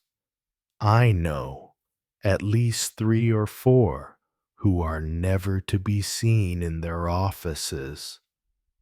So much the better, for he had no desire to remain sitting down. He was beginning to understand why the people of Porquerolles were always to be found in the same places. It was instinctive. Despite oneself, one was to some extent affected by the sun, by the landscape. Now, for example, Maigret and his companion were taking a walk out of doors without any definite direction, and hardly noticing that they were going down toward the harbor. Maigret was sure that if, by chance, he was obliged to spend the rest of his days on the island, he would take the same walk every morning, and that the pipe he smoked then would always be the best pipe of the day, the cormorant, on the other side of the water at Guillen's Point, was disgorging its passengers, who were piling into an old buzz. Even with the naked eye, one could make out the boat as a tiny white dot.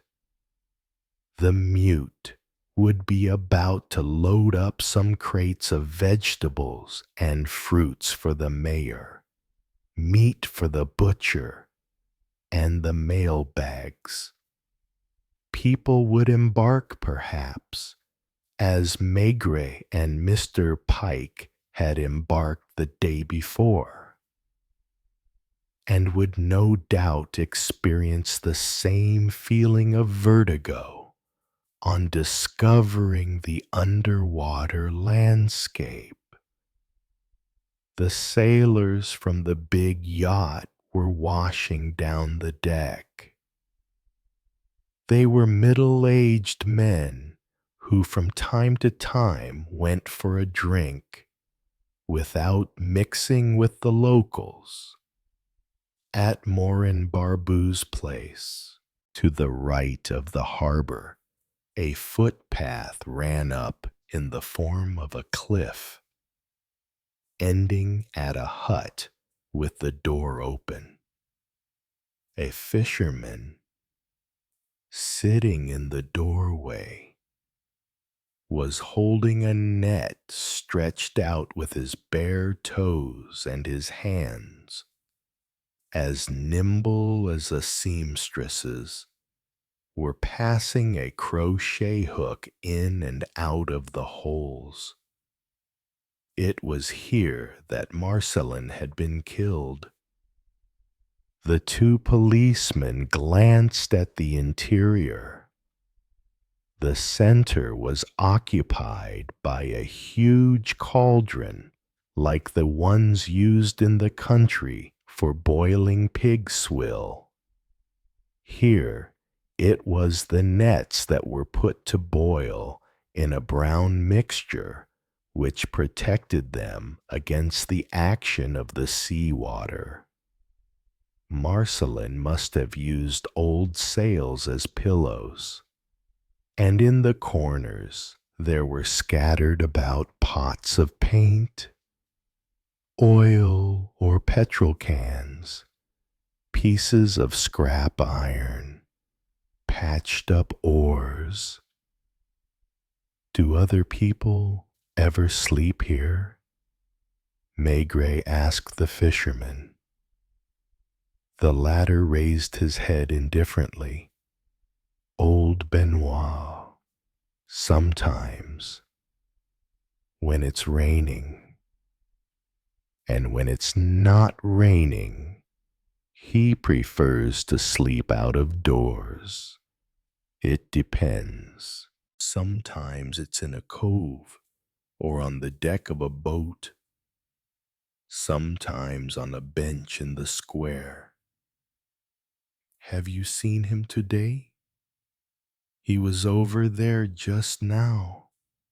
The fisherman pointed at the footpath, which continued along the sea at a certain height, and which, on one side, was bordered with pine trees. Was he alone? I think the gentleman who is at the arch joined up with him. A little farther on. Which one? The one with a cloth suit and a white hat. It was Charlotte. Did he come back this way? A good half-hour ago. The cormorant was still no more than a white dot, but the white dot now was clearly separated from the shore. Other ships were dotted about the sea, some motionless, some progressing slowly, leaving a luminous wake behind them.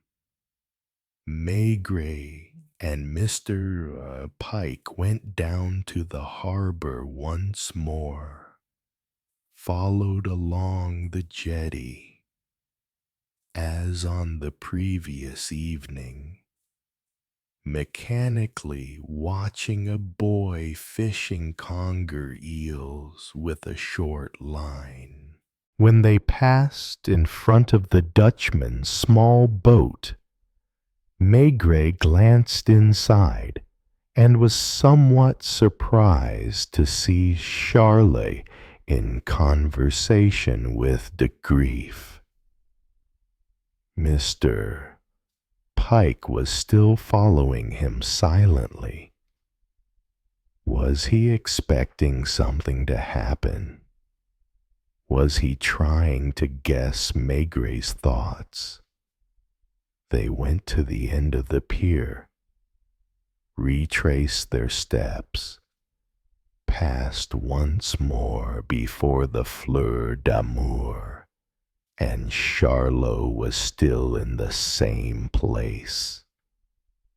3 times they covered the 100 yards of the pier, and the 3rd time Charlot climbed onto the deck of the little yacht, turned round to say goodbye, and set off along the plank which served as a gangway.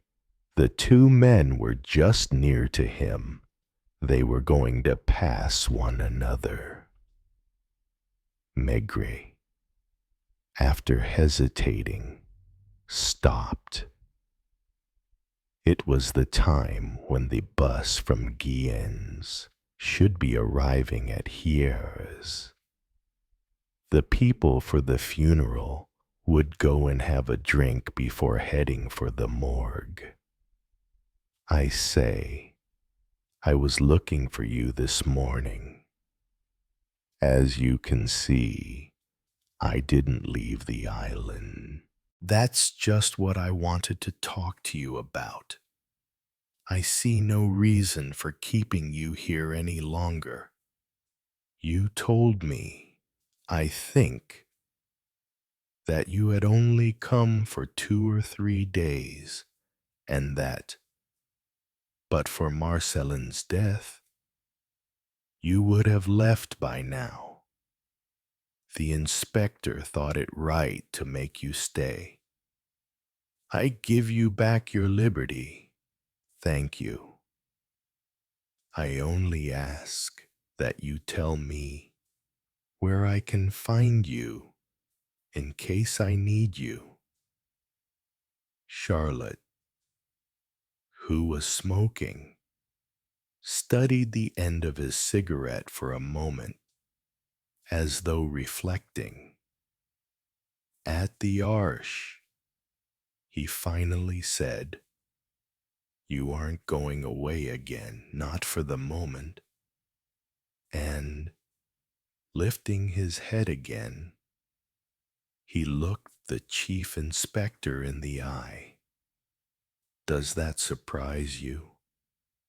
One would even have said you were annoyed to see me stay. It's allowed. I can't stop you. I admit I should be curious to know what made you change your mind. I haven't got a particularly absorbing profession, have I? No office, no factory or business premises, no employees or workers waiting for me. Don't you find it pleasant here? He made no attempt to conceal his irony. They could see the mayor, still in his long gray overalls, coming down toward the harbor, pushing his wheelbarrow. The page from the Grand Hotel was there as well, and the porter with the uniform cap. The cormorant was now just midway in the channel and would reach the disembarkation point in a quarter of an hour. You've had a long conversation with old Benoit. When I saw you just now near the hut, I thought you would ask me that. You'll question Benoit in your turn. I can't stop you, but I can tell you in advance that he knows nothing. At any rate, that's what I gathered. For it's not easy to interpret his language. Perhaps, after all, you'll be luckier than I was. You are trying to find out something, perhaps the same thing as you. It was a challenge almost, thrown out with good humor. What makes you think it could be of interest to you? Did Marcelin talk to you no more than to the others? He was always a little embarrassed in front of me. Maigret joined in the game, spoke also in an undertone, lightly, as though uttering words of no consequence. Do you know why Marcelin was killed, Charlotte? I know almost as much as you, and indeed, I probably draw the same conclusions. But with different ends, he smiled, crinkling up his eyelids in the sun. Has Jojo talked to you? To me? Haven't you been told that we hate one another like cat and dog? Have you done something to her? She didn't want me to. That's just what's separating us. Wonder, Charlotte, if you wouldn't do better to return to Pont au Las, and I, with all due respect for your advice, prefer to remain. A dinghy was detaching itself from the North Star, and Moricourt's silhouette could be recognized at the oars. He was the only person aboard.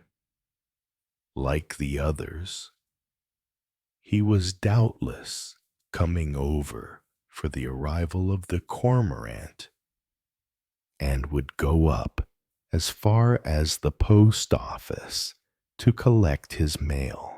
Charlotte, following Maigret's gaze, seemed at the same time to be following his thoughts, as the chief inspector had turned toward the Dutchman's boat. He declared, "He's a strange fellow, but I don't think it's him. You refer to Marcellin's murderer. One can hide nothing from you. Bear in mind that the murderer doesn't interest me in himself only, except in the case of a fit. One doesn't kill someone without any reason. Does one even, and above all, if that someone proclaims to whoever wants to hear that he's the friend of Chief Inspector Maigret. Were you at the Arche when Marcellin mentioned me? Everyone was there. I mean all the people you are busying yourself with, and Marcellin, especially after a few drinks, had a rather penetrating voice. Do you know why he said that on that particular evening? There you are. You may imagine that that was the first question I asked myself when I learned that he was dead. I wondered who the poor fellow was speaking to. Do you understand? Maigret understood perfectly. Did you find a satisfactory reply? Not so far. If I had found one, I should have returned to Pont-au-La by the next boat. I didn't know you liked playing amateur detective. You are joking, Inspector. The latter still persisted, with an air of utter indifference. In trying to make the other say something he was refusing to say. It was a strange sort of game. In the sun on the jetty, with Mr. Pike playing the part of an umpire and remaining strictly neutral. So you have definitely abandoned the idea that Marcellin was killed without any reason, as you say. Supposing the murderer was trying to appropriate something which Marcellin had in his possession, neither you nor I suppose anything of the sort, or else your reputation is enormously overrated. Someone wanted to shut his mouth. You're getting very warm, Inspector. He had made a discovery which had endangered someone.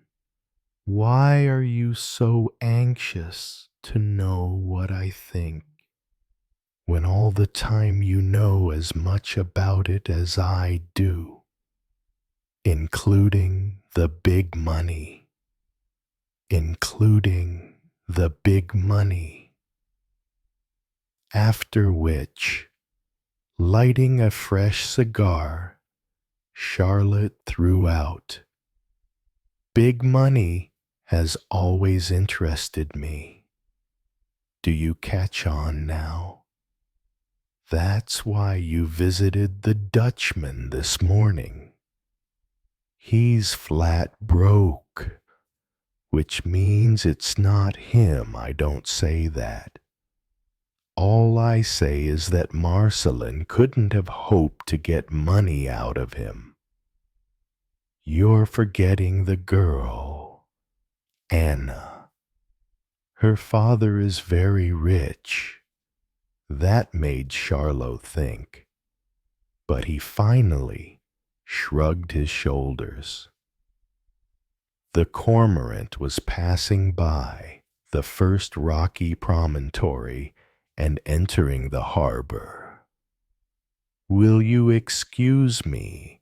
I am expecting someone. Maybe—" And Charlotte touched his hat ironically and headed for the jetty. While Maigret was stuffing his pipe, Mr. Pike declared, "I think he's a highly intelligent fellow. It's very hard to succeed in his job without being—" The page boy from the Grand Hotel was taking the luggage of a young married couple. The mayor, who had gone aboard, was examining the luggage labels. Charlotte was helping a young woman ashore and was taking her toward the Arsha. So he really was waiting for someone. He must have telephoned the day before. As a matter of fact, where had Inspector Lechat telephoned Maigret from 2 days before to tell him about it all, if it was from the Arche, where the wall telephone was placed just beside the bar? Everyone overheard him. He must remember to ask him. The dentist was there again, in the same clothes as in the morning, unshaven, perhaps unwashed, an old straw hat on his head. He was gazing at the cormorant, and that was enough for him. He seemed happy to be alive. Were Maigret and Mr. Pike to follow the general movement, stroll up to the arch, make for the bar, and the white wine, which would be served up without their being asked what they wanted. The chief inspector studied his companion from the corner of his eye, and on his side Mr. Pike, though impassive, seemed to be studying him. Why not follow the others? After all, Marcelin's burial was in process at Hyères. Behind the beer, Jeanette took the place of family, and she would be mopping her brow with her handkerchief screwed tightly into a ball. There was a heavy heat in the air over there in the avenues, lined with motionless palms.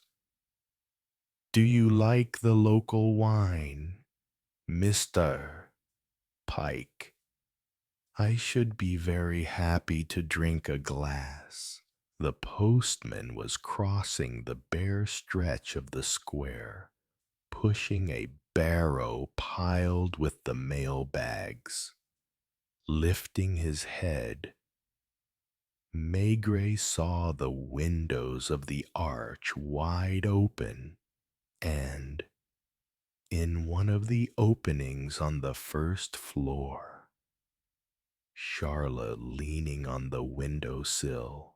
Behind him, in the gilded half-light, a young woman was in the act of removing her dress, which she was passing over her head.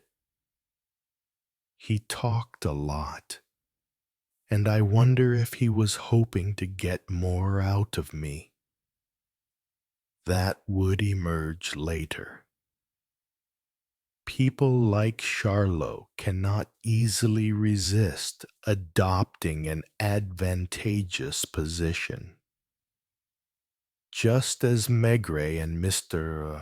Pike were sitting down in the terrace, they saw Monsieur Emile, more of a small white mouse than ever, advancing onto the square with mincing little steps, a Panama on his head, and heading diagonally for the post office to the left of the church. High up, the door was open. 4 or 5 people were waiting while the girl behind the counter sorted the mail. It was Saturday. Jojo was giving the red squares of the dining room a good scrubbing. Her feet were bare, and rivulets of dirty water were draining onto the terrace. Paul brought not 2 glasses of wine, but a whole bottle. Do you know the woman who went up to Charlotte's room? That's his girlfriend. Is she in service? I don't think so.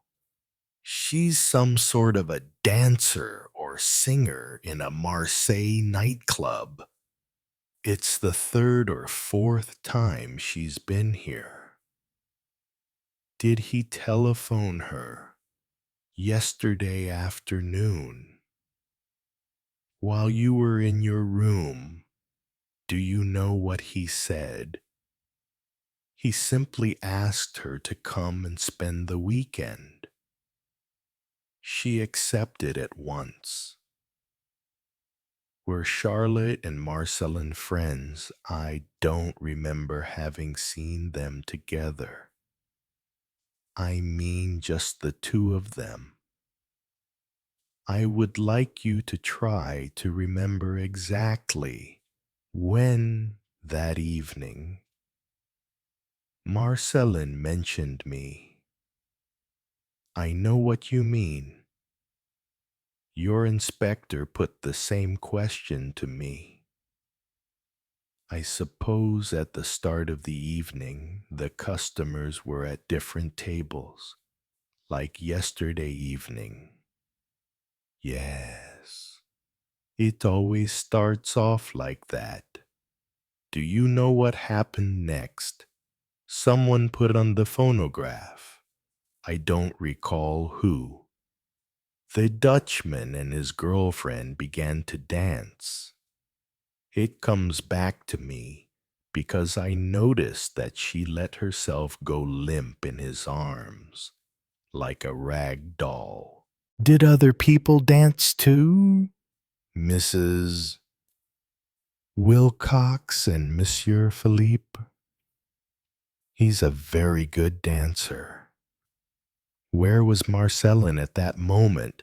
I seemed to picture him back at the bar, very drunk, Not very, but fairly.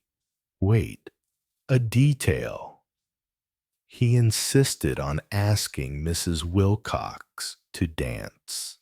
Marcellin. Was it deliberate that when his fellow countryman was mentioned, Mr. Pike suddenly looked blank? Did she accept? They danced a few steps. Marcellin must have stumbled. He liked to act the clown when there were a lot of people present. It was she who stood the first round of drinks. Yes, there was a bottle of whiskey on their table. She doesn't like being served by the glass. Marcellin drank some and asked for white wine. And the Major, I was just thinking of him. He was in the opposite corner. Remember who he had with him? I think it was Polite.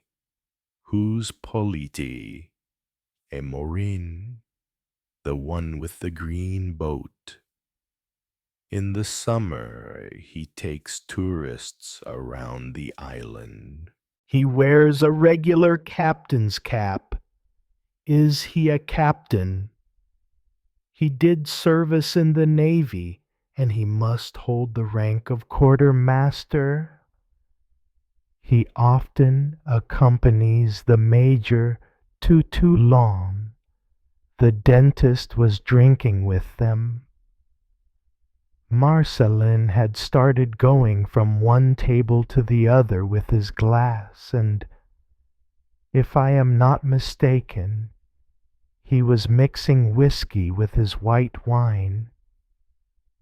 How was it he began talking about me?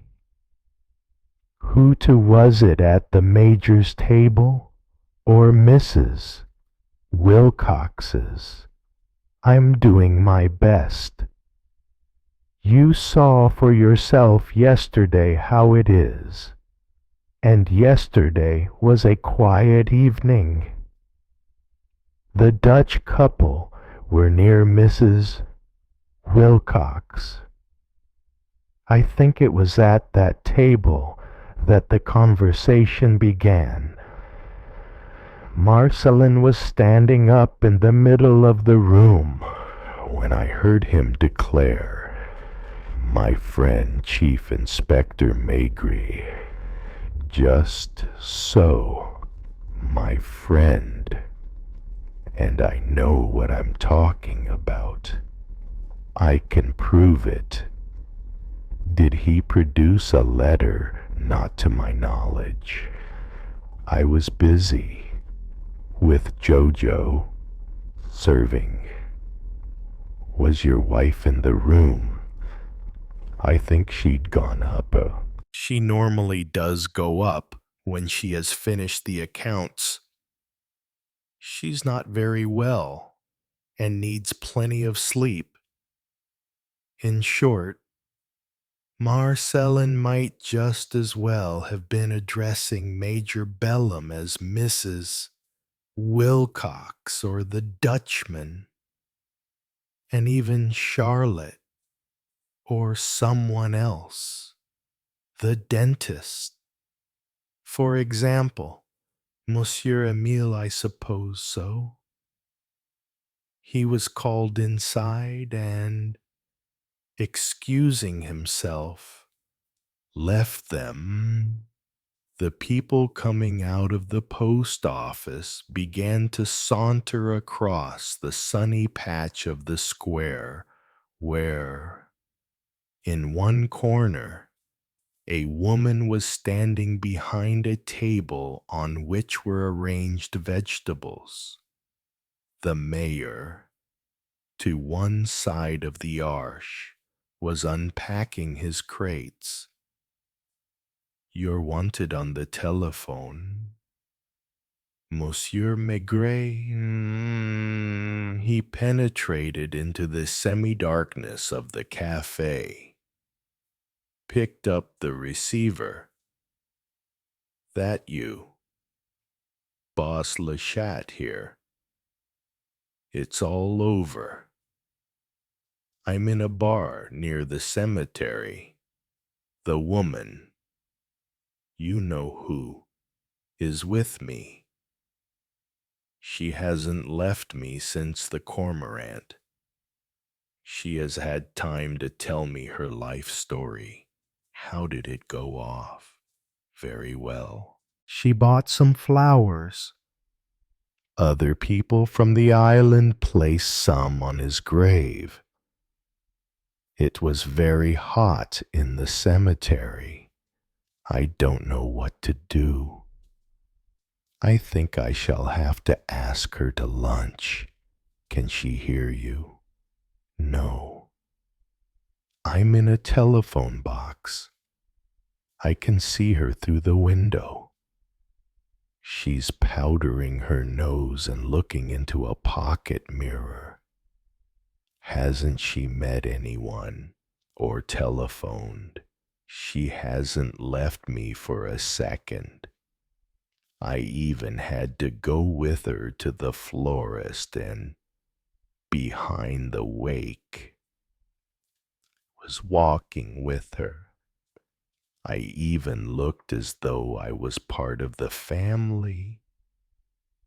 Did you take the bus to get to Guiens from Hyères? The only thing I could do was to ask her to come with me in my car. Everything going all right on the island.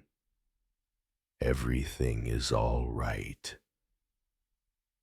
When he came back onto the terrace, Maigret found the dentist sitting beside Mr. Pike and apparently waiting to share the bottle of wine.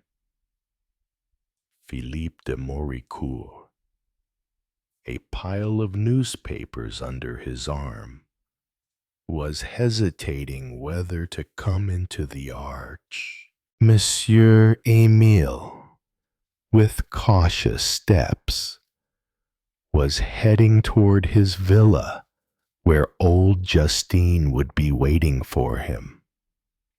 And, like every other day, the smell of bouillabaisse floated out from the kitchen.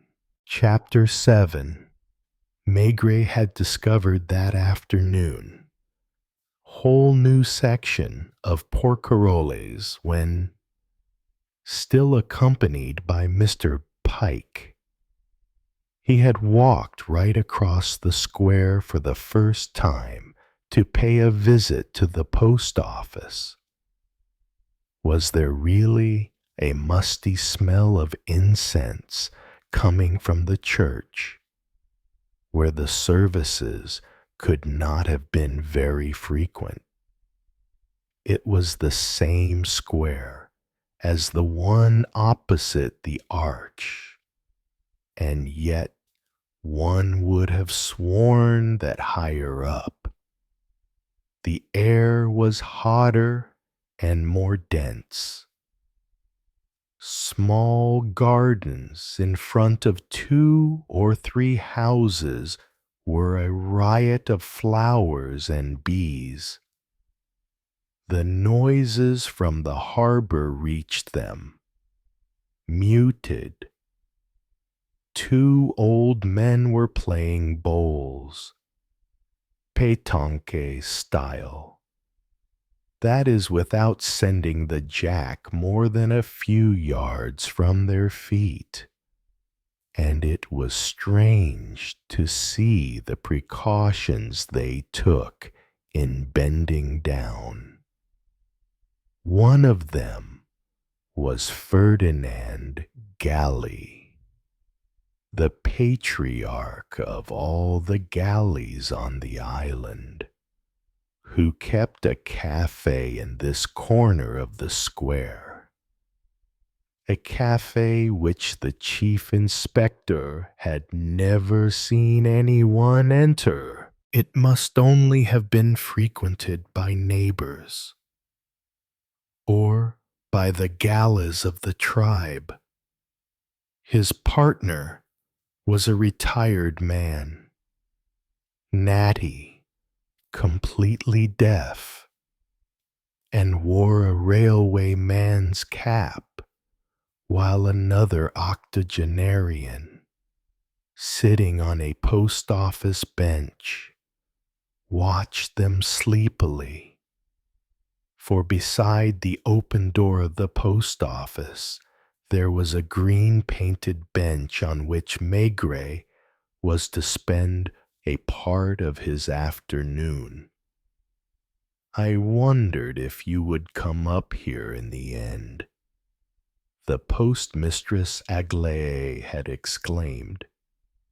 Seeing him come in, "I expected you would need to use the telephone and wouldn't want to do it from the arch, where so many people can hear what you are saying.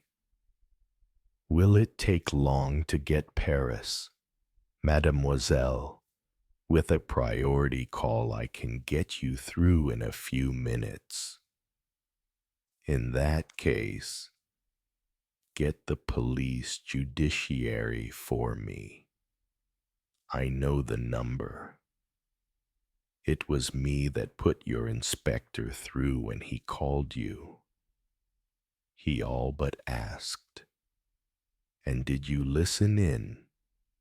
But she would not be long in revealing this herself. "Whom do you wish to speak to at the P.J.? Inspector Lucas. If he's not there, Inspector Torrance." Several seconds later, he had Lucas on the line. "What's the weather like with you, old man?" "Still raining showers. Good. Listen, Lucas. Do your best to get me everything you can as soon as possible on someone called Philippe de Moricourt. Yes, Le Chat has seen his papers and says it's his real name. His last address in Paris was a furnished house on the left bank, Rue Jacob, 17B. What do I want to know exactly? I've got no preconceived ideas. Everything you can find out. I don't think he's got a dossier in the files, but you can always check. Do all you can by telephone, and then call me back here. No number. Just porquerolas. I would also like you to telephone the police at Ostend. Ask if they know a certain Beeblemans who, I think, is an important arms manufacturer. Same thing. Everything you can find out. That's not all. Don't cut us off, Mademoiselle. Have you any acquaintances at Montparnasse? See what they say about a certain Jeff de Grief, who is a sort of painter and who has spent a certain amount of time on the Seine in his boat, moored near the Pont Marie. Have you made a note of that? That's all. Yes. Don't wait for all the information before ringing me back. Put as many people onto it as you like. Everything all right? At the office. Who's had a baby? Janvier's wife? Give him my compliments. When he came out of the telephone box, he saw Aglaé, without a trace of embarrassment, taking the earphones off her head. "Do you always listen into conversations?" I stayed on the line in case it was cut off. "I don't trust the hears operator. She's an old cat. Do you do the same for everyone?" "In the morning time because of the mail, but in the afternoon it's easier." "Do you take note of the calls made by the inhabitants I have to?" "Could you make me out a list of all the calls you have put through in the last few days, say the last 8 days? Right away. It'll take me a few minutes." "You're the person who receives the telegrams as well, aren't you?" "There aren't many, except in the season. I had one this morning, which is sure to interest you." "How do you know?" "It's a telegram which someone sent from here. Someone who appears to be interested in one of the people. At least, about whom you've been asking for information. Have you a copy? I'll try to find it for you." A moment later, she was handing a form to the inspector, who read Fred Masson, C.O. Angelo, Rue Blanche, Paris, like complete information on Philippe de Moricourt, address Rue Jacob Perry. Stop. Please telegraph Porquerolles. Regards. Signed, Charlot. Maigret gave it to Mr. Pike to read, and the latter confined himself to a nod. "Will you prepare a list of the calls for me?" "Mademoiselle, I'll wait outside with my friend." So it was that for the first time they went and sat on the bench, in the shade of the eucalyptus trees around the square, and the wall at their backs was pink and hot. Somewhere near there was a fig tree, and they inhaled its sweet smell. "In a few minutes," said Mr. Pike, looking at the church clock, "I shall ask your permission to leave you for a moment, if you don't mind." Was it from politeness that he pretended to believe that Maigret would mind? "The Major has invited me for a drink at about 5 o'clock. I should have hurt his feelings by refusing." "That's perfectly all right. I thought you would probably be busy." Hardly time for the chief inspector to smoke a pipe, as he watched the two old men playing bowls, before Aglaé was calling out in her shrill voice, "Over the counter, Monsieur Maigret. It's ready." He went and took the piece of paper which she was holding out to him, and went and sat once more beside the man from the yard. She had done her work conscientiously, in the labored writing of a schoolgirl, with 3 or 4 spelling mistakes. The word butcher recurred several times on the list. Apparently, He telephoned every day to Hieres to order his meat for the next day. Then there was the cooperative, with as frequent but less varied calls. Maigret made a mark a little more than halfway down the list, thus separating the calls made before Marcelin's death from those made afterward. "Are you taking notes, Mr.?" Pike asked, seeing his companion opening a large notebook. Did this imply that for the first time he was seeing Maigret behaving like a real chief inspector, the name which occurred most often on the list was Justine's. She called Nice, Marseille, Béziers, Avignon, and in 1 week there were 4 calls to Paris.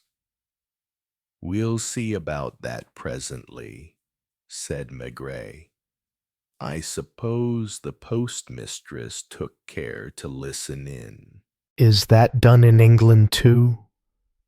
I don't know if it's legal, but it's possible that it sometimes happens. The day before, Charlotte had telephoned Marseille. Maigret knew that already. It was to summon his girlfriend, whom they had seen landing from the cormorant, and with whom he was now playing cards on the terrace of the Arch.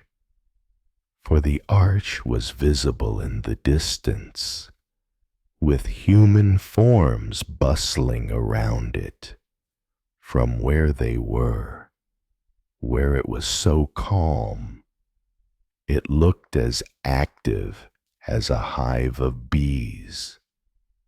The most interesting thing was that Marcelin's name occurred on the list.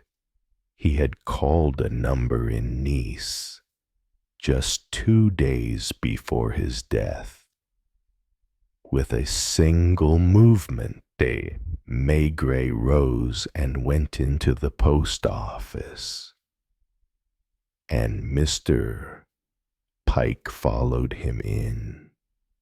"Do you know what this number is?" "Mademoiselle, certainly. It's the house where the lady works. Justine calls it every day. You can see it on the list." "Have you listened in to Justine's conversations often?" "I no longer bother, because it's always the same." "Does she do the talking? Or her son?" "She talks and Monsieur Emile listens. I don't understand.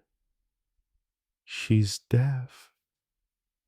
So Monsieur Emile holds the receiver to his ear and relays what is being said to her. Then she shouts so loud into the mouthpiece that it's difficult to distinguish her syllables. Her first word is always "how much." They give her the figure for the transaction. Monsieur Emile, standing by her, notes it down. She calls up her houses one after the other. I suppose it's Ginette who answers in Nice yes, seeing that she's the manageress. And the Paris calls, there are fewer of them, always to the same person.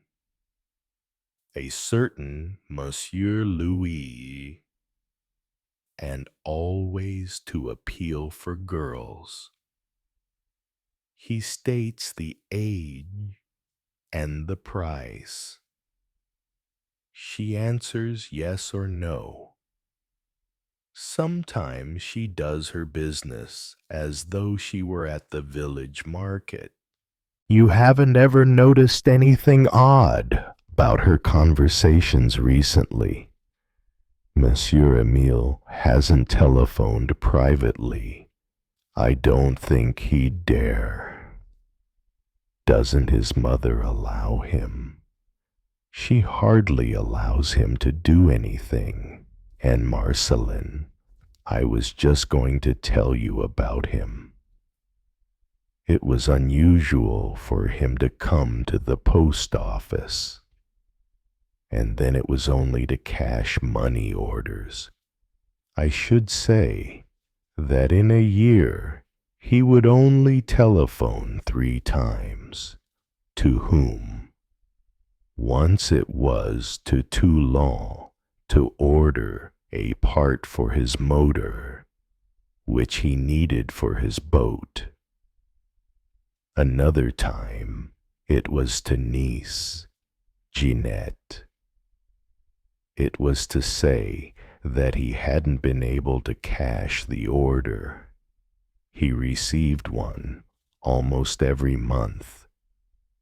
You see, she had made a mistake. The sum in letters wasn't the same as the sum in figures, and I couldn't pay him. She sent another by the next post. How long ago was this? About 3 months. The door was closed, which means it was cold, so it was winter. And the last call, I started to listen as usual. Then Madame Gally came in to buy some stamps. Was it a long conversation? Longer than usual. It's easy to check up. She turned over the pages of her book. 2 3-minute periods. You heard the start. What did Marcelin say? Something like this. Is that you? It's me. Yes. No, it's not money. Money. I could have as much of that as I wanted. Did she say anything? She murmured, You've been drinking again. Marcelin? He swore he was practically sober. He went on, I want you to do something for me. Is there a big Larousse dictionary in the house? That's all I know. At that moment, Madame Gally came in, and she's not easy to please. She says it's she who pays the clerks in taxes and is always talking of complaining, as the call only lasted 6 minutes. It's unlikely that Jeanette had the time to look up the Larousse, come back to the telephone, and give Marceline a reply. She sent the reply by telegram. Look, I have it here for you.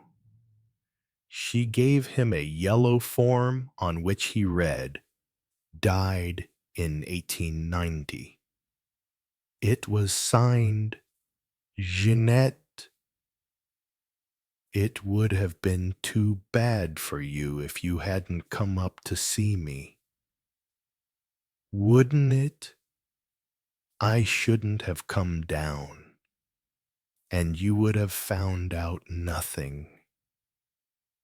Did you notice Marcelin's face when he read this telegram? He reread it 2 or 3 times to make sure he had got it right. Then he went off whistling as though he had received some good news. Exactly. And also, I think, as if he had suddenly been struck with admiration for somebody. Did you listen to Charlotte's conversation yesterday? With Bebe? I beg your pardon. He calls her Bebe. She must have arrived this morning. You mean you want me to repeat the exact words? He said to her. How goes Bebe? I'm fine. Thanks. I've got to stick around here a few more days, and I'd like a little bit of fun. So come on over. And she came. Maigret finished. Thank you very much, Mademoiselle. I'm on the bench outside with my friend, and I'm waiting for a call from Paris. 3/4 of an hour was passed watching the bowls. The young married couple came to send postcards. The butcher in turn came to make his daily call to Hyères. Mr. Pike looked at the church clock from time to time. Occasionally, he opened his mouth as well, perhaps to ask a question, but each time he changed his mind. They were both of them oppressed by the heavily scented heat. From afar, they could see the men gathering for the big bowls match, the one between about 10 players, played across the entire expanse of the square until time for aperitifs and dinner. The dentist was taking part. The cormorant had left the island for Guillen's Point, from whence it would bring Inspector Lechat and Jeanette. Finally, Aglaé's voice summoned him in. Paris, she announced. It was the good Lucas who must, as usual, during Maigret's absences, have taken over the latter's office. Through the window, Lucas could see the Seine and the Pont Saint-Michel, while the chief inspector was looking vaguely at Aglaé. I've got a part of the information. Chief, I'm expecting the rest from Ostend presently. Who shall I start with? Whichever you like. Write the Moricourt fellow. That wasn't difficult. Torrance remembered the name through having seen it on the cover of a book. It's his real name, all right. His father, who was a cavalry captain, died a long while ago. His mother lives at Saumur. As far as I could gather, they haven't any private means. Several times Philippe de Moricourt tried to marry heiresses but didn't succeed. Aglaé was listening unashamedly and, through the glass, winked at Maigret to underline the bits she liked. He passes himself off as a man of letters. He published 2 volumes of poetry through a left bank publisher. He used to frequent the Café de Flore, where he was fairly well known. He has also worked occasionally on several newspapers. Is that what you want to know?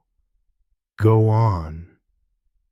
I've hardly any other details, as I did it all by telephone to save time, but I sent someone to find out, and you'll have some more snippets this evening or tomorrow. There's never been any charge against him, or rather, there was one 5 years ago, but it was withdrawn.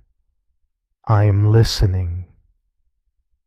A woman who lives in Auteuil had given him a rare edition to resell, after which she waited for several months without hearing of him.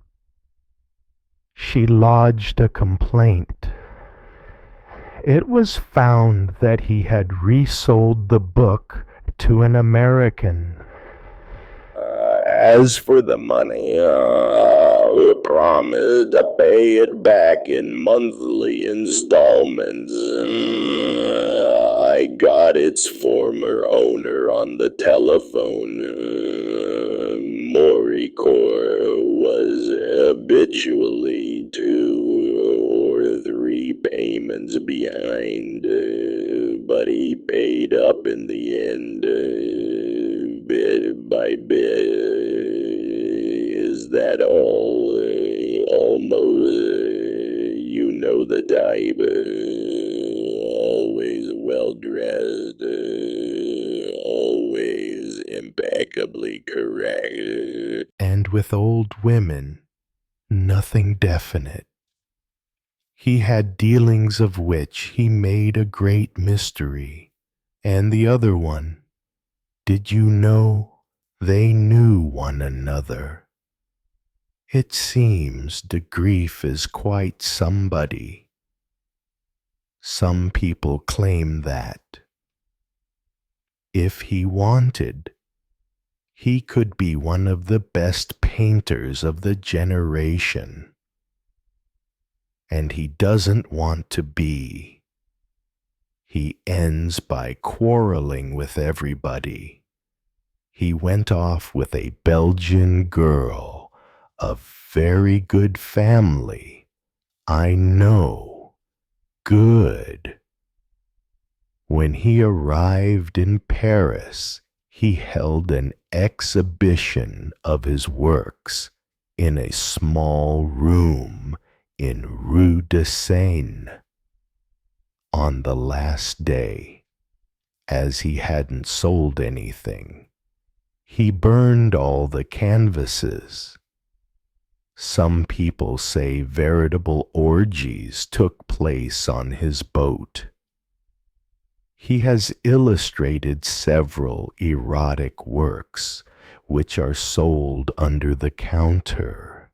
It's mainly off this that he lives. There you are. Chief, I am waiting for Austin to call. Everything all right down there? Through the glass, Mr.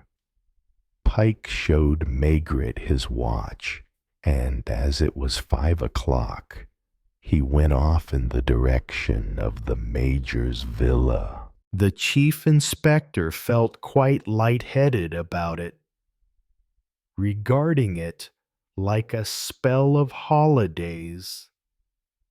Did you convey my congratulations to Janiver Telephone, my wife, and tell her to go and see him and take something along, a present or some flowers, but not a silver mug? He found himself back with Aglaé, separated from her by the grilled partition. She seemed very amused. She admitted without shame, I'd like to see one of his books. Do you think he has some on board then? Without stopping, it's strange. Your job's a lot simpler than people think. Information pours in from all sides. Do you think it's one of those two? There was a large bouquet of mimosa on her desk and a bag of sweets, which she offered to the chief inspector. Things happen so seldom here. About Monsieur Philippe, I forgot to tell you that he writes a lot. I don't read his letters. Naturally, he throws them into the box, and I recognize his writing and his ink, as he always uses green ink. I don't know why. Who does he write to? I forget the names, but it's nearly always to Paris. Now and then he writes to his mother. The letters to Paris are much the thickest. Does he get much post in return? Quite a lot. And reviews and newspapers. Every day there's printed matter for him. And Mrs. Wilcox, she writes a lot as well. To England, Capri, and Egypt. I particularly remember Egypt because I took the liberty of asking her for the stamps for my nephew. Does she telephone?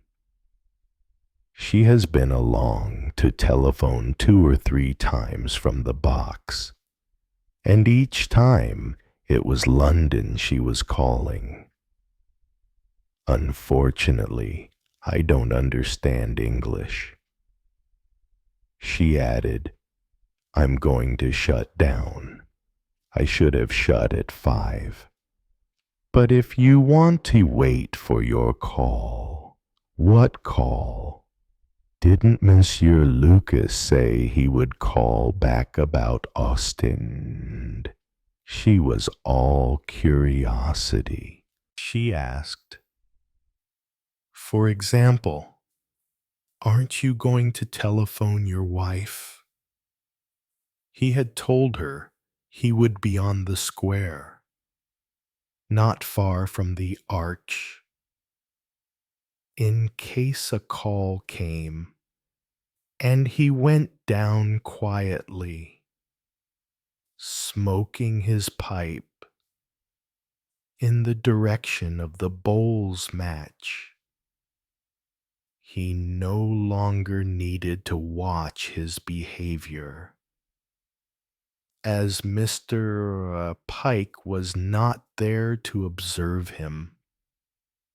He wanted really to play bowls, and several times he found himself asking about the rules of the game. He was extremely surprised to discover that the dentist, whom everyone familiarly addressed as Leon, was a first-class player. At 20 yards, after 3 bounding strides, he would strike his opponent's ball and send it rolling away into the distance. And each time he at once affected a little modest air, as though he considered the achievement to be quite natural. The chief inspector went to have a glass of wine and found Charlotte busy working the slot machine while his companion on the bench was engrossed in a film magazine. Had they had their little bit of fun? Isn't your friend with you? Asked Paul in surprise. For Mr. Pike as well, it must have been like a holiday. He was with another Englishman. He could speak his language. Use expressions which only meant something to two men from the same school. It was easy to envisage the arrival of the cormorant. Each time the same phenomenon took place. Outside there was a sort of downward current. People could be seen passing by, all making for the harbor. Then, once the boat was moored, the ebb would begin. The same people would pass by in the opposite direction, with, in addition, the new arrivals carrying suitcases or bags. He followed the downward current, not far from the mayor who was pushing his eternal wheelbarrow. On the boat deck, he at once saw Jeanette and the inspector, who looked like a couple of lovers. There were also fishermen coming back from the funeral and two old ladies, tourists for the Grand Hotel. In the group of people watching the disembarkation, he recognized Charlotte, who had followed him and who, like him, seemed to be going through a ritual without really believing in it. Nothing new.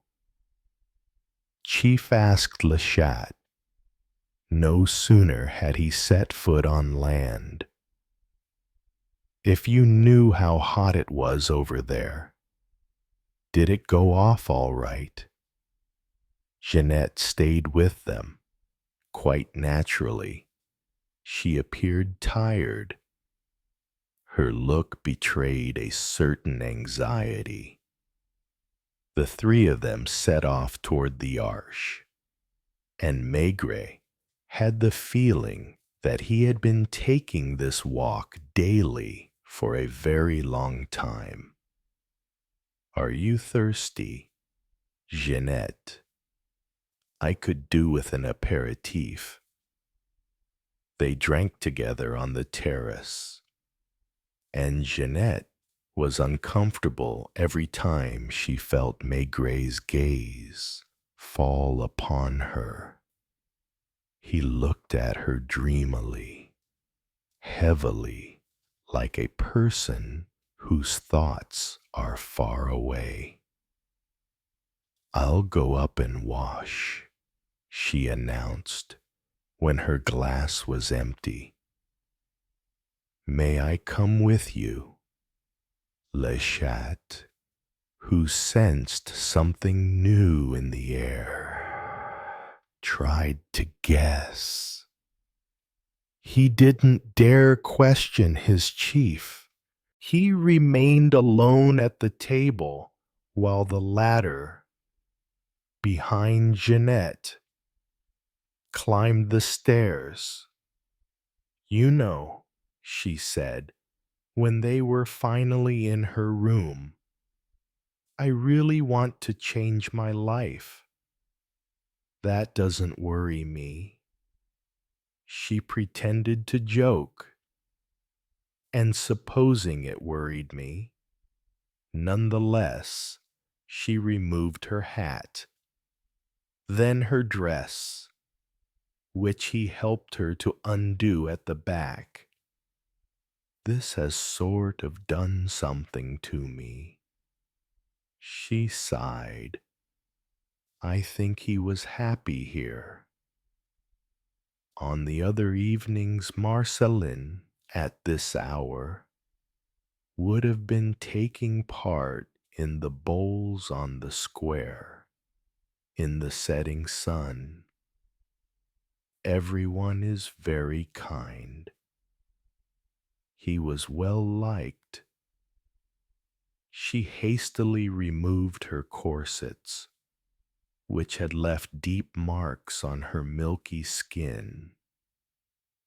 Maigret, facing the attic window, had his back to her. "Do you remember the question I asked you?"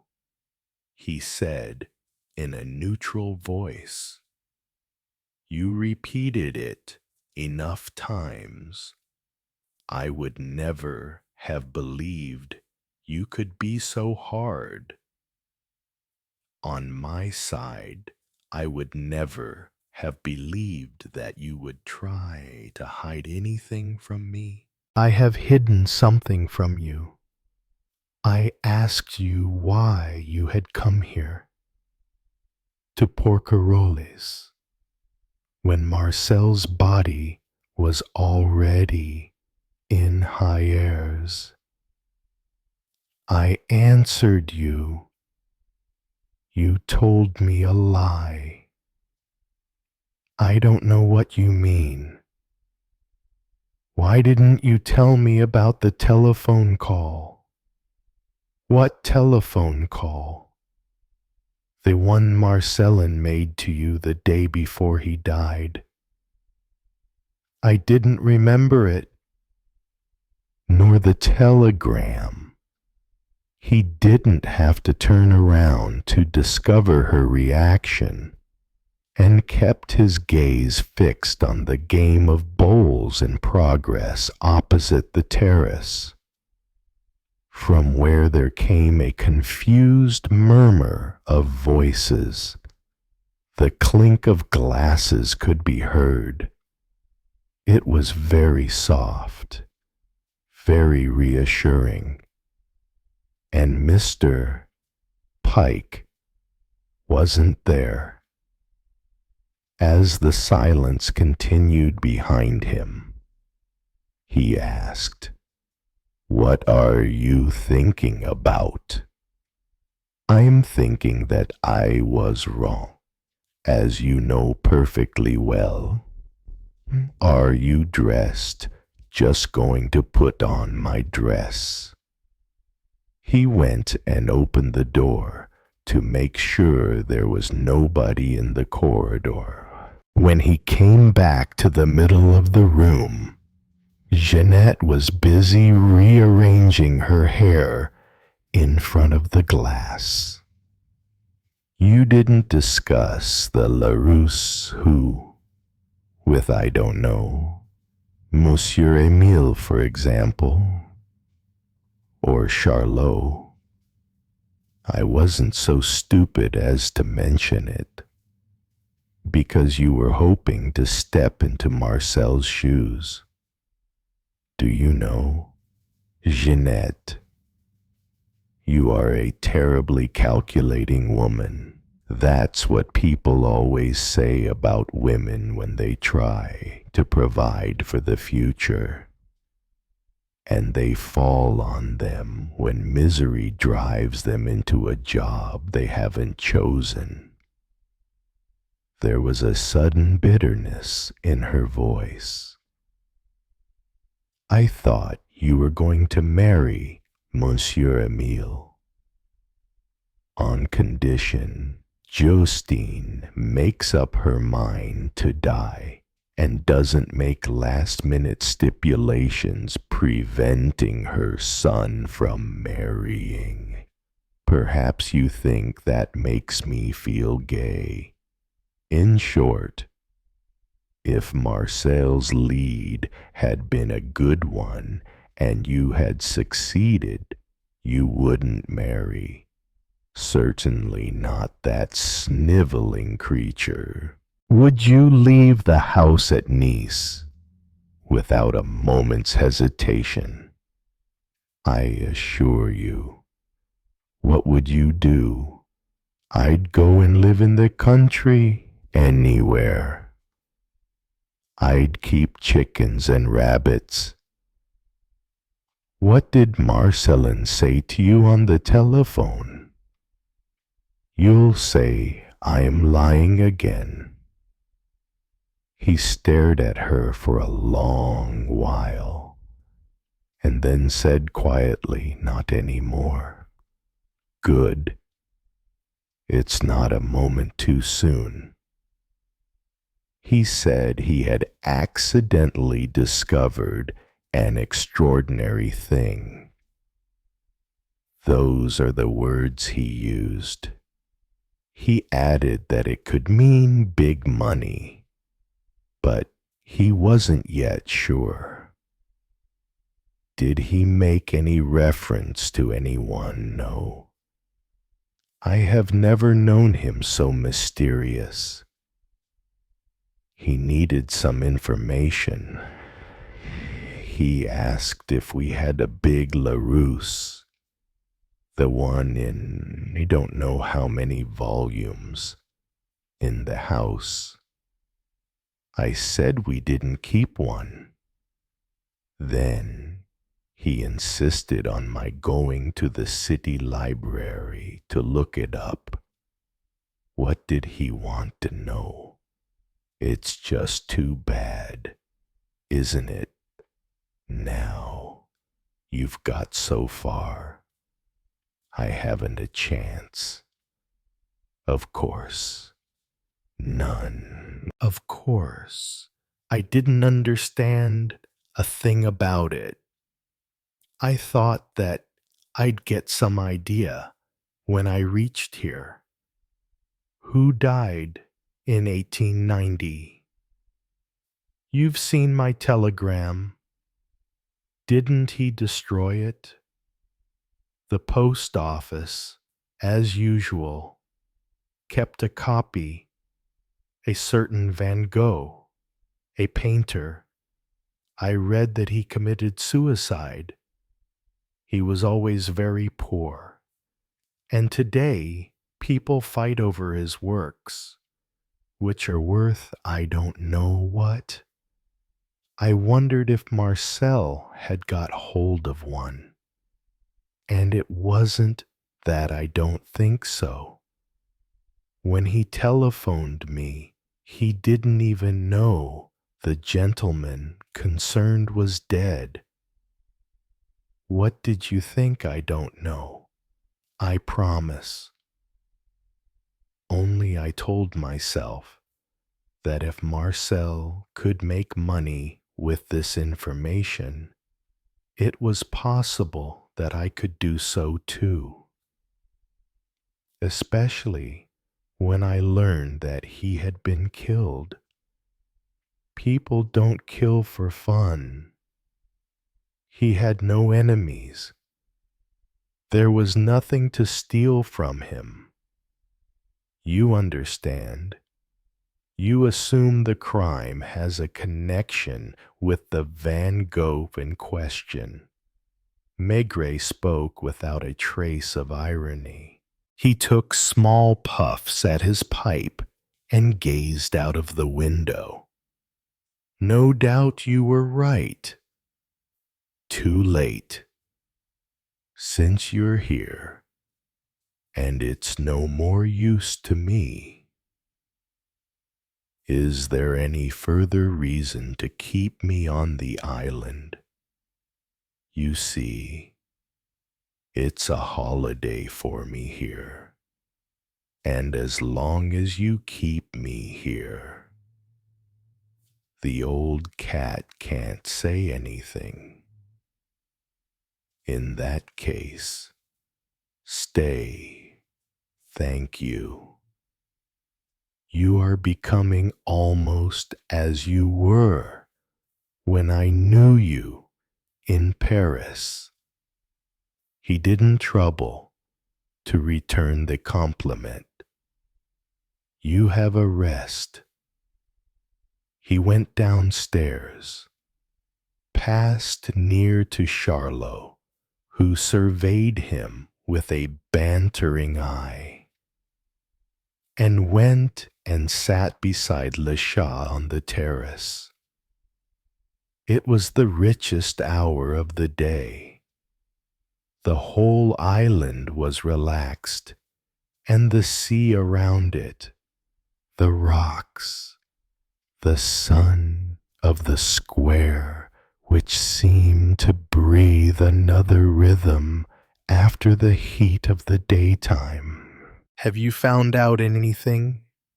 Chief Maigret's first thought was to order a drink from Jojo, who was passing nearby, and who looked as if she were cross with him for having closeted himself with Jeanette in the bedroom. I'm afraid so. He sighed finally, and, as the inspector was looking at him in surprise, I mean that I shall probably not have much longer to stay here. It's a good place, don't you think? On the other hand, there's Mr. Pike. Wasn't a quick success better? On account of Mr. Pike and what he would say at Scotland Yard. There's a call from Paris for you, Monsieur Maigret. It was probably the information from Ostend. Chapter 8. Sunday lay so heavily in the air as to become almost nauseating.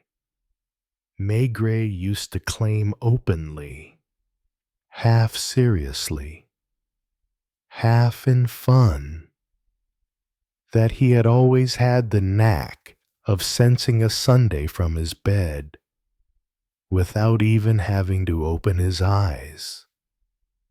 Here there was an unprecedented noise of bells. They were not proper church bells, but small, high-pitched ones, like chapel or convent bells. One was led to the belief that the quality, the density of the air was not the same as elsewhere. One could distinctly hear the hammer striking the bronze, which gave out some sort of a note. But it was then that the phenomenon would begin. A first ring would carry into the pale and still cool sky, would extend hesitantly like a smoke ring, becoming a perfect circle out of which other circles would form as by magic, ever increasing, ever purer. The circles passed beyond the square. The houses stretched over the harbor and a long way out to sea, where small boats were anchored. One felt them above hills and rocks, and they wouldn't cease to be perceptible until the hammer struck the metal once more, and other circles of sound were born so as to reproduce themselves. Then others, which one listened to in innocent amazement, as one watches a firework display. Even the simple sound of footsteps on the rough surface of the square had something paschal about it. And Maigret, glancing out of the window, was expecting to see first communicants with their small legs becoming caught up in their veils.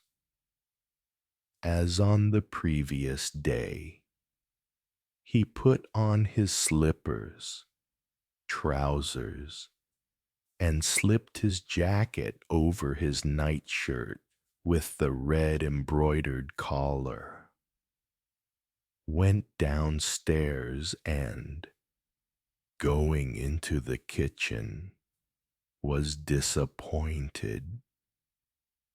Subconsciously, He had been hoping to repeat the previous day, find himself beside the oven again, with Jojo preparing the coffee, with the clear rectangle of the door open to the outside.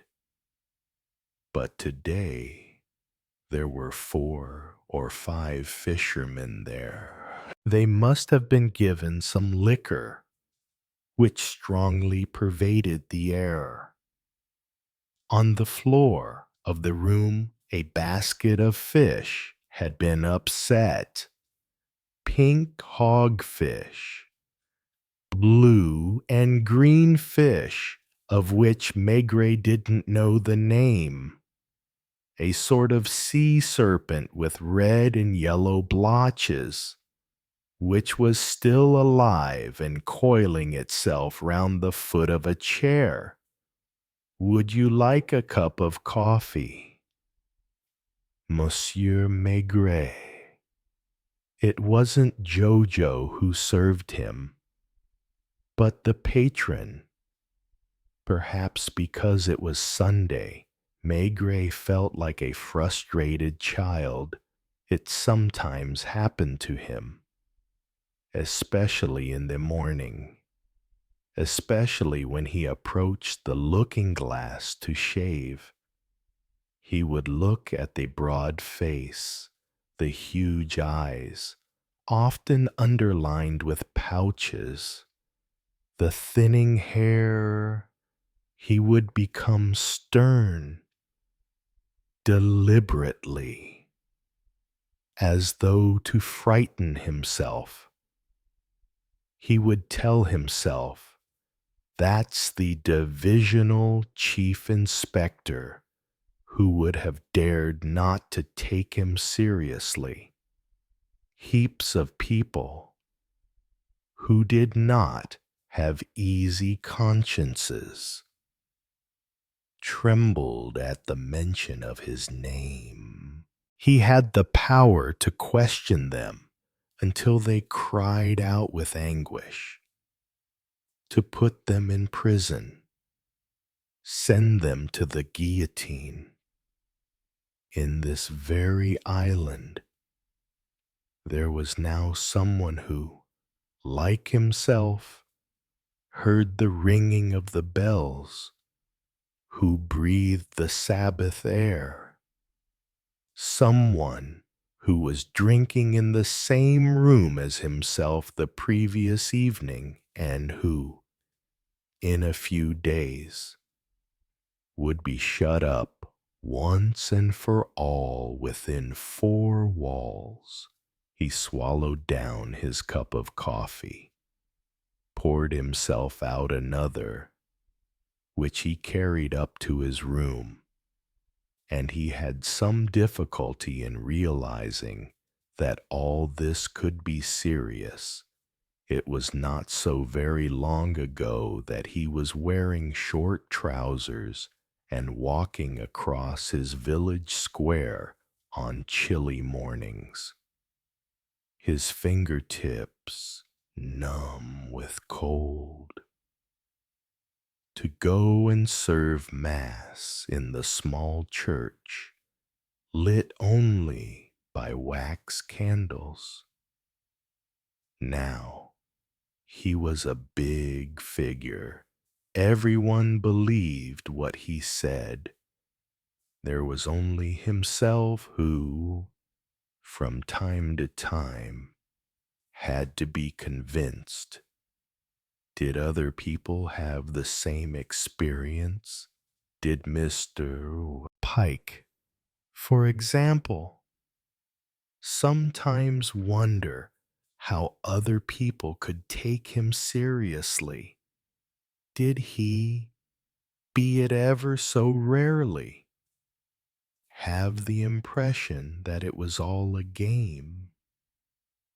Was the major anything more than an overgrown schoolboy, like the ones there are in every class? One of those fat and sleepy boys whom the master cannot resist making fun of Mr. Pike, had said a terrible thing the previous evening, shortly before the Polite episode. It was downstairs, at the moment when, like the evening before, and every other evening, almost everybody was gathered at the arch. The yard inspector had sat naturally at the major's table, and at that moment, despite the difference in age, in rotundity, they had a sort of family resemblance. They must have been drinking late in the afternoon when Mr. Pike had been to see his fellow countrymen at the villa, enough to have a dulled eye and thick tongue, but too little to lose their dignity.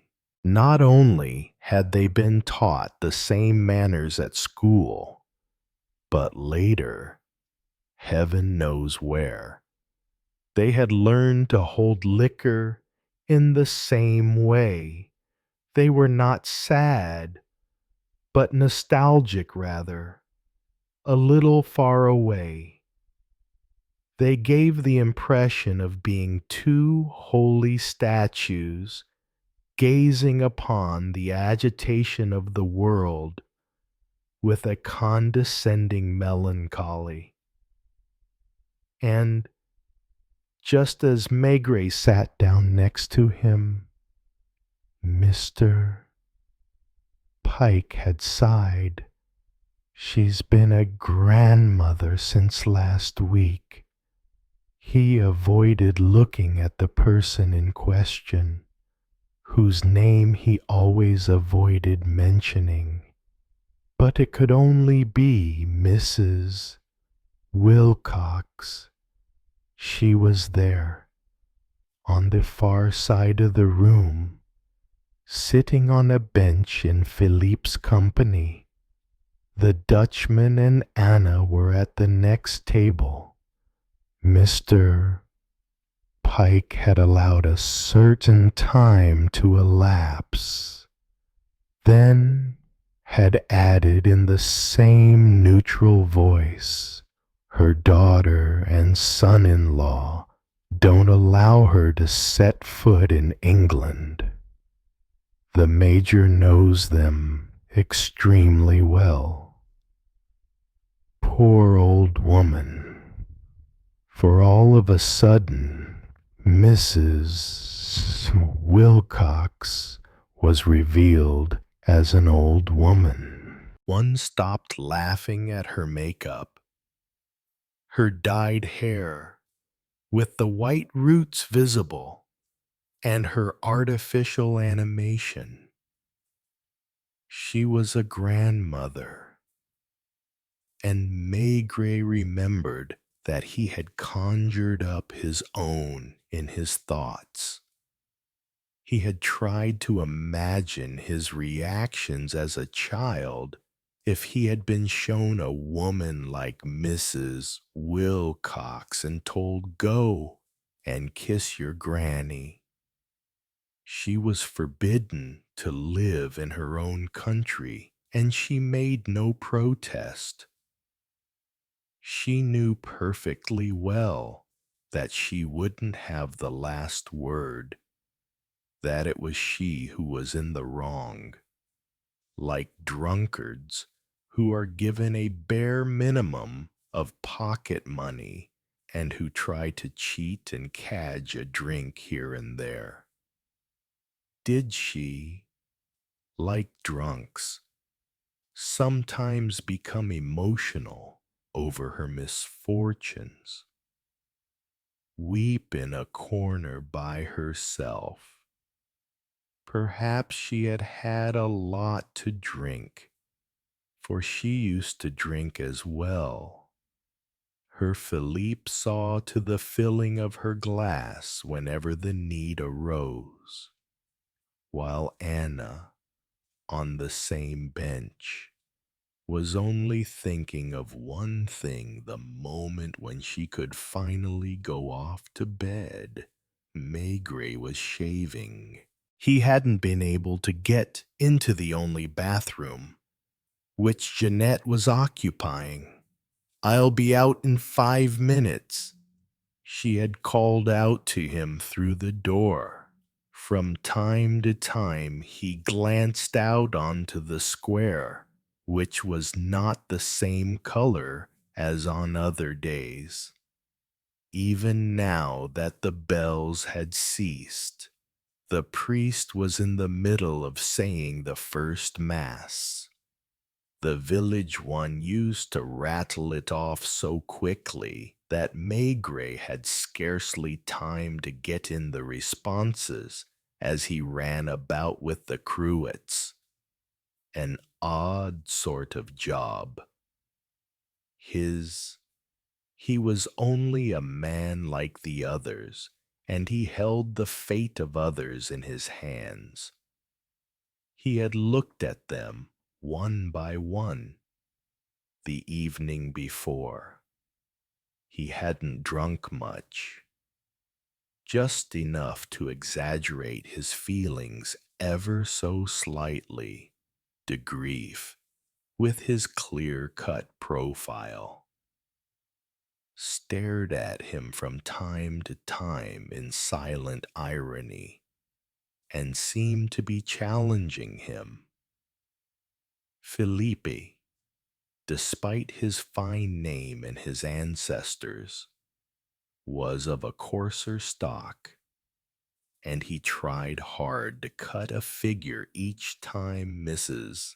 Wilcox ordered him about like a servant. He must have got his revenge at other moments. Granted, but he was none the less obliged to swallow insults in public. The one he swallowed was fair-sized, so much so, in fact, that everyone felt uncomfortable about it. Poor Paul, who unfortunately didn't know where the source of the trouble was at infinite pains to bring the party back to life. They must be talking about it down there. They would talk about it on the island all day. Would Polyte keep the secret? Just then, it hardly mattered.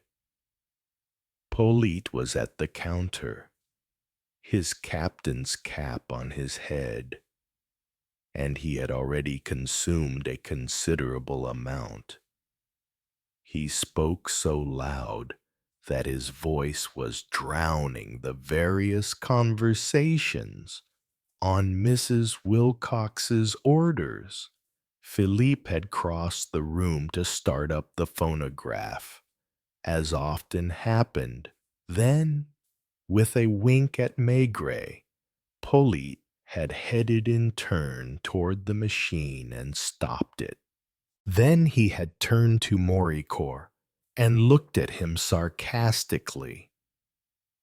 Straight in the eye, Philippe, without protesting, had pretended not to notice. "I don't like people looking at me like that," Polita had then shouted out, advancing a few paces. "But I'm not even looking at you. So you don't deign to look at me."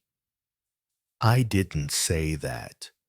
You think I don't understand, Mrs.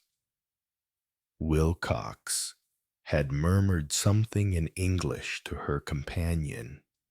Mr. Pike had frowned. "I'm not good enough for you, perhaps. You little rat. Very red in the face, Philippe still didn't move, tried to look elsewhere. Try saying again that I'm not good enough for you.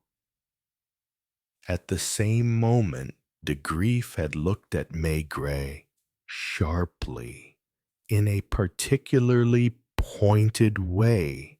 Had he understood Le Chat, who had understood nothing at all, had wanted to get up and interrupt, and Maigret had been obliged to seize his wrist under the table. What would you say if I pushed your pretty face in? Eh?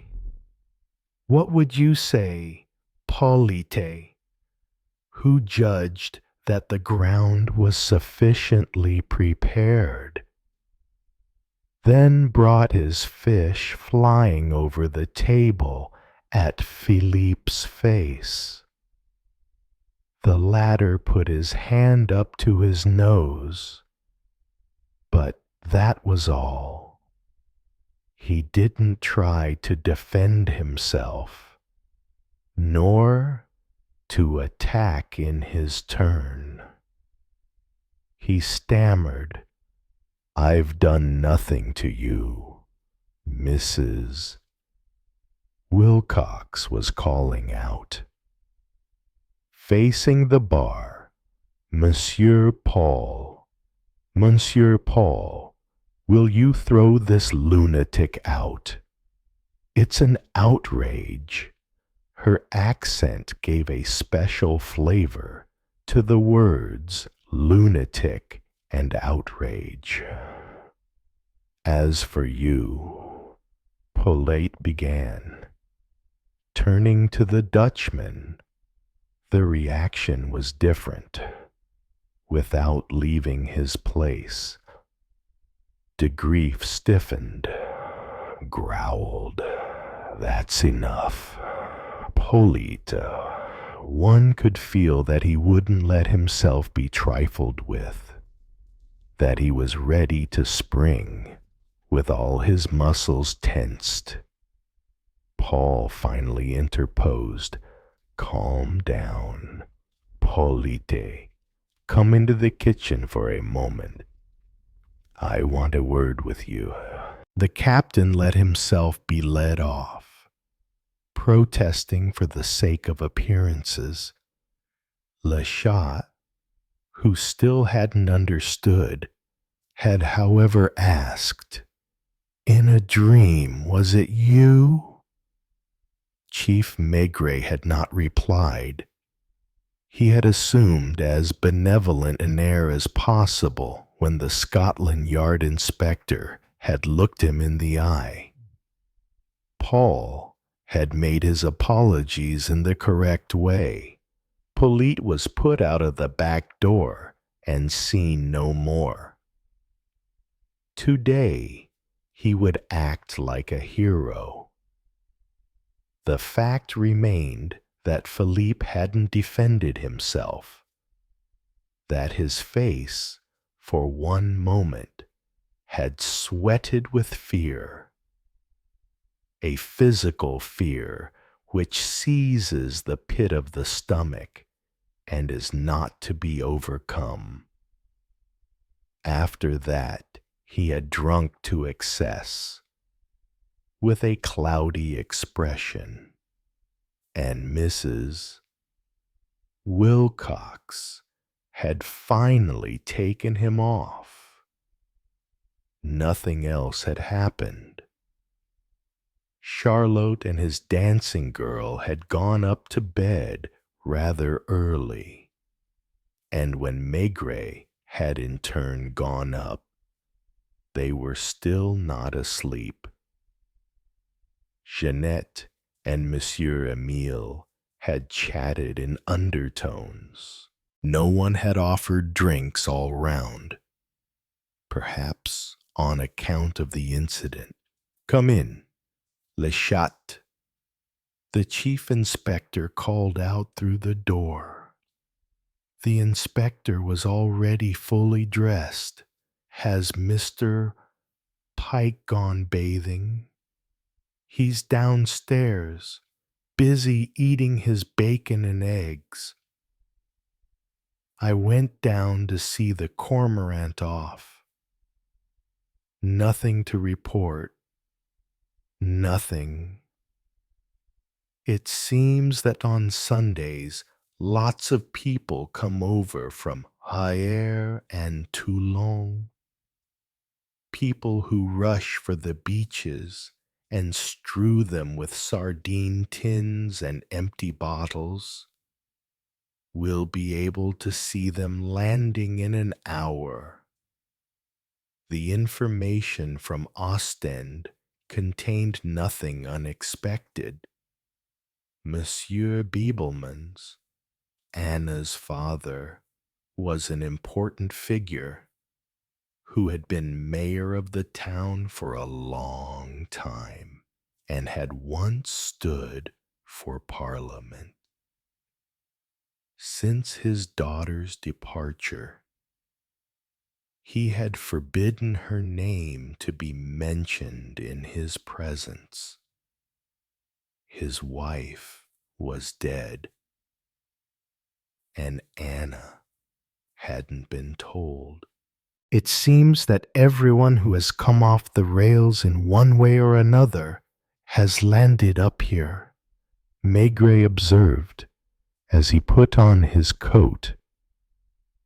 It's the climate that's responsible, riposted the inspector, who was not troubled by such questions.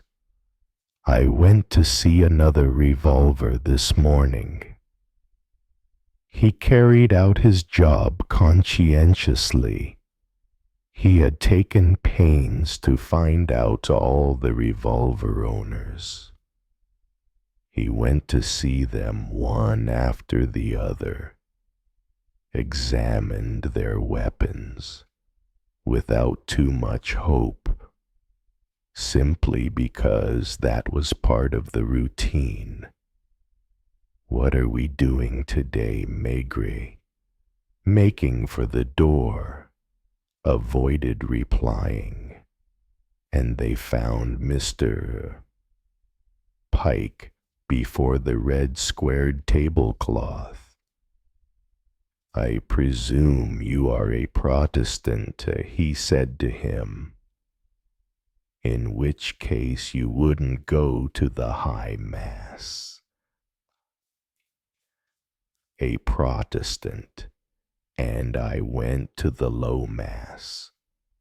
Perhaps he would have been just the same if there had only been a synagogue, so as to attend a service, whatever it was, because it was Sunday. I don't know whether you'll want to come with me. This morning I have to pay a call on a lady you aren't anxious to meet. You're going aboard the yacht. Maigret nodded, and Mr.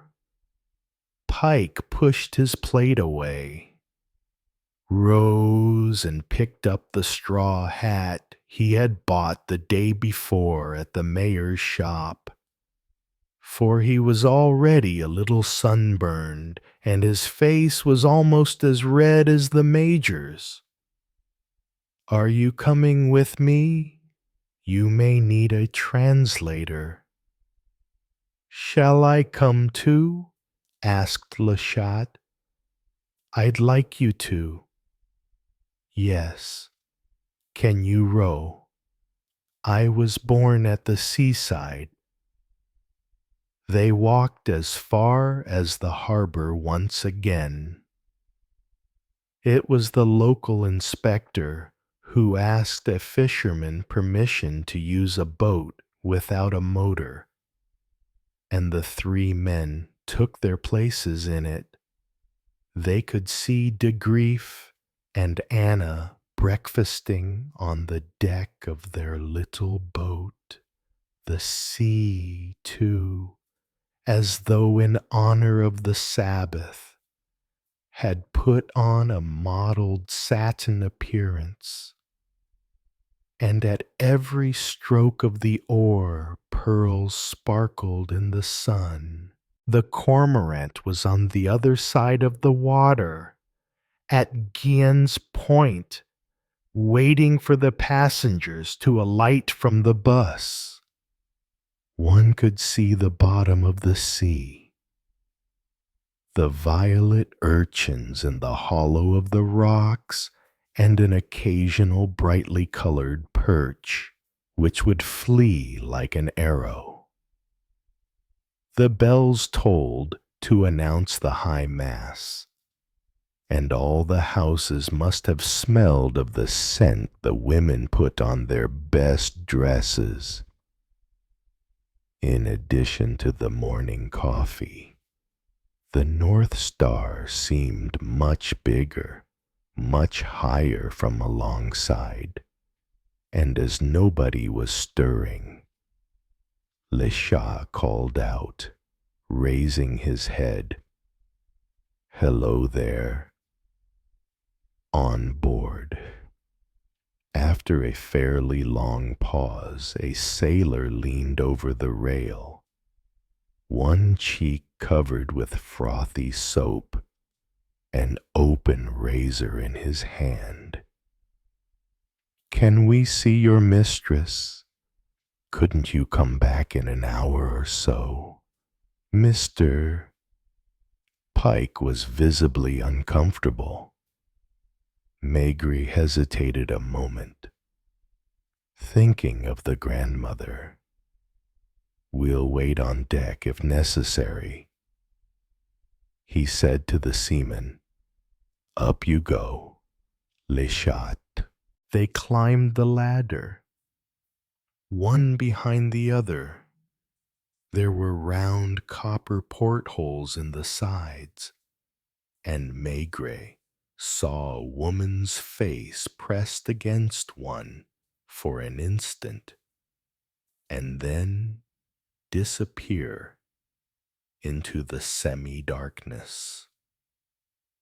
A moment later, the hatch opened, and Philippe's head appeared, his hair uncombed, his eyes still puffy with sleep. "What do you want?" he asked sulkily. "A word with Mrs. Wilcox?" "She's not up yet." "That's not true." "I've just seen her." Philippe was wearing silk pajamas with blue stripes. There were a few steps to go down in order to reach the cabin, and Maigret, heavy and obstinate, was not expecting to be invited. "May we come in?" It was a strange mixture of luxury and disorder, of the refined and the sordid. The deck was meticulously scrubbed, and all the brasses gleamed. The ropes were carefully coiled. The captain's bridge, with its compass and nautical instruments, was as clean as a Dutch kitchen. Going down the steps, the visitors immediately found themselves in a cabin with mahogany walls, a table fixed to the floor, two benches with red leather upholstery, but with bottles and glasses lying about on the table. And there were crusts of bread, a half-eaten tin of sardines, playing cards. A nauseating smell hung in the air, a mixture of alcohol and beds. The door of the next cabin, which served as a bedroom, must have been shut in a hurry. And in her flight, Mrs. Wilcox had left a satin slipper upon the floor. "Please excuse the intrusion," Maigret said politely to Philippe. "You were probably in the middle of breakfast." He was looking, without irony, at the half-empty bottle of English beer, a piece of bread which had been bitten into, a scrap of butter in some paper. "Is this an official search?" questioned the young man, running his fingers through his hair. "It's whatever you want it to be. Just now, as far as I am concerned, it's a straightforward visit. At this hour, there are people who are still tired. Mrs. Wilcox is in the habit of rising late. The sound of water could be heard on the other side of the door. Philippe would have liked to go away and put on something decent, but that would have meant revealing the too intimate disorder of the second cabin. He had no dressing gown to hand. His pajamas were crumpled. Mechanically, he swallowed a mouthful of beer. Le Chat had remained on the deck, following the chief inspector's instructions, and must then have been busy with the two sailors. The latter were not English as one might have supposed, but came from Nice, probably of Italian origin, to judge by their accents. "Sit down, Mr. Pike," said Maigret. Since Philippe omitted to invite them, Maigret's grandmother always used to go to the first Mass at 6 o'clock in the morning, and when everyone else got up, they found her in a black silk dress with a white bonnet on her head, with a fire blazing in the hearth, and breakfast served on a starched tablecloth. Old women had been to the first Mass here, and others would now be making their way diagonally across the square, heading for the open door of the church, with its smell of incense. As for Mrs. Wilcox, she had already had a drink of beer, and in the morning more of the white roots must have been visible in her dyed hair. She went to and fro on the other side of the partition, without being able to be of any assistance to her secretary, the latter, his cheeks slightly swollen where, the evening before, Polyte had struck with his fist, looked like a sulky schoolboy in his striped pajamas. For just as there is in every class a large boy who resembles an India rubber ball, there is invariably the pupil who spends his free time silently preening himself in his corner while his schoolmates say, "He's a phony." On the walls were hung engravings, but the chief inspector was unable to pronounce on their quality. Some of them were fairly erotic, but without exceeding the limits of good taste. They looked, Mr. Pike and himself, rather as though they were in a waiting room, and the Englishman held his straw hat between his knees. Maigret finally lit his pipe.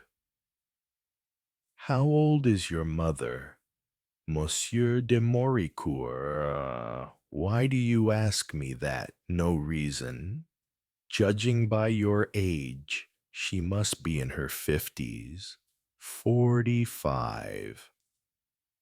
She had me very young. She married at 16. Mrs. Wilcox is older than her. Isn't she, Mr.?" Pike lowered his head. Anyone might have thought the chief inspector was doing it deliberately to make everyone feel more uncomfortable. Larat was more at ease outside, seated on the rail, chatting with one of the two sailors who was manicuring his nails in the sun. In the end, there was a noise from the door, which opened, and Mrs. Wilcox appeared, shutting it again hastily behind her, so as not to let the chaos be seen. She had found time to dress and make up, but her features, under the thick cosmetics, remained puffed, her eyes anxious. She must have been pitiable in the morning when she washed out her dry mouth with a bottle of strong beer. Grandmother, thought Maigret, in spite of himself. He rose, greeted her, introduced his companion. "Perhaps you know Mr. Pike. He's a fellow countryman of yours who works at Scotland Yard. He's not here on business. Excuse my disturbing you at such an early hour. Mrs. Wilcox." She remained, in spite of everything, a lady, and a glance was enough to give Philippe to understand that his attire was indecent. "Will you excuse me while I go and dress?" he murmured, with a cloudy look at the chief inspector. "Perhaps you will feel more at your ease. Sit down. Gentlemen, is there anything I can offer you?" She saw the pipe that Maigret was allowing to go out. "Do go on smoking. Besides, I'm going to light a cigarette myself." She forced a smile. "You must forgive the mess, but a yacht isn't a house, and space is limited. What was Mr. Pike thinking at that particular moment? That his French colleague was a brute or a boor? Very possibly. Maigret was not exactly proud of the job he had to do. "I believe you know Jeff de Grief, Mrs. Wilcox. He's a clever young man, and Anna's sweet. They've been on board several times." He's said to be a talented painter. I believe he is. I've had occasion to buy a canvas from him, and I would have been happy to show it to you. Only I've sent it off to my villa in Fiesole. You've got a villa in Italy. Oh, it's quite a modest little villa, but it's magnificently situated on a hill. And from the windows you have a view over the whole of Florence. Do you know Florence? Inspector, I haven't that pleasure. I live there for part of the year. I send everything there that I happen to buy during the course of my wanderings. She thought she had found firm ground. You really don't want anything to drink. She was thirsty herself and eyed the bottle she hadn't had time to finish, not daring to drink alone. Won't you really try some of this beer, which I had sent straight from England? He said yes, to please her. She went over to a cupboard which had been turned into an ice box to look for some bottles. Most of the walls of the cabin were actually cupboards, just as the benches concealed chests. You've bought a lot of things on your travels. I gather, she laughed. Who told you that I buy for the pleasure of buying? It is true. In Istanbul, for example, I always allow myself to be tempted by the salesman at the bazaar. I come back on board with absolute horrors. At the time, they seem beautiful. Then, when I get back to the villa and find those things, did you meet de Grief in Paris number? Here only, not so long ago. And your secretary, he's been with me for 2 years now. He's a very cultured boy. We got to know each other at Cannes. Was he working?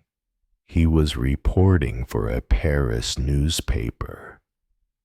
Maigret must have had his ear glued to the partition. You speak French perfectly. Mrs. Wilcox. I did part of my studies in Paris. My governess was French. Did Marcelin often come on board? Certainly. I think almost everyone on the island has been on board. Do you remember the night he died? I think so. He looked at her hands, which were not trembling. He talked a lot about me that evening. That's what I was told. I didn't know who you were. I asked Philippe. And did Monsieur de Moricourt know? It appears that you're well known. When you left the Arche de Noé, I'm listening. Had Marcelin gone already, I couldn't tell you. What I do know is that we went down to the harbor, hugging the houses. The mistral was so strong. I was even afraid we shouldn't manage to get back on board. Did you set off immediately in the boat? Monsieur Moricourt and yourself immediately. What else could we have done? That reminds me that Marcelin came with us as far as the dinghy. You didn't meet anyone. There can't have been anybody out at that hour. Had de Grief and Anna returned to their boat? Possibly. I can't remember. Wait. Then Maigret was astounded to hear the precise voice of Mr. Pike, who, for the first time, was allowing himself to intervene in his inquiry.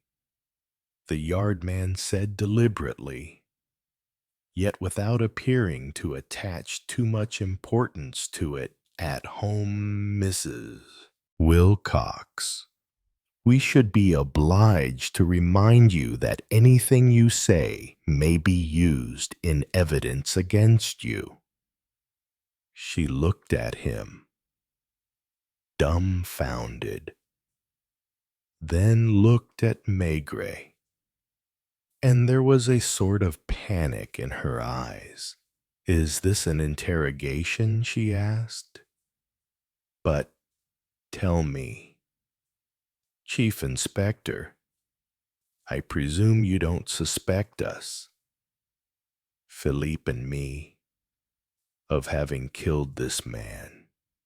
Maigret was silent for a moment, examining his pipe with deliberation. "I suspect nobody a priori, Mrs. Wilcox. However, this is certainly an interrogation, and you have the right not to reply. Why shouldn't I reply?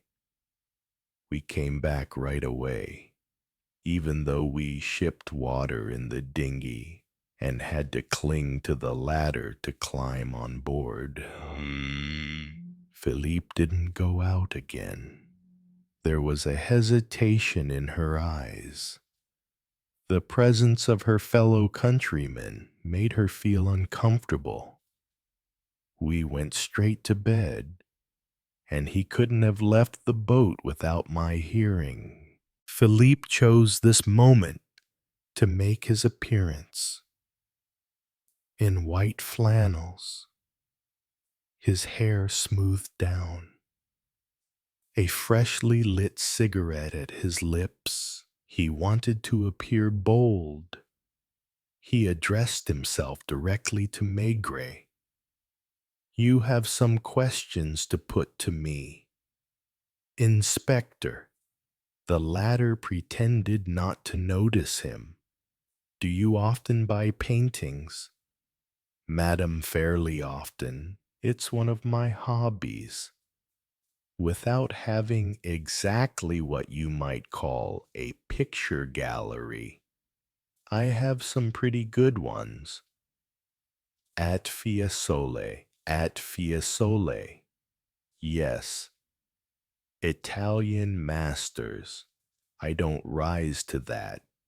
I'm more modest and content myself with more modern works, Cézanne's or Renoir. For example, I have a charming little Renoir, Degas, Manet, Monet, a Degas drawing, a dancer, Van Gogh. Maigret was not looking at her, but stared straight at Philippe, who appeared to have swallowed his saliva and whose gaze became completely rigid. "I've just bought a Van Gogh." "How long ago?" "Several days."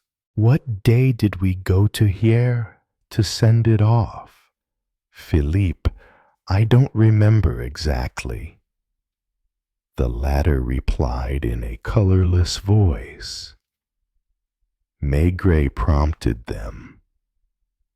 Wasn't it the day before or 2 days before Marcellin's death? 2 days before, she said. I remember it now. Did you find the picture here? She didn't stop to think, and a moment later, she bit her lip. It was Felipe. She said, who? Through a friend. She understood by the silence of the three men, looked at them in turn. Then, what is it, Philippe? She had risen with a start, was advancing toward the chief inspector. You don't mean... Explain to me, speak, why don't you say something, Philippe? What's... The latter still didn't stir. Excuse me, madam, but I must take your secretary away. Are you arresting him? But I tell you he was here. He didn't leave me all night. That... She looked at the door of the cabin, which served as a bedroom, and one could feel that she was on the point of throwing open the door, showing the double bed, and shouting, how could he have gone without my knowing Maigret and Mr. Pike had risen as well? Will you come with me? Monsieur de Moricourt, have you a warrant? I shall ask for one from the examining magistrate, if you insist. But I don't think that will be the case. Are you arresting me? Not yet. Where are you taking me? Somewhere where we can have a quiet conversation. Don't you think it would be better that way? Tell me, Philippe, Mrs. Wilcox began. Without realizing, she began to speak to him in English. Philippe wasn't listening to her, or looking at her, or thinking about her anymore. As he climbed onto the deck, she was not even given a look of farewell. This won't get you very far, he said to Maigret. That's very possible. Perhaps you're going to handcuff me. It was still Sunday, and the cormorant, moored to the jetty, was disgorging its passengers in their bright-colored clothes. Already some tourists, perched on rocks, were busy fishing. Mr. Pike left the cabin last, and when he took his place in the dinghy, he was very red, le chat, quite overcome by the extra passenger. Didn't know what to say.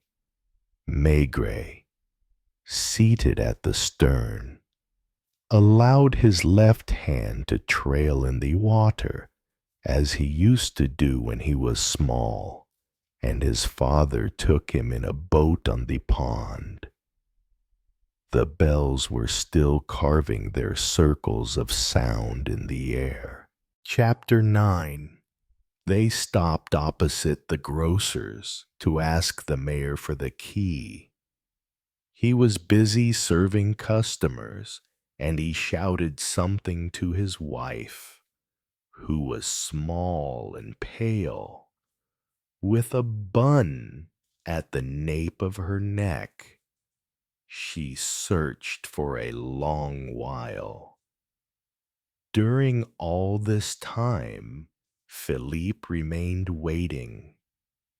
between Maigret and Mr. Pike, his face set obstinately in a sulky expression, and it resembled more than ever a school scene, with the punished schoolboy and the implacable headmaster.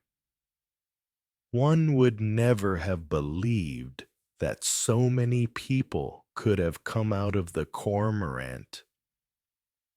True, other boats had made the crossing that morning, until the trippers had had time to stream off to the beaches. The square looked like an invasion. Anna could be seen in the semi-obscurity of the cooperative, with her net bag, wearing her sunsuit, while de Grief was sitting with Charlot on the terrace of the Arche. These two had seen Felipe passing by between the detectives. They had followed them with their eyes. They were free themselves, with a table in front of them and a bottle of fresh wine on the table. Maigret had said a few words in an undertone to Le Chat, who had stayed behind. The mayor's wife finally brought the key, and a few minutes later, Maigret was pushing open the door of the town hall and opening the window on account of the dust and mustiness. Sit down. Moricourt. Is that an order? Precisely. He pushed over to him one of the deck chairs used for July 14th celebrations. Mr. Pike appeared to have understood that on these occasions the chief inspector didn't like to see people standing, for he unfolded a chair in his turn and settled himself in a corner. I suppose you have nothing to say to me. Am I under arrest? Yes. I didn't kill Marcelin. What else? Nothing. I shall say nothing more. You can question me to your heart's content and use all the vile methods you have at your command to make people speak, but I'll still say nothing. How like a vicious child, perhaps because of the impressions of that morning. Maigret couldn't manage to take him seriously, to get it into his head that he was dealing with a man. The chief inspector didn't sit down. He walked up and down aimlessly, touched a rolled-up flag, stood for a moment in front of the window, and saw some little girls in white crossing the square, in the care of two good sisters with winged bonnets. He hadn't been so far off just now in being reminded of a first communion. The islanders were wearing clean trousers that morning, made of cloth of a blue that became deep and rich in the sun of the square, and the white of their shirts was dazzling. The bowling had already started.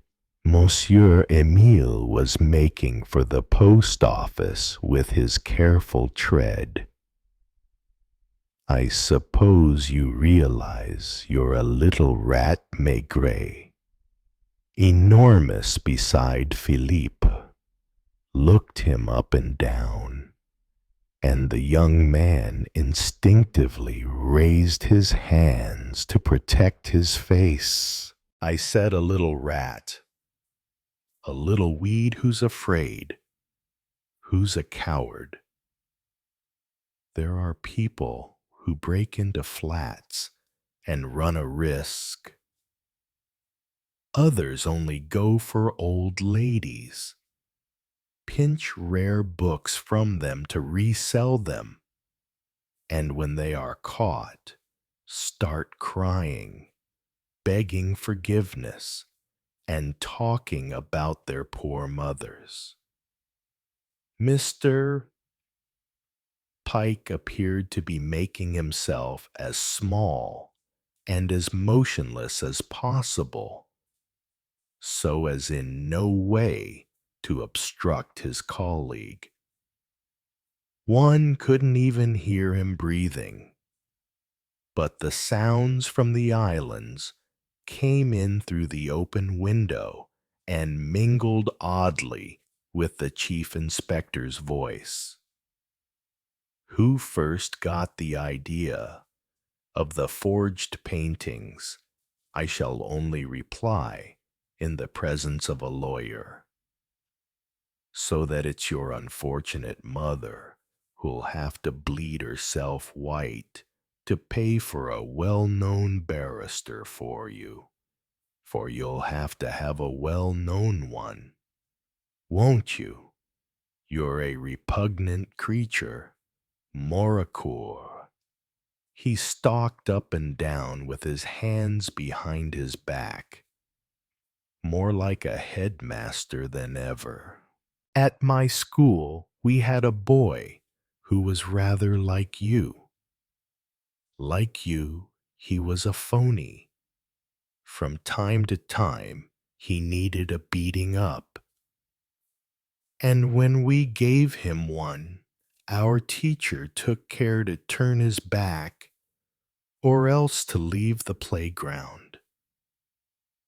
You had one yesterday evening, and you didn't budge. You stayed there, pale and trembling in your place, beside the old woman who keeps you alive. It was I who asked Paulette to give you a hiding because I wanted to know your reactions, because I wasn't yet sure. Are you planning to hit me again? He was trying to sneer, but one could feel that he was transfixed with fear. There are various species of rat, Moracour, and unfortunately, there are some that one somehow never manages to send to prison. I will tell you straight away that I shall do all in my power to get you there. 10 times he turned back toward the young man in his chair, and each time the latter made an instinctive gesture to protect his face. Admit that the idea of the pictures was yours. You'll end by confessing, even if I have to spend 3 days and 3 nights at it. I knew a tougher nut than you. He sneered, too, when he arrived at the Quai des Orfèvres. He was well dressed like you. It was a long business. We took it in relays of 5 or 6 for 36 hours before he gave in. He looked at de Moracour's beautiful white trousers, then ordered him point blank, "Take off your tie. Why do you want me to do it myself, good now? Undo your shoes. Remove the laces. You'll see. In a few hours, you'll begin to look a bit more guilty. You haven't the right. I take it. You asked yourself how to pump money from the mad old woman you had attached yourself to. Your lawyer will probably plead that it's immoral to allow fortunes to remain in the hands of women like her, and will claim that it's an irresistible temptation. That doesn't concern us for the moment. All that's a matter for the jury, because she bought pictures and didn't know anything about them. You told yourself that there was big money to be made, and you got together with de Grief. I wonder whether it wasn't you that made him come to Porcarolles. De Grief is a little saint, isn't he? Another kind of rat. How many forgeries did he make for your old woman? I warn you that I shall say nothing. The Van Gogh can't have been the first, only it happens that somebody spotted that particular one. Probably when it wasn't quite finished. Marcelin moved around a bit everywhere. He would have climbed on board de Grief's yacht, as well as the North Star. I suppose he caught the Dutchman in the middle of signing a canvas with a name that wasn't his own. Then he saw the same canvas in Mrs. Wilcox's possession, and he tumbled to it. It took him a bit of time to find out how the system was worked. He wasn't sure. He had never even heard of Van Gogh, and he telephoned a girlfriend to find out about him. Philippe was staring fixedly at the floor, a peevish look on his face. I don't say it was you who killed him. I didn't kill him. You're probably too much of a coward for that sort of a job. Marcelin told himself that as the two of you were getting fat off the old woman's bank balance, there was no reason why he shouldn't be a third. He put it to you. You wouldn't play. Then, to dot all the I's, he began to talk about his friend Maigret. How much did he ask? I shan't answer. I've plenty of time. That night, Marcelin was killed. I've an alibi. Namely, that at the time of his death you were in the grandmother's bed. One could smell, even from the small town hall room, the aperitifs that were being served on the terrace at the Arch. De Grief must still have been there. Probably Anna had joined him with her provisions. Le Chat, at the neighboring table, was watching him, and if necessary would stop him going away. As for Charlet, he had surely realized by now that he was too late. There was another one who had been hoping to have his cut. Do you expect to talk? Philippe, no. Note that I'm not trying to make you do so by telling stories. I'm not telling you that we've got proof. That de grief has taken the bait. You'll talk in the end because you're a coward. Because you're venomous. Give me your cigarettes. Maigret took the packet the young man handed to him and threw it out of the window. May I ask you to do me a service, Mr. Pike? Will you go and ask Lechat, who is on the terrace at the Arche, to bring in the Dutchman without the young girl? I'd also like Jojo to bring some beer.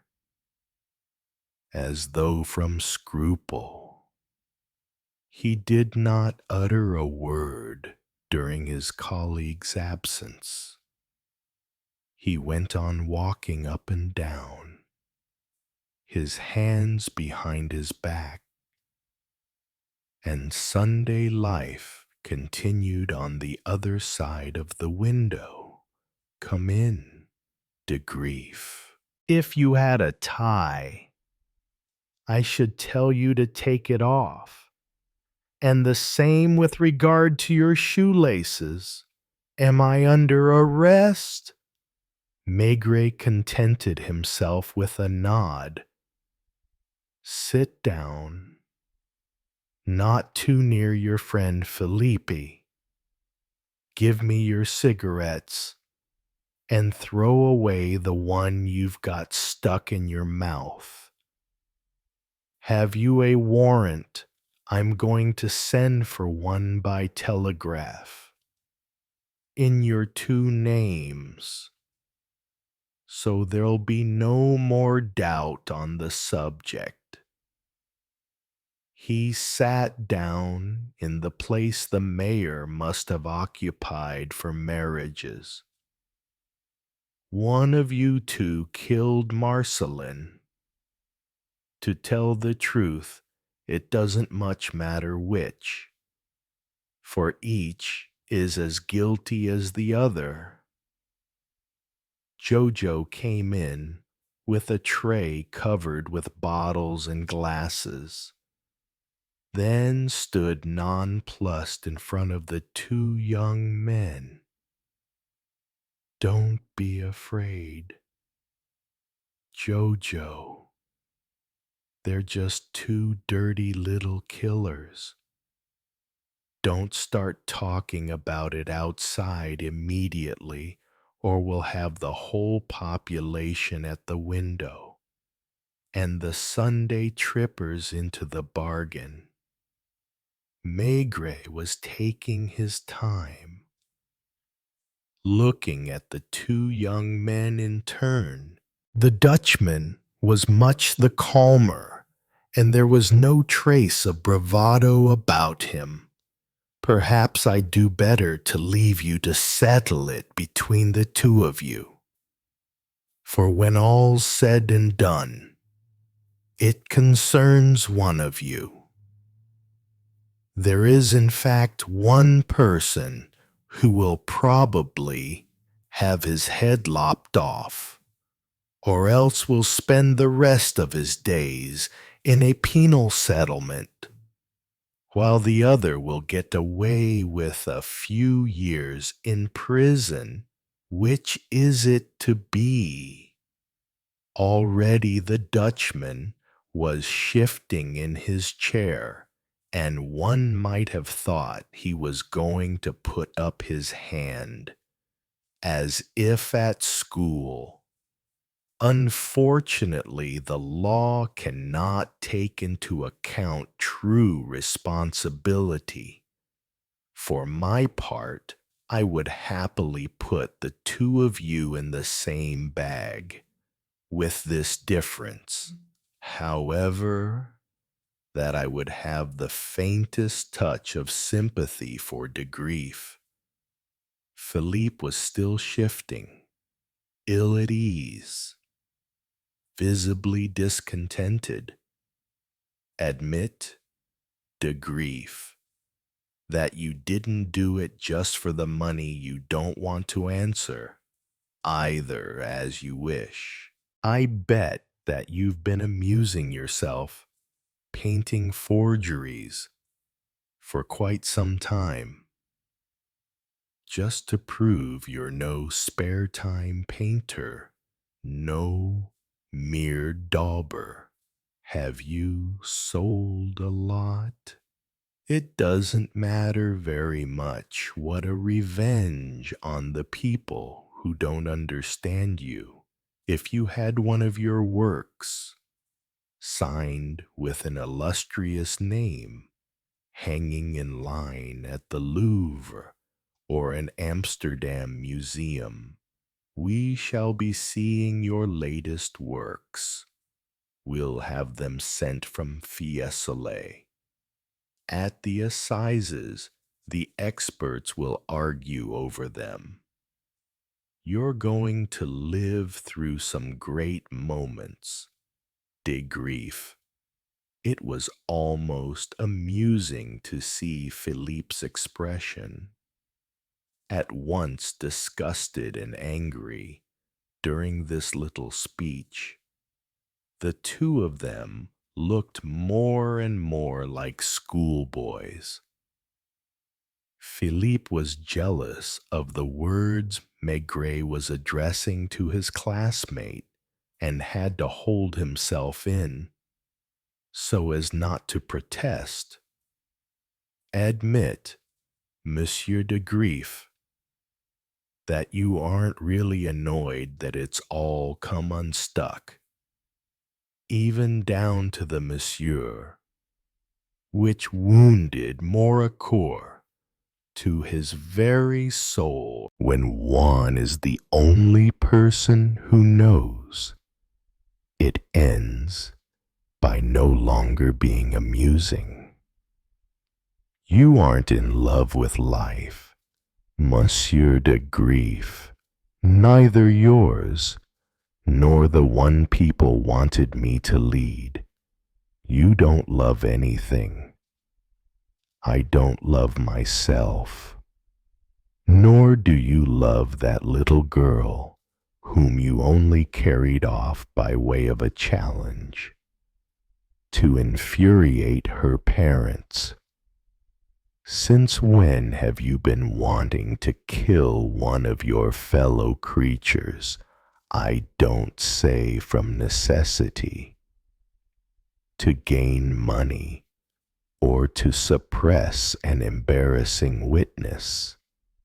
I'm speaking of killing for the sake of killing, to see what it's like, what reactions one has, and even to hit the body afterward with a hammer to prove that one has strong nerves. A thin smile twisted the Dutchman's lips, and Philippe was furtively watching him, without understanding. Would you like me to predict now what's going to happen? You've decided, both of you, to keep silent.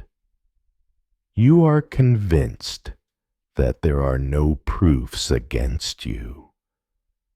There was no witness of Marcelin's death. Nobody on the island heard the shot. Because of the Mistral, the weapon hasn't been found. Probably it's safe at the bottom of the sea. I haven't taken the trouble to make inquiries. Fingerprints won't tell us anything more. It will be a long affair. The magistrate will question you patiently. We'll find out about your antecedents. And the newspapers will talk a lot about you. They won't fail to play up the fact that you are both of good family. Your Montparnasse friends, de Grief, will emphasize that you are talented. You will be represented as a fantastic, misunderstood being. People will also talk about the 2 slim volumes of verse which Maigret has published. It may be imagined how delighted the latter was to see a good point awarded him at last.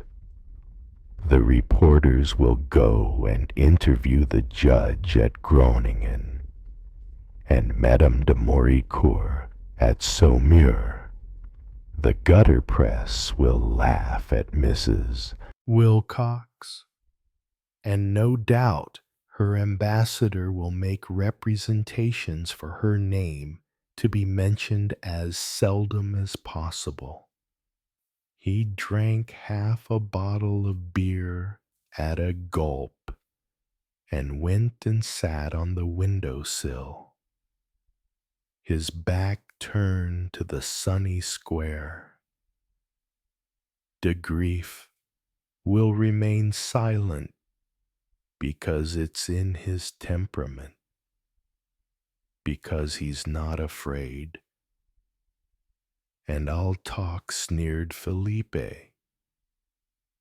You'll talk, because you're a phony through and through, because in the eyes of the world, you'll be the nasty piece of work, because you'll try to worm your way out of it, because you'll convince yourself that by talking you'll save your precious skin. De Grief turned to his companion, an indefinable smile on his lips. You'll talk. Tomorrow, probably. When you find several hefty chaps in a real police station questioning you with their fists. You don't like being hit, Felipe.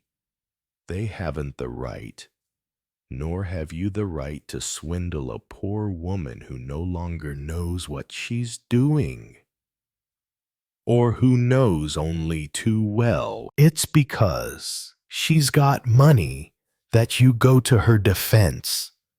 Maigret didn't even have to advance toward him for him to lift up his hands again. You'll talk all the more when you see that De Grief has a better chance of getting off than you have. He was on the island. He had an alibi as well. If you were with the old woman, he was with Anna. Anna will say what nothing. Lunch had begun at the Arch. Jojo cannot have remained altogether silent, or else people could smell something in the air, for silhouettes could be seen from time to time moving around the town hall. Presently, there would be a whole crowd.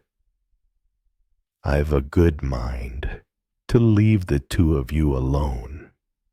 What do you think, Mr. Pike? With someone to watch them, of course. Or otherwise, we'd risk finding them in small pieces. Will you stay, Le Chat? The latter went and settled himself, his elbows on the table, and, for want of an aperitif or a white wine, poured himself a glass of beer. Maigret and his English colleague found themselves outside once more in the sun. which was at its hottest, and strolled a few yards in silence. "Are you disappointed?" Monsieur Pike asked the chief inspector finally, watching him from the corner of his eye. "Why, I don't know. You came to France to find out our methods, and you discover there are none. Moricourt will talk." I could have made him talk right away. "By employing the method you spoke of, that one or another. Whether he talks or not, it's of no importance. He'll retract. He'll confess again, then retract again. You'll see doubt being insinuated into the minds of the jury. The two lawyers will argue like cat and dog, each whitening his own client, each placing the entire responsibility on his colleague's client. They didn't need to raise themselves on tiptoe to see the two young men through the town hall window, sitting on their chairs.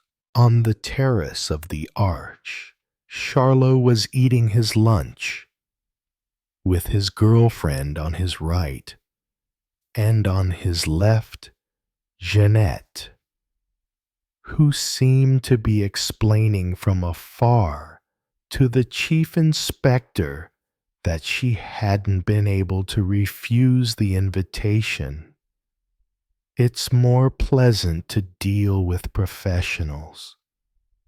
Perhaps he was thinking of Charlot, but those are seldom the ones who kill.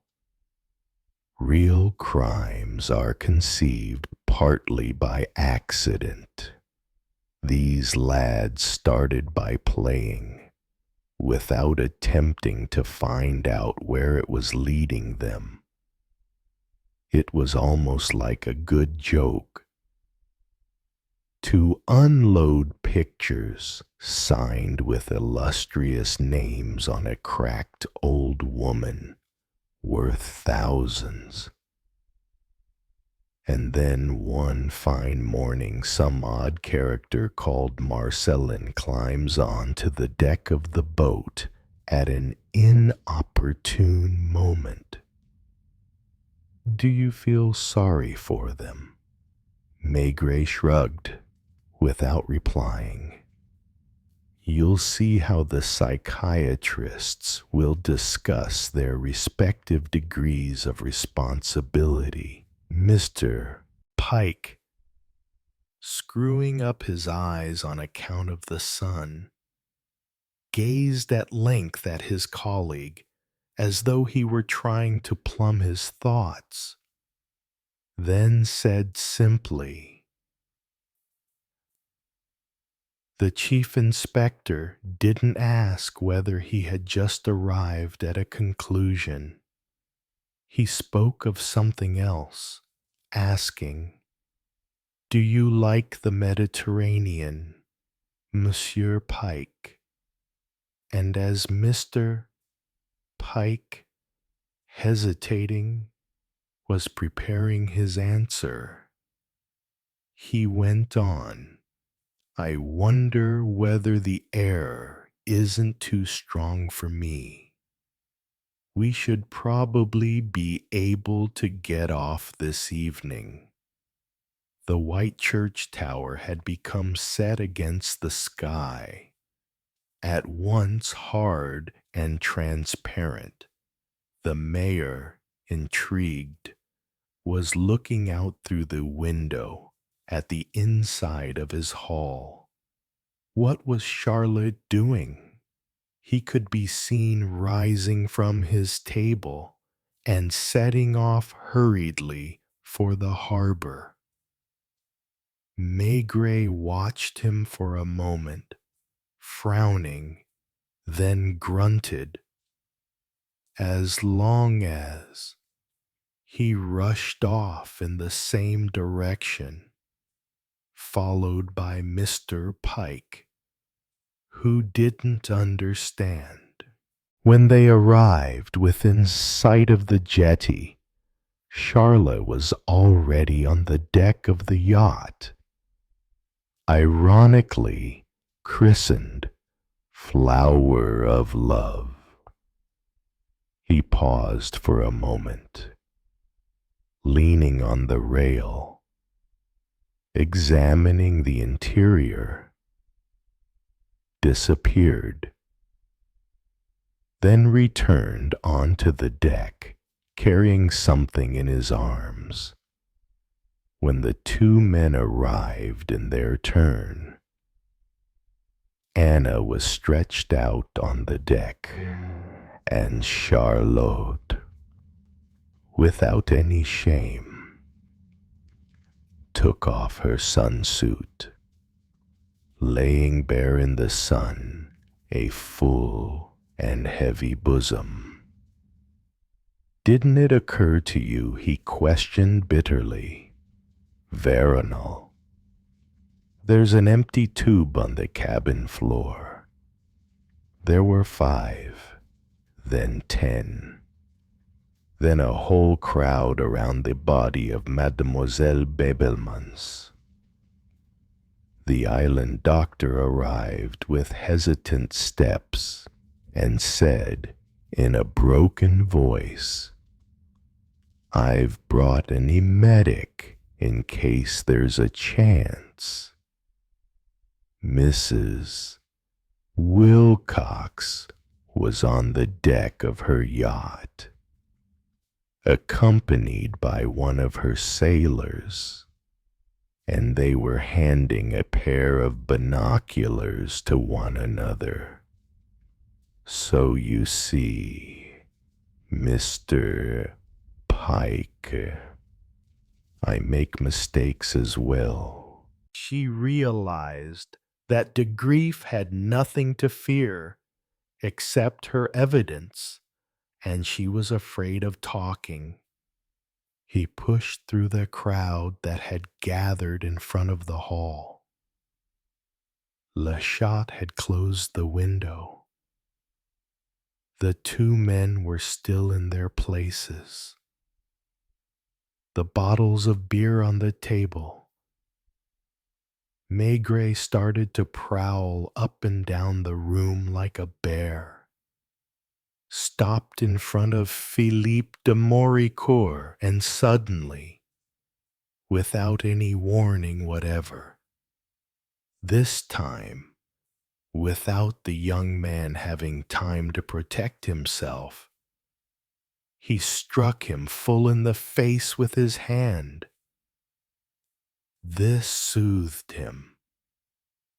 In an almost calm voice, he murmured, I beg your pardon, Mr.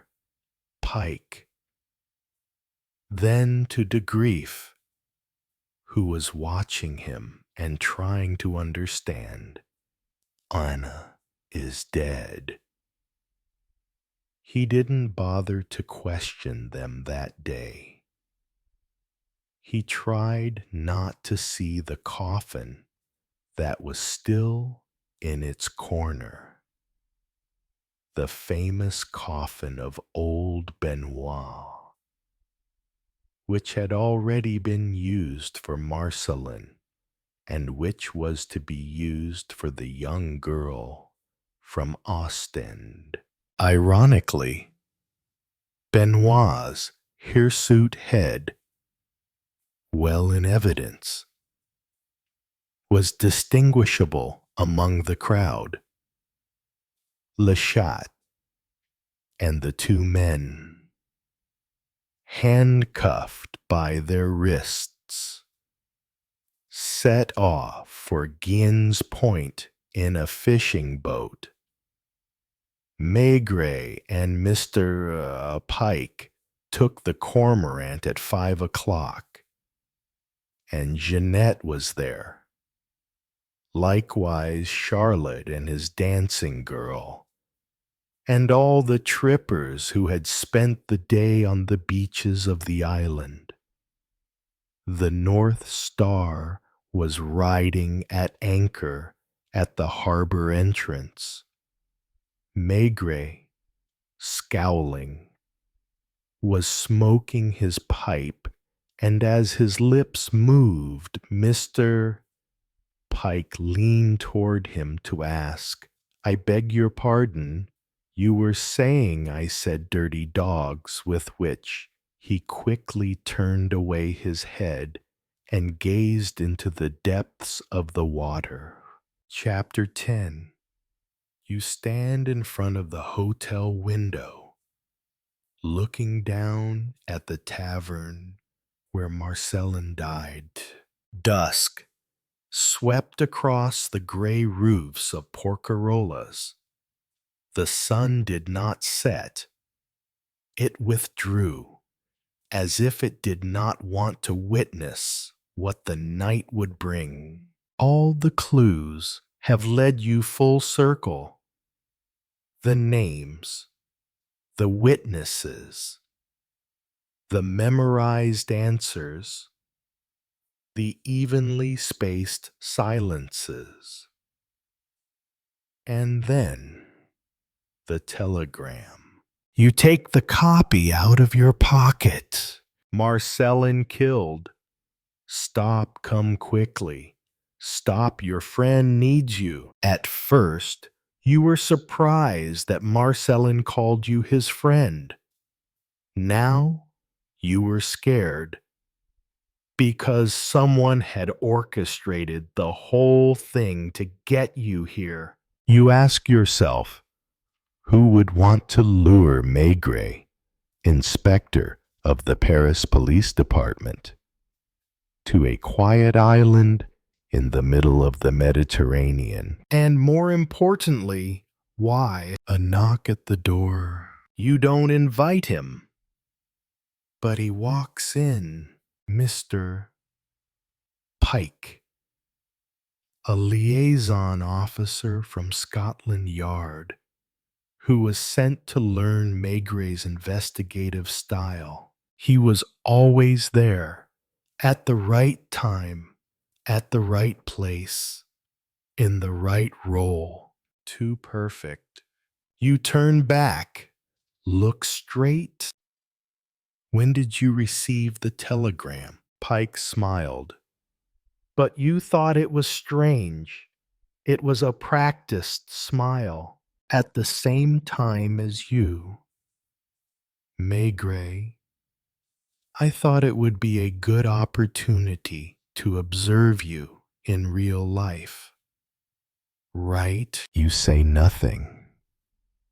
You're taking in the facial expressions, the gestures, the unwavering confidence. Maybe he's a spy. Maybe he's not. But you know the kind of guy who's trained to survive by hiding. You walk through the harbor at night. The sea is calm, but there is no peace in your heart. A trap has been set. Not for Marcellin. Not for anyone on this island. But for you, a message, a corpse, a cast of characters like in a play, and just one audience. You return to the inn. There is a stranger standing in the corner of the stairs, smoking, wearing a low hat, silent as a shadow. You asked, "Who are you looking for?" He did not answer. You take a step forward. His eyes move not to look at you, but to confirm the distance. This man is not surprised to see you, nor is he alarmed. He is waiting. A gatekeeper, an intruder. You don't pull out a gun. You pull out a pen and paper. You write down stranger, motel stairs, unidentified, standing still. That night, you don't sleep. You sit at your desk, the telegram in front of you, and the words you just wrote. Before you thought Marcelin died because his sinful past came back to find him. Now, you know that past was faked, and you were invited not to solve the case, but to not break something else. You don't know what's coming, but it's not justice, and certainly not friendship. Chapter 11. Another investigation. Early morning, before the church bells ring. You left the inn without leaving a note. Not to solve the crime, but to race to the truth before it is hidden again. You return to the crime scene, where Marcelin fell in a pool of blood next to Pastice's unfinished cup. Everything was the same. The local police did their job. The questions were repeated. The witnesses remembered just what they were supposed to remember. You ask yourself, why did Marcelin die without anyone crying? Not because he was a criminal, but because everyone had been warned to be indifferent. You return to Lucette's tavern, where Marcelin used to hang out. She sees you and is scared. Not scared because you are a police officer, but scared because you are still there. You sit down without ordering anything. He is not my friend, she said immediately, without waiting for you to ask. You smile. I haven't asked. Lucette began to tremble, not from guilt, but from the truth that began to leak through the cracks of her constructed narrative. Your instincts tell you this. Marcelin knew something, and he used your name as a shield, hoping that if he was killed, the attention would fall to you. A death not because he was dangerous, but because he might reveal who else was the real threat. You return to the local police station and request all documents regarding incidents on the island in the past 3 months. The result, a suspicious emptiness.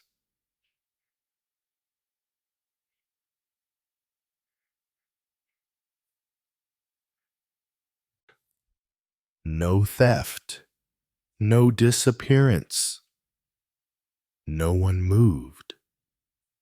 No complaints. An island of absolute peace. And that's what makes you skeptical more than anything. You remember one detail, the stranger on the stairs. Not a random person. He had the reflexes of someone trained. You closed your eyes, trying to remember the shoes he wore. Not local shoes, not French army shoes. Could it be? You remember Pike. You arrive at the docks, where Pike takes his morning walk. He stands there, pipe in hand, looking out to sea, as if he were in a movie. You don't approach, you watch. Then you see what you missed last time. Another is following Pike. The man doesn't move, but you notice his eyes shift every time Pike shifts. You get it, Pike is a pawn too. And if you're being followed, Pike is being led. The person behind the whole thing didn't need to kill anyone else. Just put the right people in the right places and let them misunderstand what needed to be understood. You are no longer the hunter. You are part of a larger picture, and the lines around you begin to blur, as if someone is erasing each detail. You decide tomorrow. You will break the rules. You will not report on the progress of the investigation.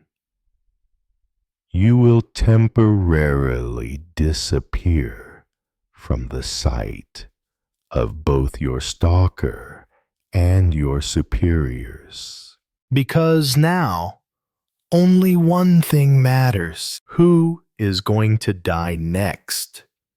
That you are forced to witness. Chapter 12. The Ghost Behind the Curtain. You've lived long enough to know that not every answer matters. Only the questions that haunt you at night are worth pursuing. That morning, you change your coat.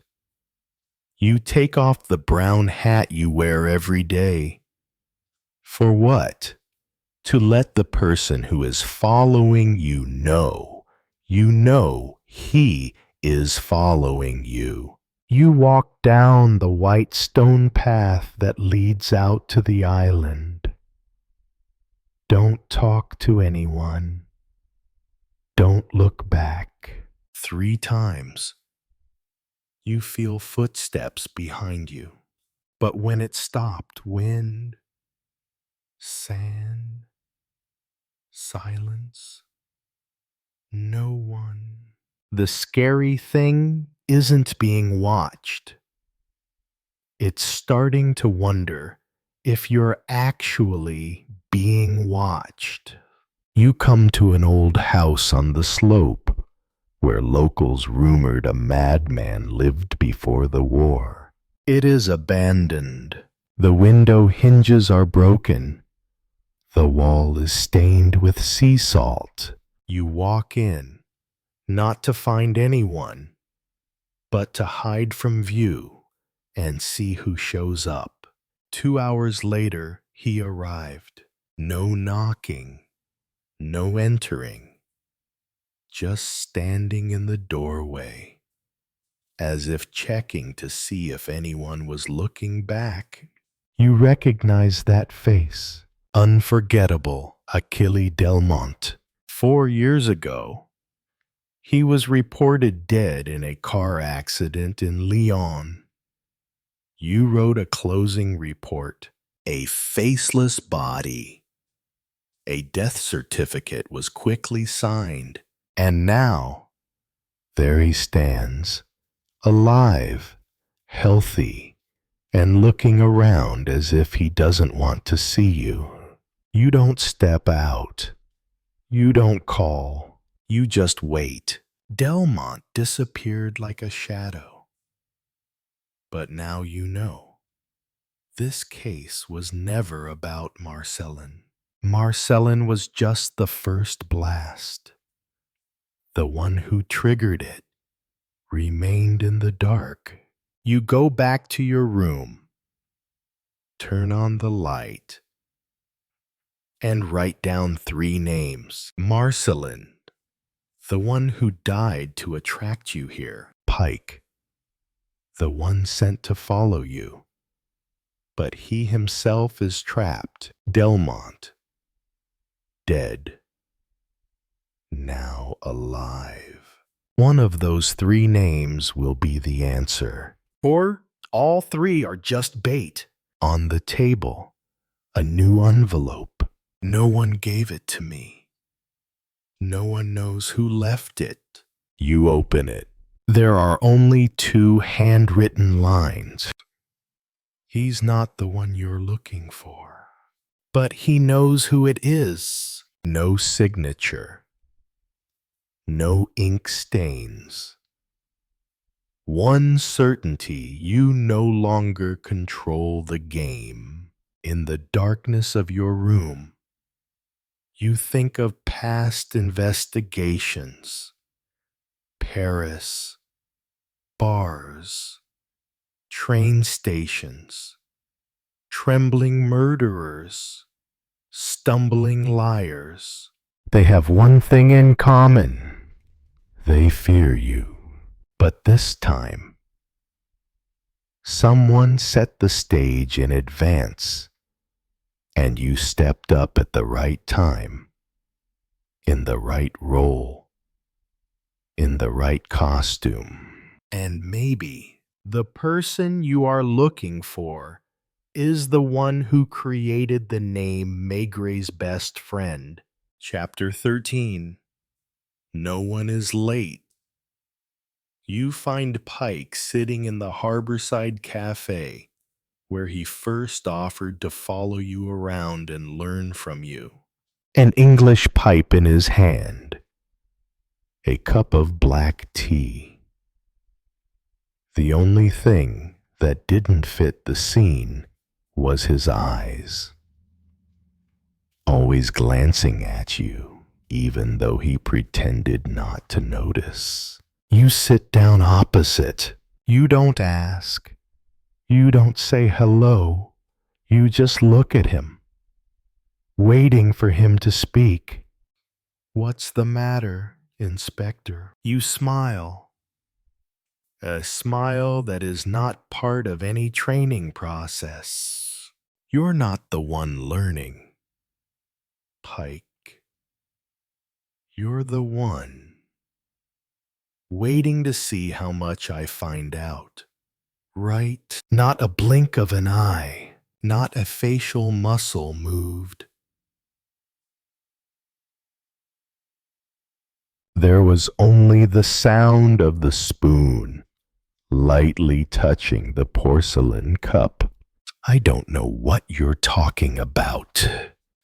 Do you know Achille Delmont? The teacup stopped in midair. You don't need an answer. You saw that half-second slower reflex. "He's dead," Pike said, unable to convince himself. "I saw him this morning, alive, and carrying the reason I was dragged to this island." Pike looks at you, truly looking for the first time, no longer hiding. Do you think you're being set up? I know I'm being set up. The only question is, who needs me here? And for what reason? A long moment. Then Pike exhaled, a little shakily. "Inspector, I can't tell you everything. Not because I don't want to, but because I don't know everything. I only know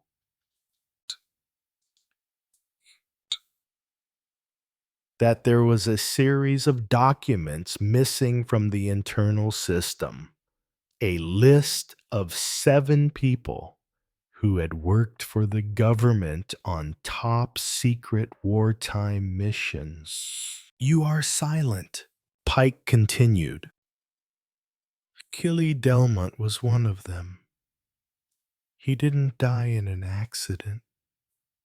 He was taken away and then disappeared from every legal system.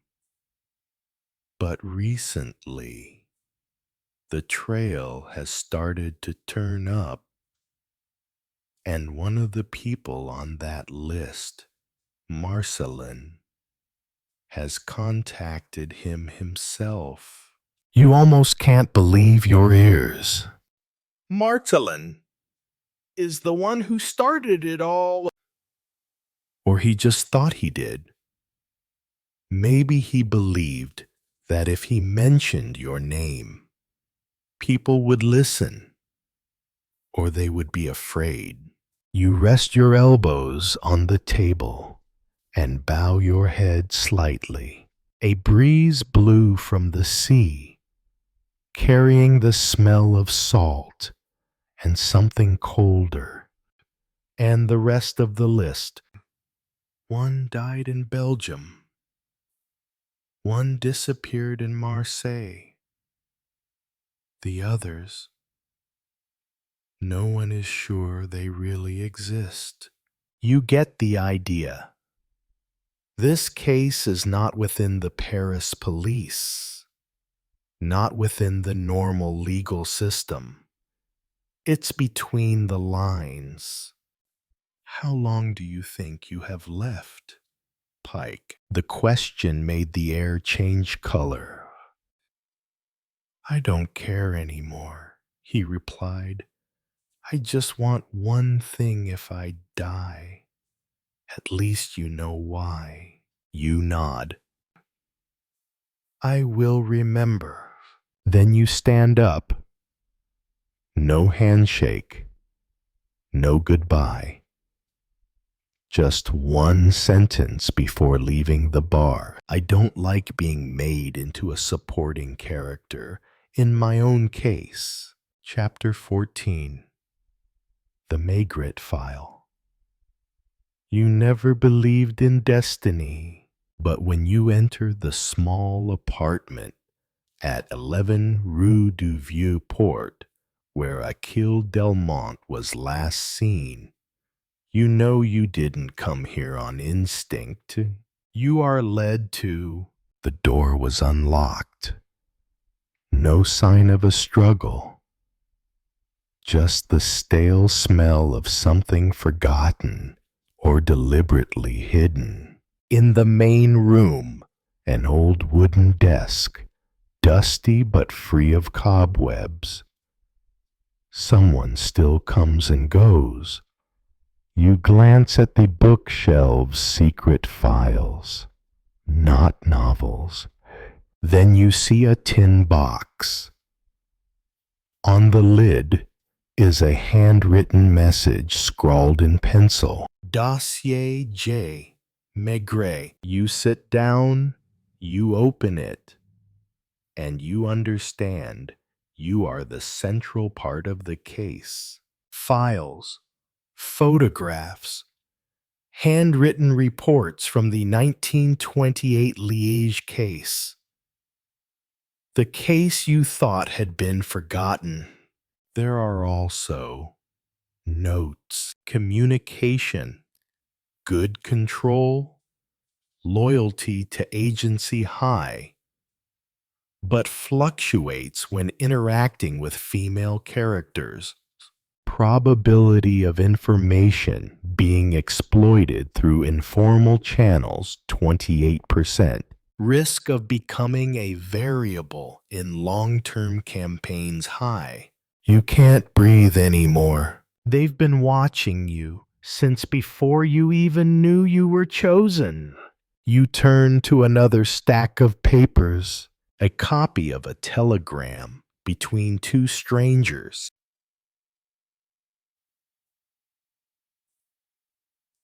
Is starting to get suspicious.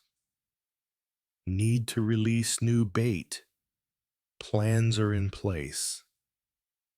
The man named Marcelin will be used to create the guiding pulse. Marcelin is just a tool. You too. You stand up.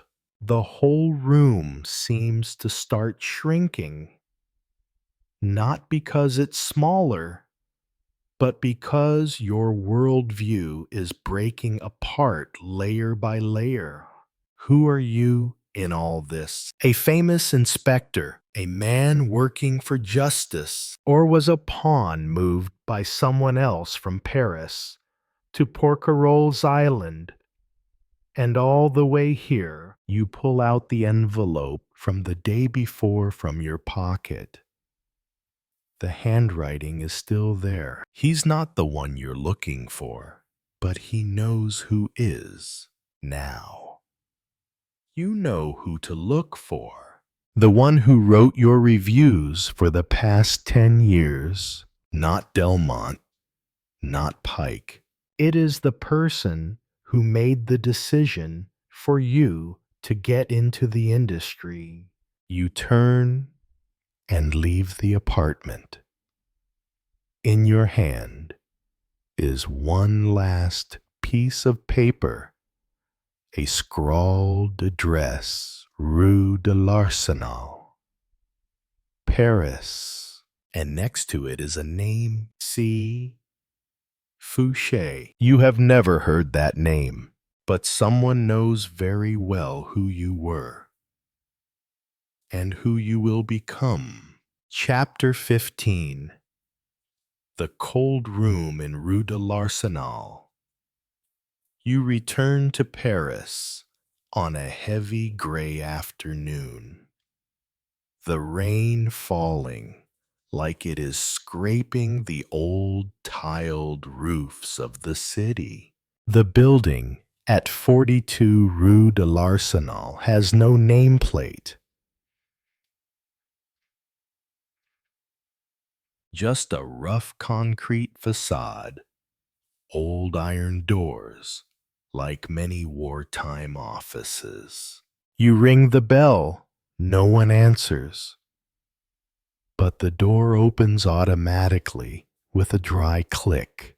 Inside was a narrow corridor, the walls covered with faded lime. The smell of mold mixed with disinfectant. You don't call the name. Don't ask the receptionist. You know you are being guided. Room number 6. Door ajar. You step in. A man sat behind the desk. Gray suit. Red trim on shirt cuffs. No badge. No files on the desk. Just you. And him. Maigret, he said, his voice hoarse, like someone who had not spoken to anyone for years. It has come at last. You don't sit. You don't say hello. You just ask, "What am I to you?" He smiled. No cynicism, no sarcasm, just like, "You finally asked the right question." You are the last person who believes that every case has an answer. You are not wrong, but you are not right either. You are silent.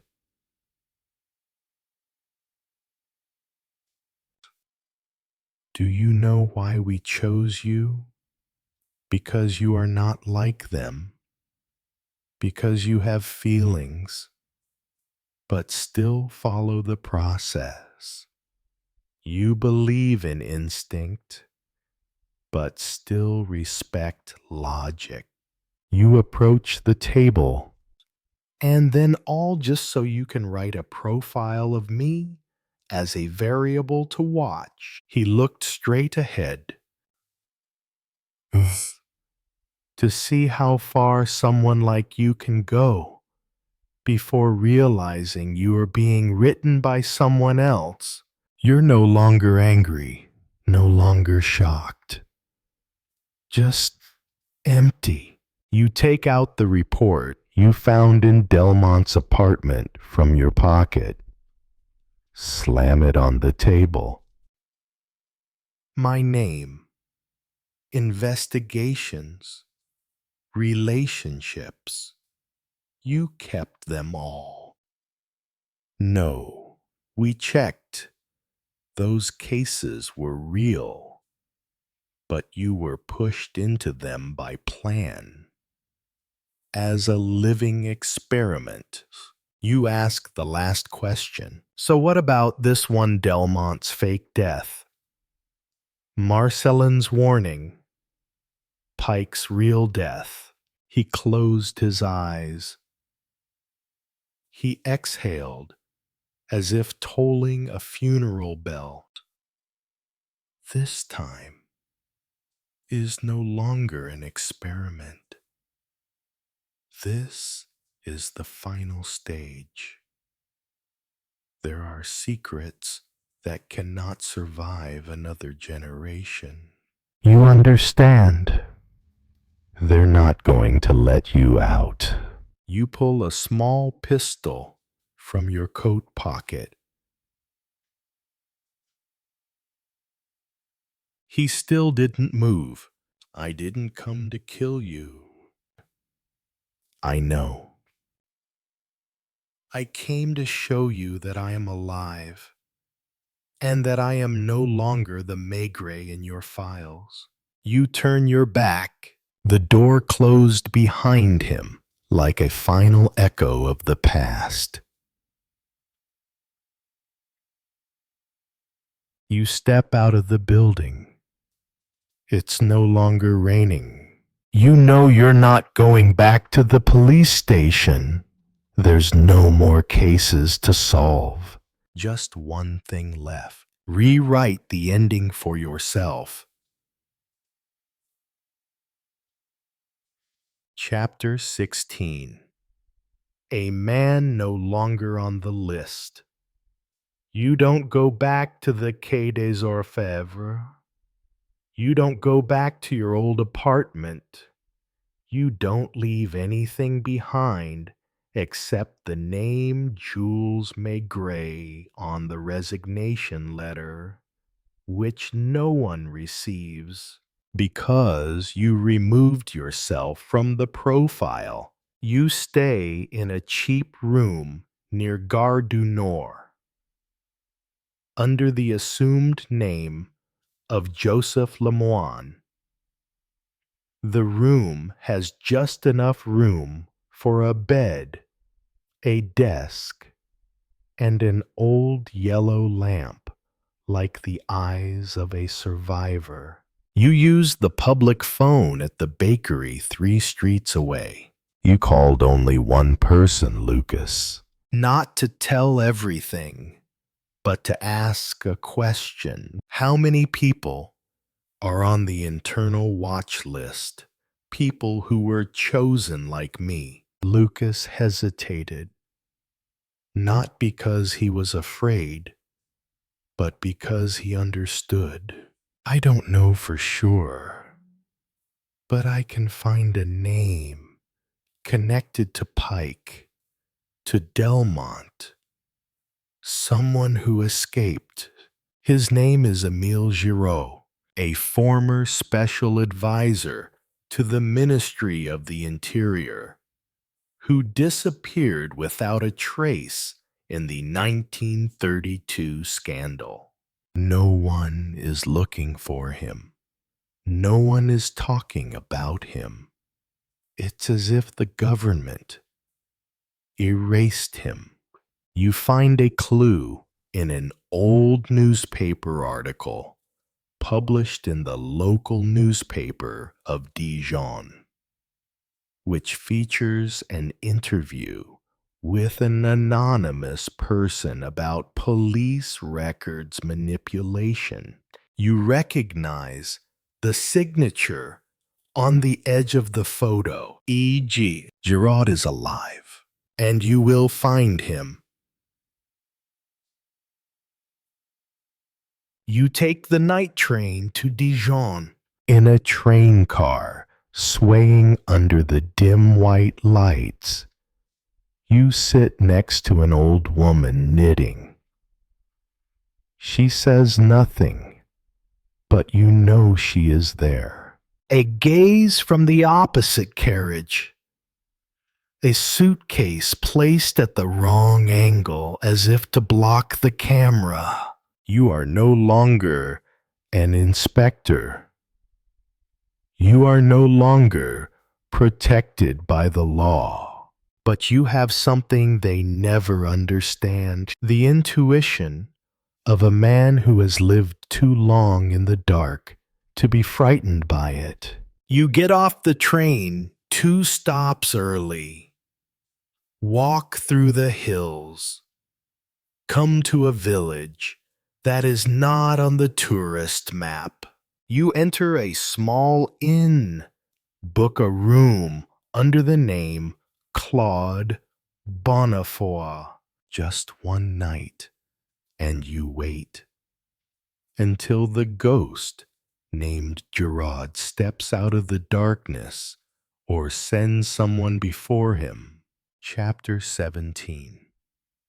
Among those who were never captured. 3 o'clock in the morning. The village was still asleep. Only the dim street lights and the sound of summer insects drifted through the trees.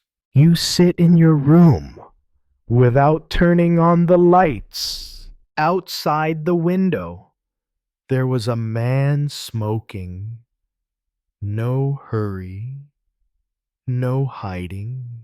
You recognize the figure, not because you've seen it before, but because of records, old photos, and the instincts inside you that have been screaming since the day Delmont died. Emile Girard.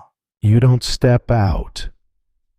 You wait for him to knock on the door. The knock sounded 3, staccato, like signals in old codes. You open the door. Girard stands there, older than his photo, but his eyes are still like black stone. He gave no introduction, no warning, just asked, "Are you ready, Maigret?" You let him in. Girard sat down in the only chair in the room. You stood against the door. 2 men, no badges, no ranks, just one last conversation. "I didn't kill anyone," Girard said first. "I just, opened the door." You don't answer. You want him to finish. "I used to think I could fix the system from the inside, but the rules weren't meant for people like me. And then I understood the only way to expose the darkness was to light a fire big enough to set the whole city ablaze. You squint. You, Delmont, Pike, are just the fire I throw in. The cases you solve are real, but the guilty are never the only ones who are judged. It's the structure, the machine." You pull the pistol from your coat pocket. Girard doesn't blink. "I